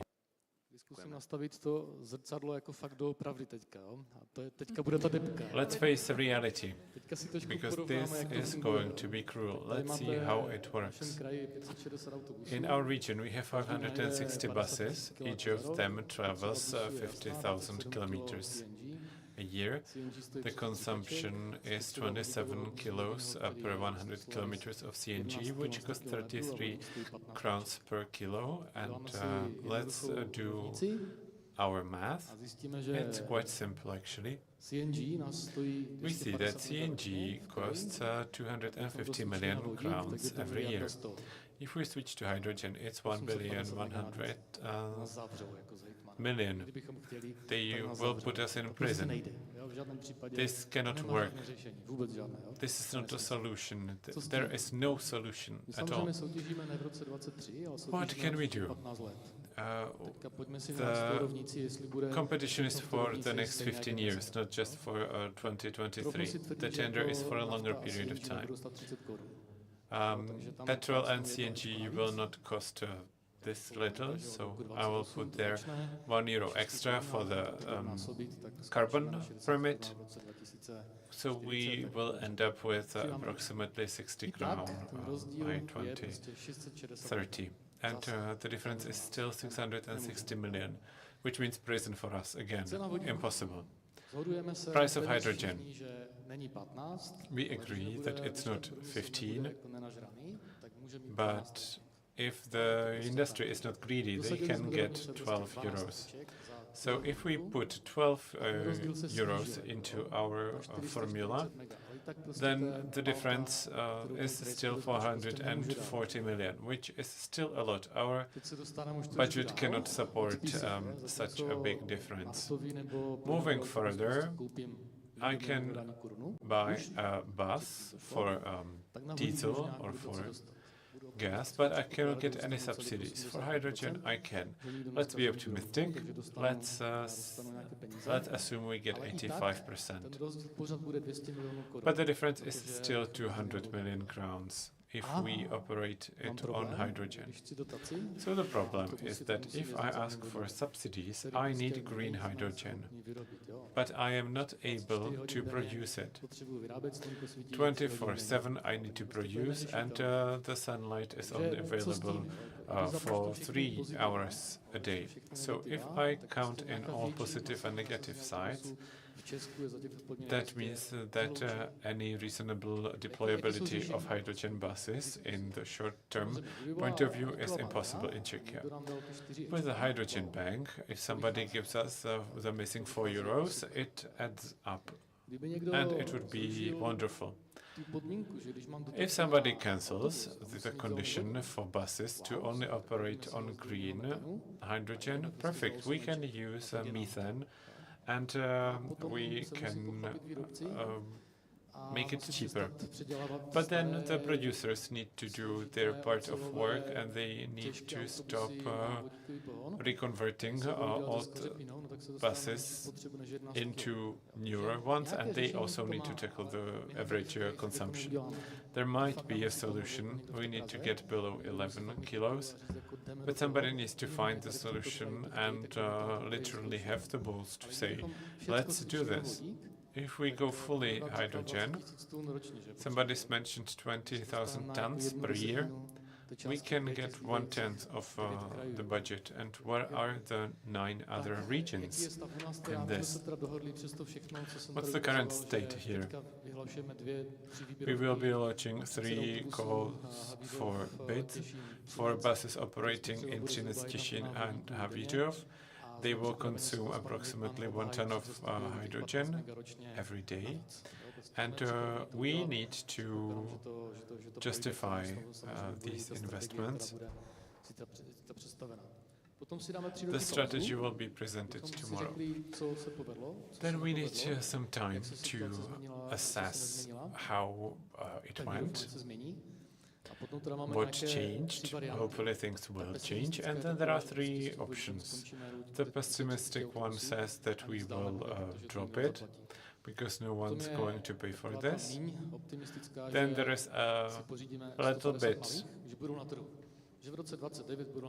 more pessimistic option with 30 hydrogen buses and 150 smaller ones with 6 hubs. But then there is the third option, the most optimistic scenario, that suggests that we will go fully hydrogen.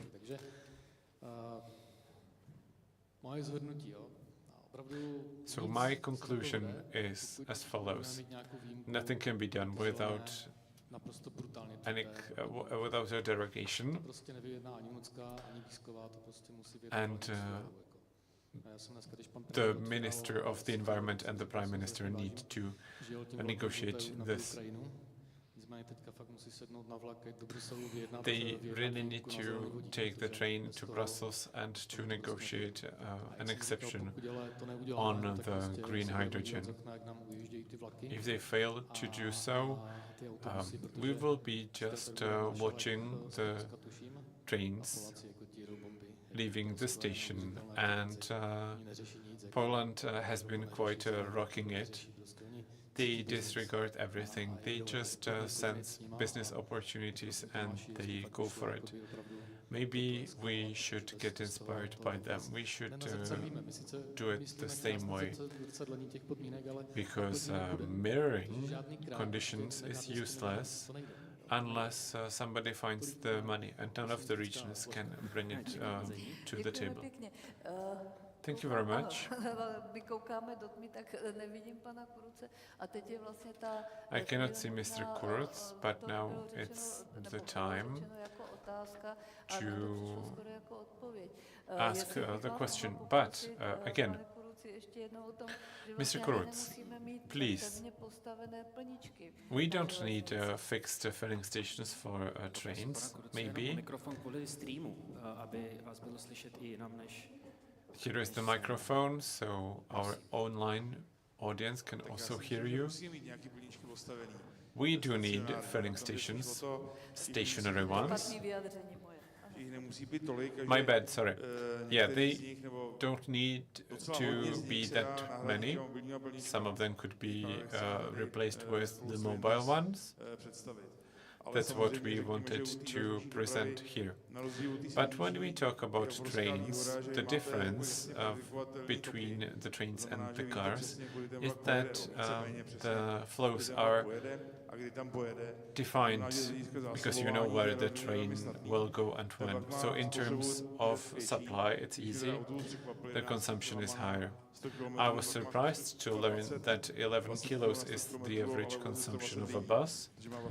But then the thing is that you can put up to 120 people on the board, so you can transport more people with less resources.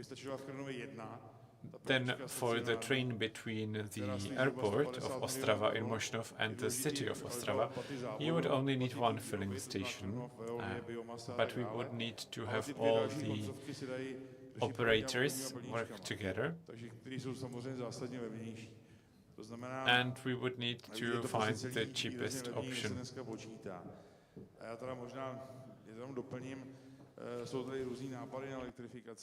There are different ideas how to electrify this, coming mainly from the people from the Ministry of the Transport. These are not economical, because if you spend 40 million per one electrified kilometer, hydrogen costs approximately 11 million, which is a reasonable sum. We can round it up to 20. And then building 7 kilometers of railway or buying a filling station which has a range of 200 kilometers, I think that these are two completely different things. There is an interesting study conducted by the Research Institute of Nuclear Power in Řeš. It will be presented only next week, but the outcomes are very nice and they reflect reality nicely. Mobile filling stations are definitely a solution that could make all this cheaper.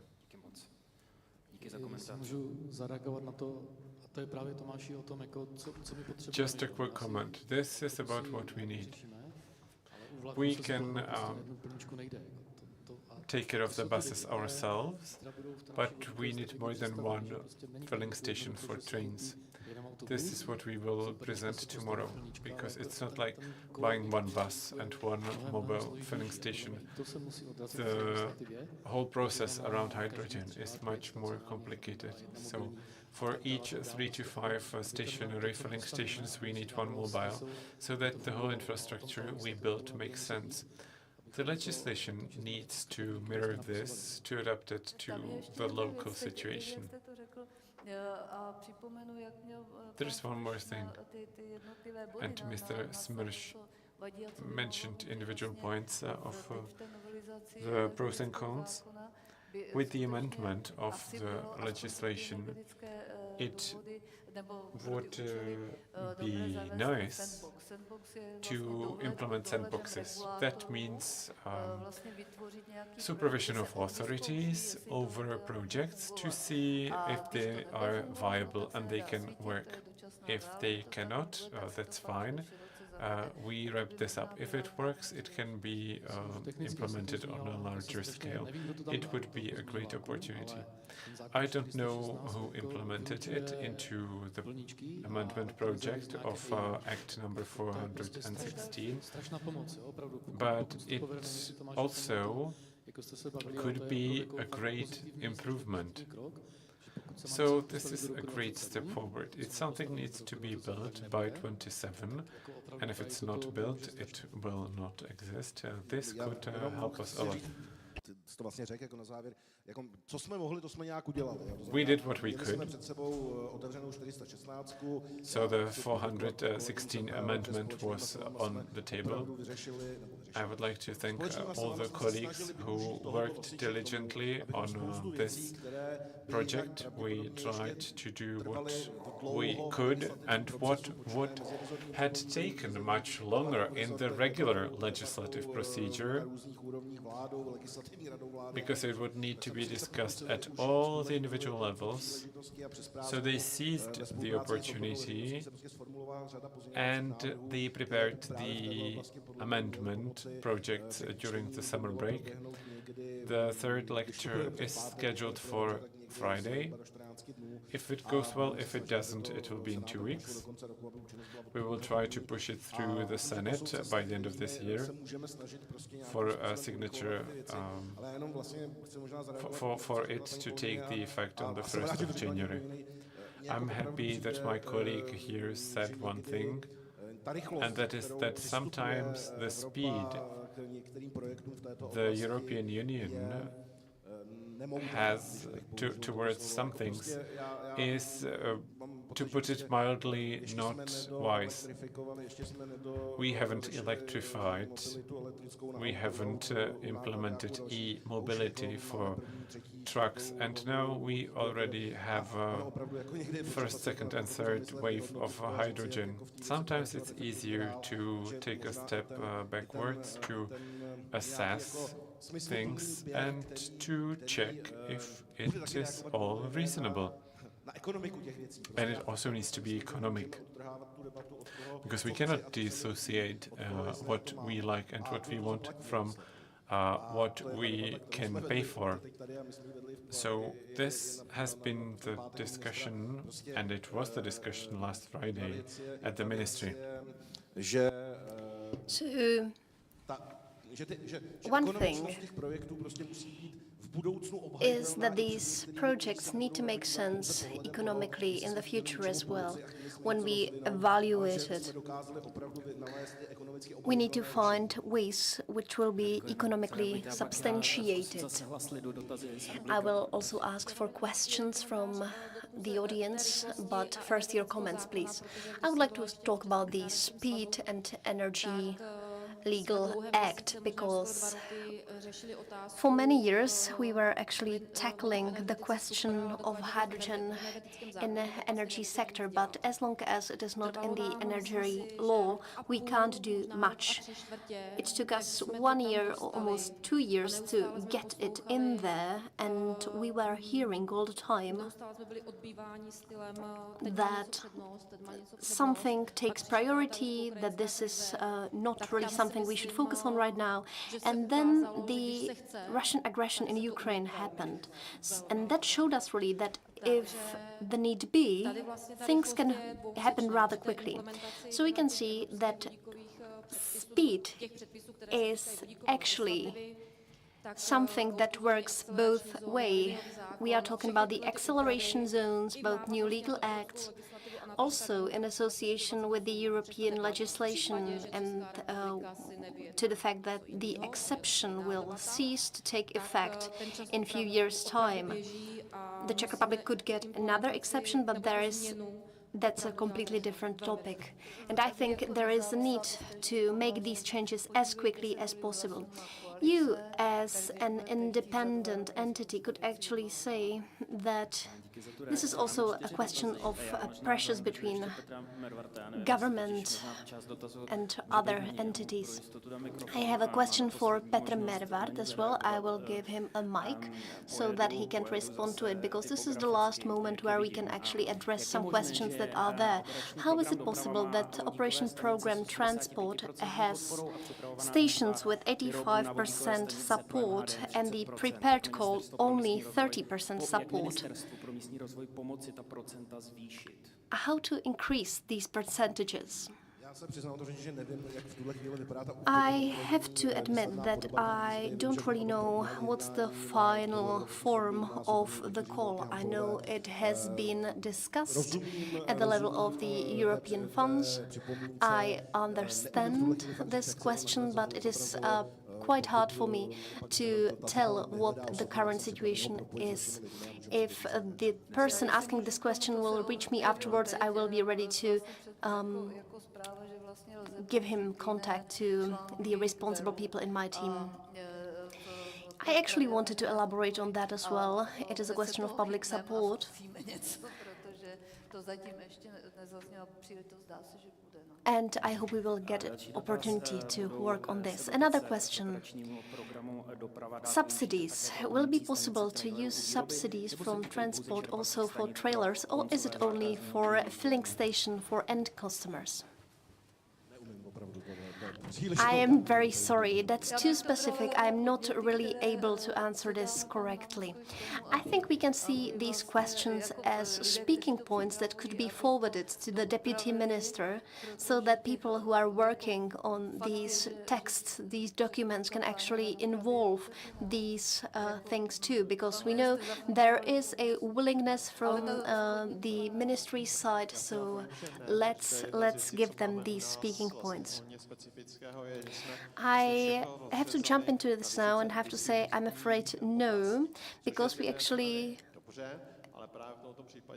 divided the sector into individual areas that we are taking care of. So there is a specific person dealing with buses, specific person dealing with all that concerns the Ministry of Transport. Then when we have importers or transport companies who are interested in hydrogen, that's another person. And then we have also the area of trucks, which is again something that another person is responsible for. So that's it. It is very important to have feedback from our 86 member companies. It is important to consider what they are saying, and it is important to know there are and there will be integrated projects. So it is important that the funds do not set limits in this, because I am sure these integrated projects will be more and more common, and we need to make these funds available for them too. The Ministry of Environment has a wide range of programs. There is also the program E+, which is targeted to integrated projects, but we are at the very beginning. Right now we are tackling many questions which do not have simple answers. Another question: is the Ministry of Transport collaborating with the Ministry of the Environment and the Ministry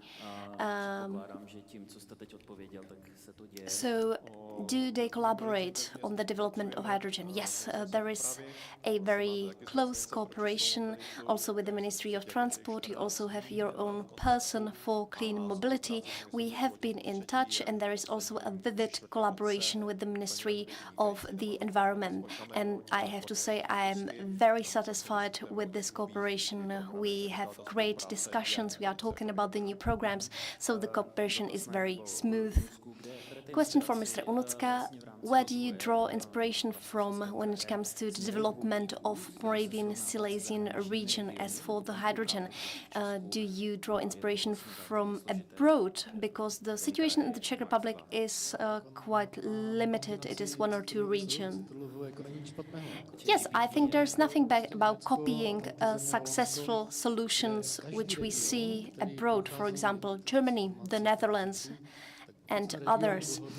I think that many regions have gone through transformation, and we've seen that if there was a coal mining region who wanted to go further with this activity, didn't really end up well. So we think it is important to switch from coal mining to new sources of energy, because it doesn't really make sense for the future reference. So we are definitely looking to the West. Another question concerns sandboxes in the spotlight of European legislation. This might be a question for me, I think, because we are the authors of one of the legal acts that actually concern sandboxes. Those are quite common in Germany in regional development, for hydrogen, and for many other purposes. It is all over Europe, not in the Czech Republic, and we actually suggested it should be included in the new legal act on research and development, Legal Act 130.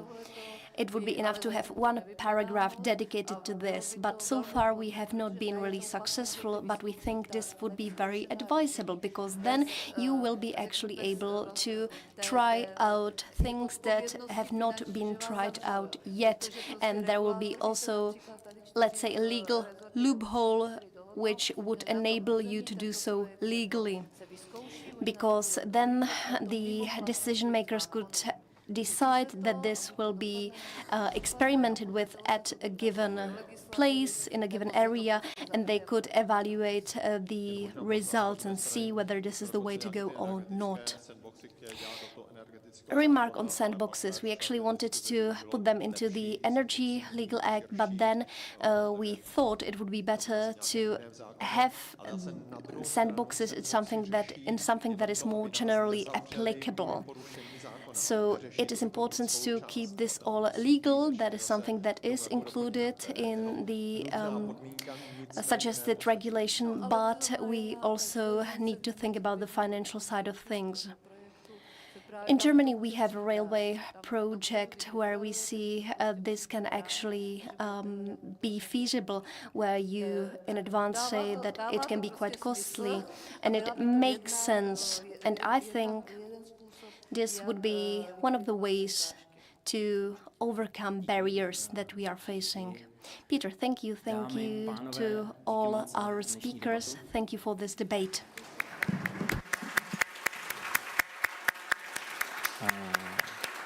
Chtěl bych poděkovat, ano, děkujeme moc. I would like to thank also to Ruth Bízková for hosting the panel discussions, and to all of you who are here with us, who are actively participating in the Hydrogen Forum of Moravian Silesian region. Before I invite you all to dinner, we would like to step to countersigning of the memorandum of the Hydrogen Mobility Initiative. And before we get ready for that here on the stage, I would like to invite you for tomorrow's program. We will start with official opening of the forum program. We will speak about the hydrogen strategy that we already mentioned several times today. We will speak about hydrogen nodes, hydrogen valleys, and last but not least, we will definitely speak about future, about emission-intensive industries, like, for example, steel industry, so green industry, green steel, and all that. That's what we will address tomorrow. And if we are ready, I would like to invite to the stage Mr. Daniel Kuruc, the director of Alstom Czech Republic. Please join us on the stage, and thank you for the initiative that you showed today. And it would be great to get another mic on the stage. I'm not sure where all mics have gone. We have time for a few more sentences. I will invite other speakers to join us as well.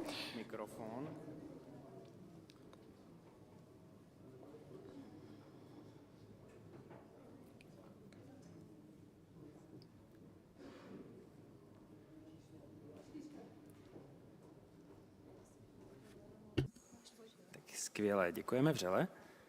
Thank you very much. So, Dan, please, your opening remarks. Thank you very much. I would like to invite Mr. Peleška from Toyota, because he's part of the countersigning part of the program as well. I hope that everyone can hear us just fine, and I hope that everyone is listening. Hydrogen Mobility Initiative, why did it emerge? We were telling ourselves that big companies should come together so that they can actually cover the whole chain of hydrogen supply and demand. We have Unipetrol, we have distributors of hydrogen, and also consumers like Toyota, and Mr. Peleška, who is representing the company here on the stage. And in Slovakia, it's me. This initiative emerged because we felt like not much is being done as fast as we would like to see.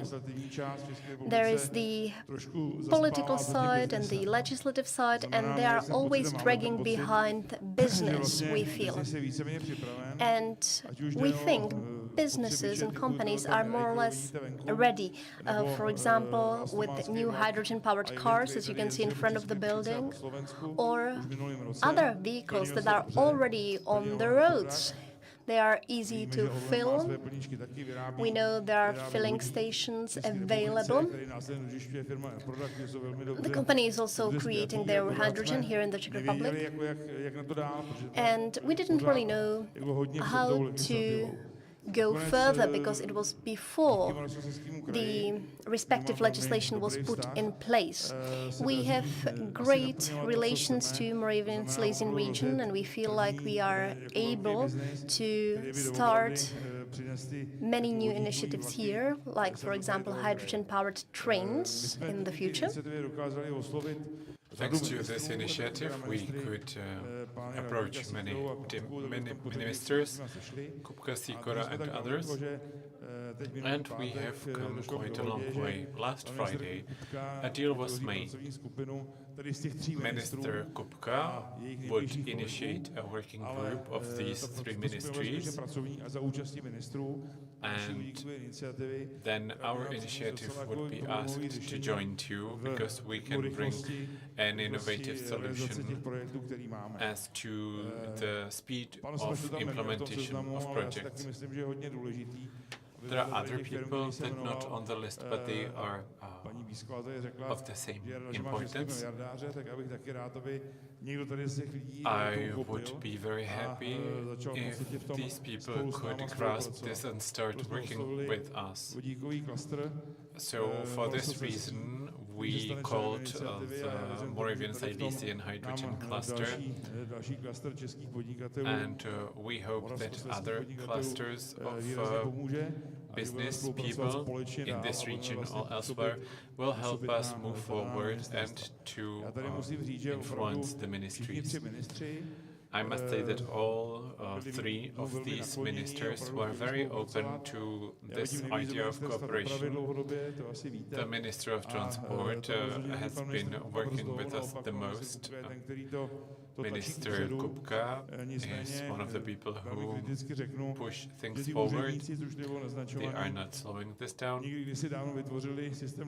Some time ago, the system for electrification was prepared because we need to electrify 100% of our territory, and we need to be like Switzerland. And I think that a strategy is being created and shows us what is possible.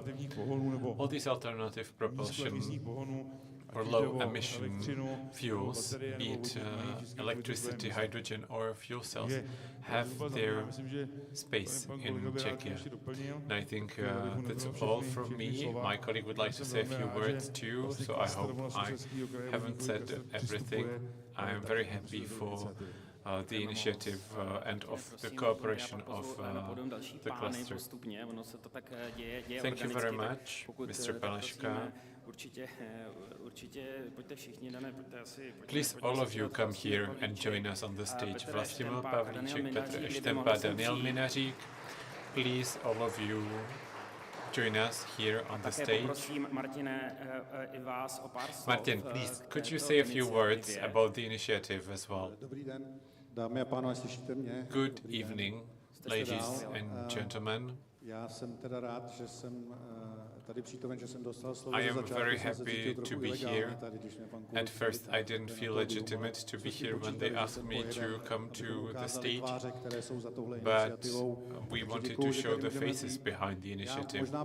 Thank you for the opportunity to be here.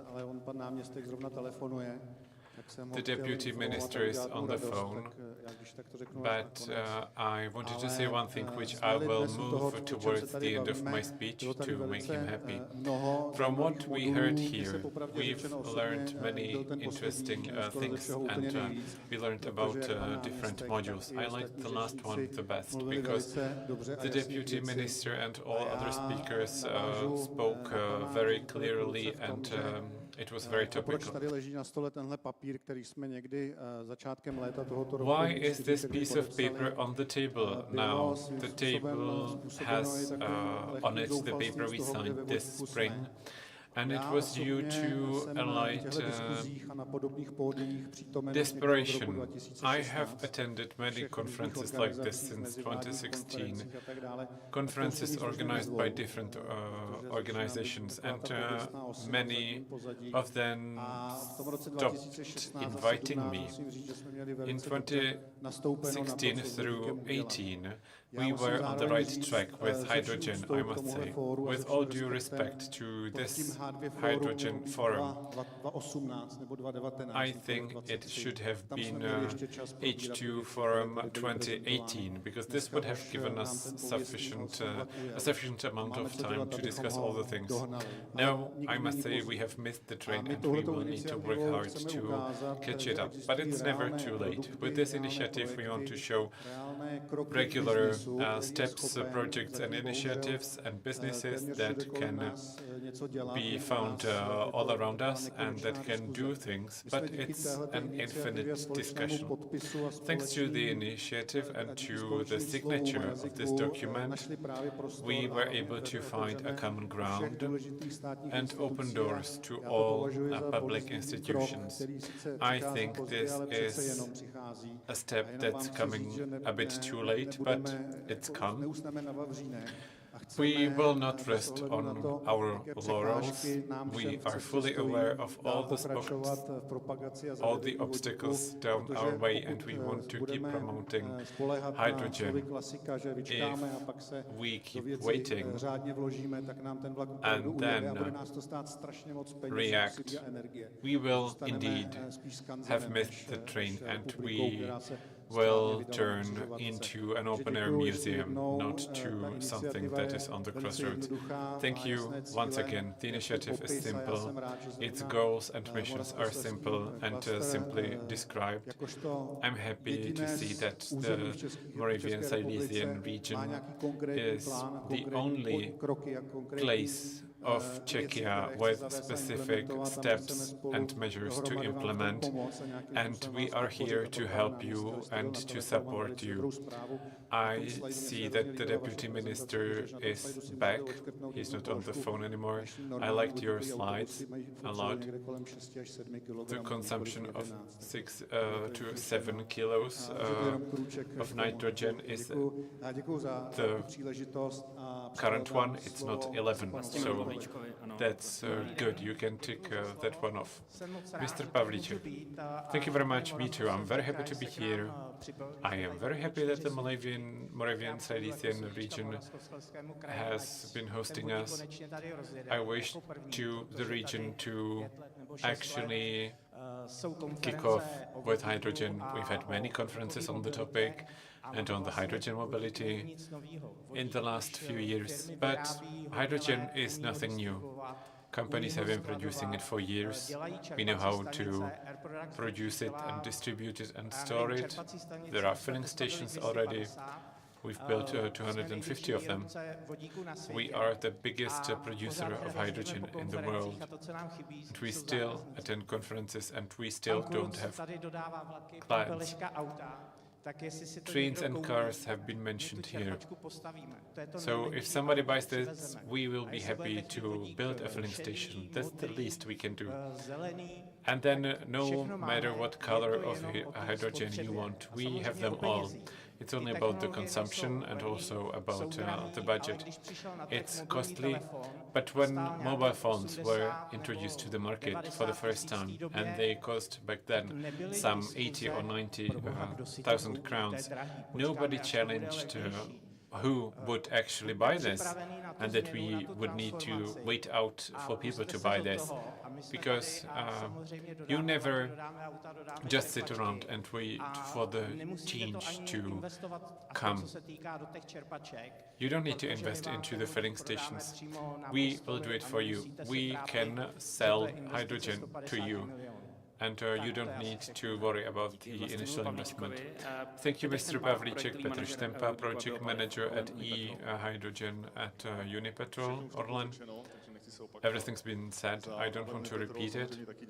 On behalf of Unipetrol, we would like to thank for the initiative.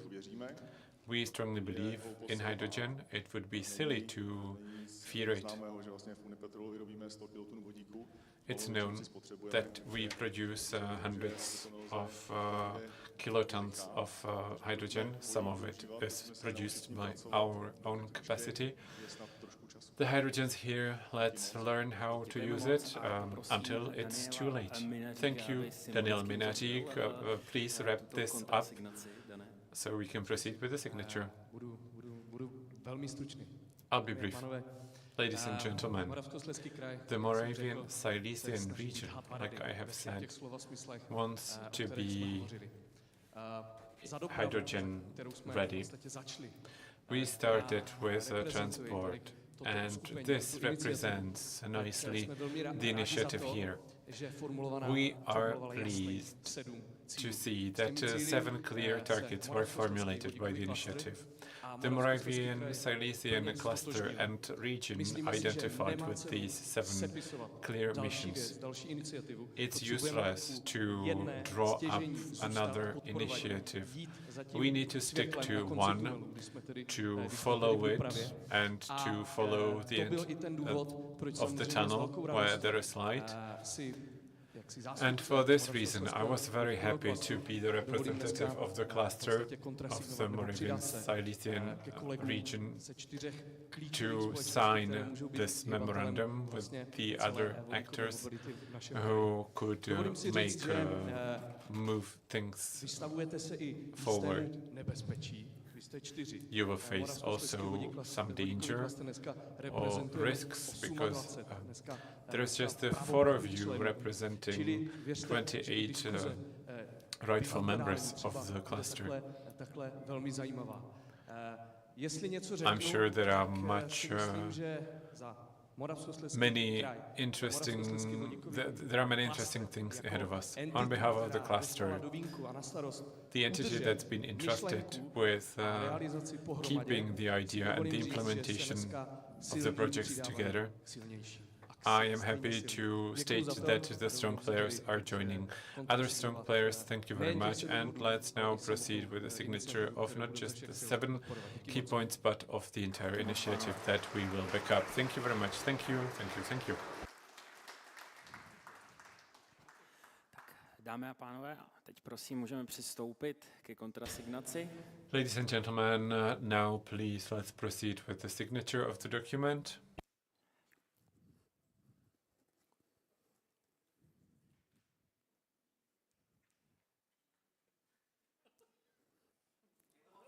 To bylo důrazné, ano.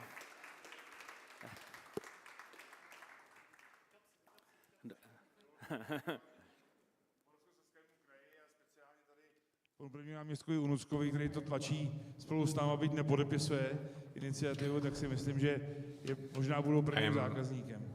Very happy to have the document signed and thank you for all the support. We are looking to working with the first customers.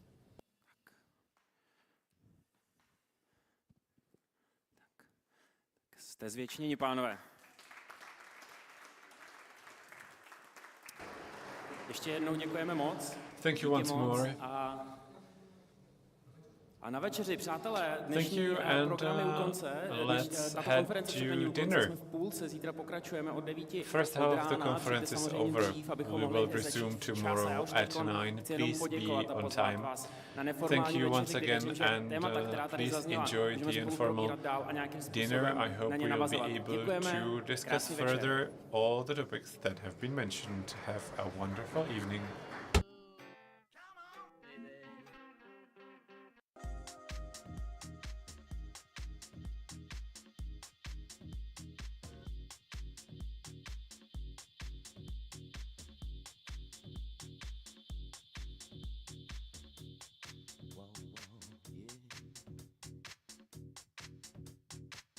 Everyone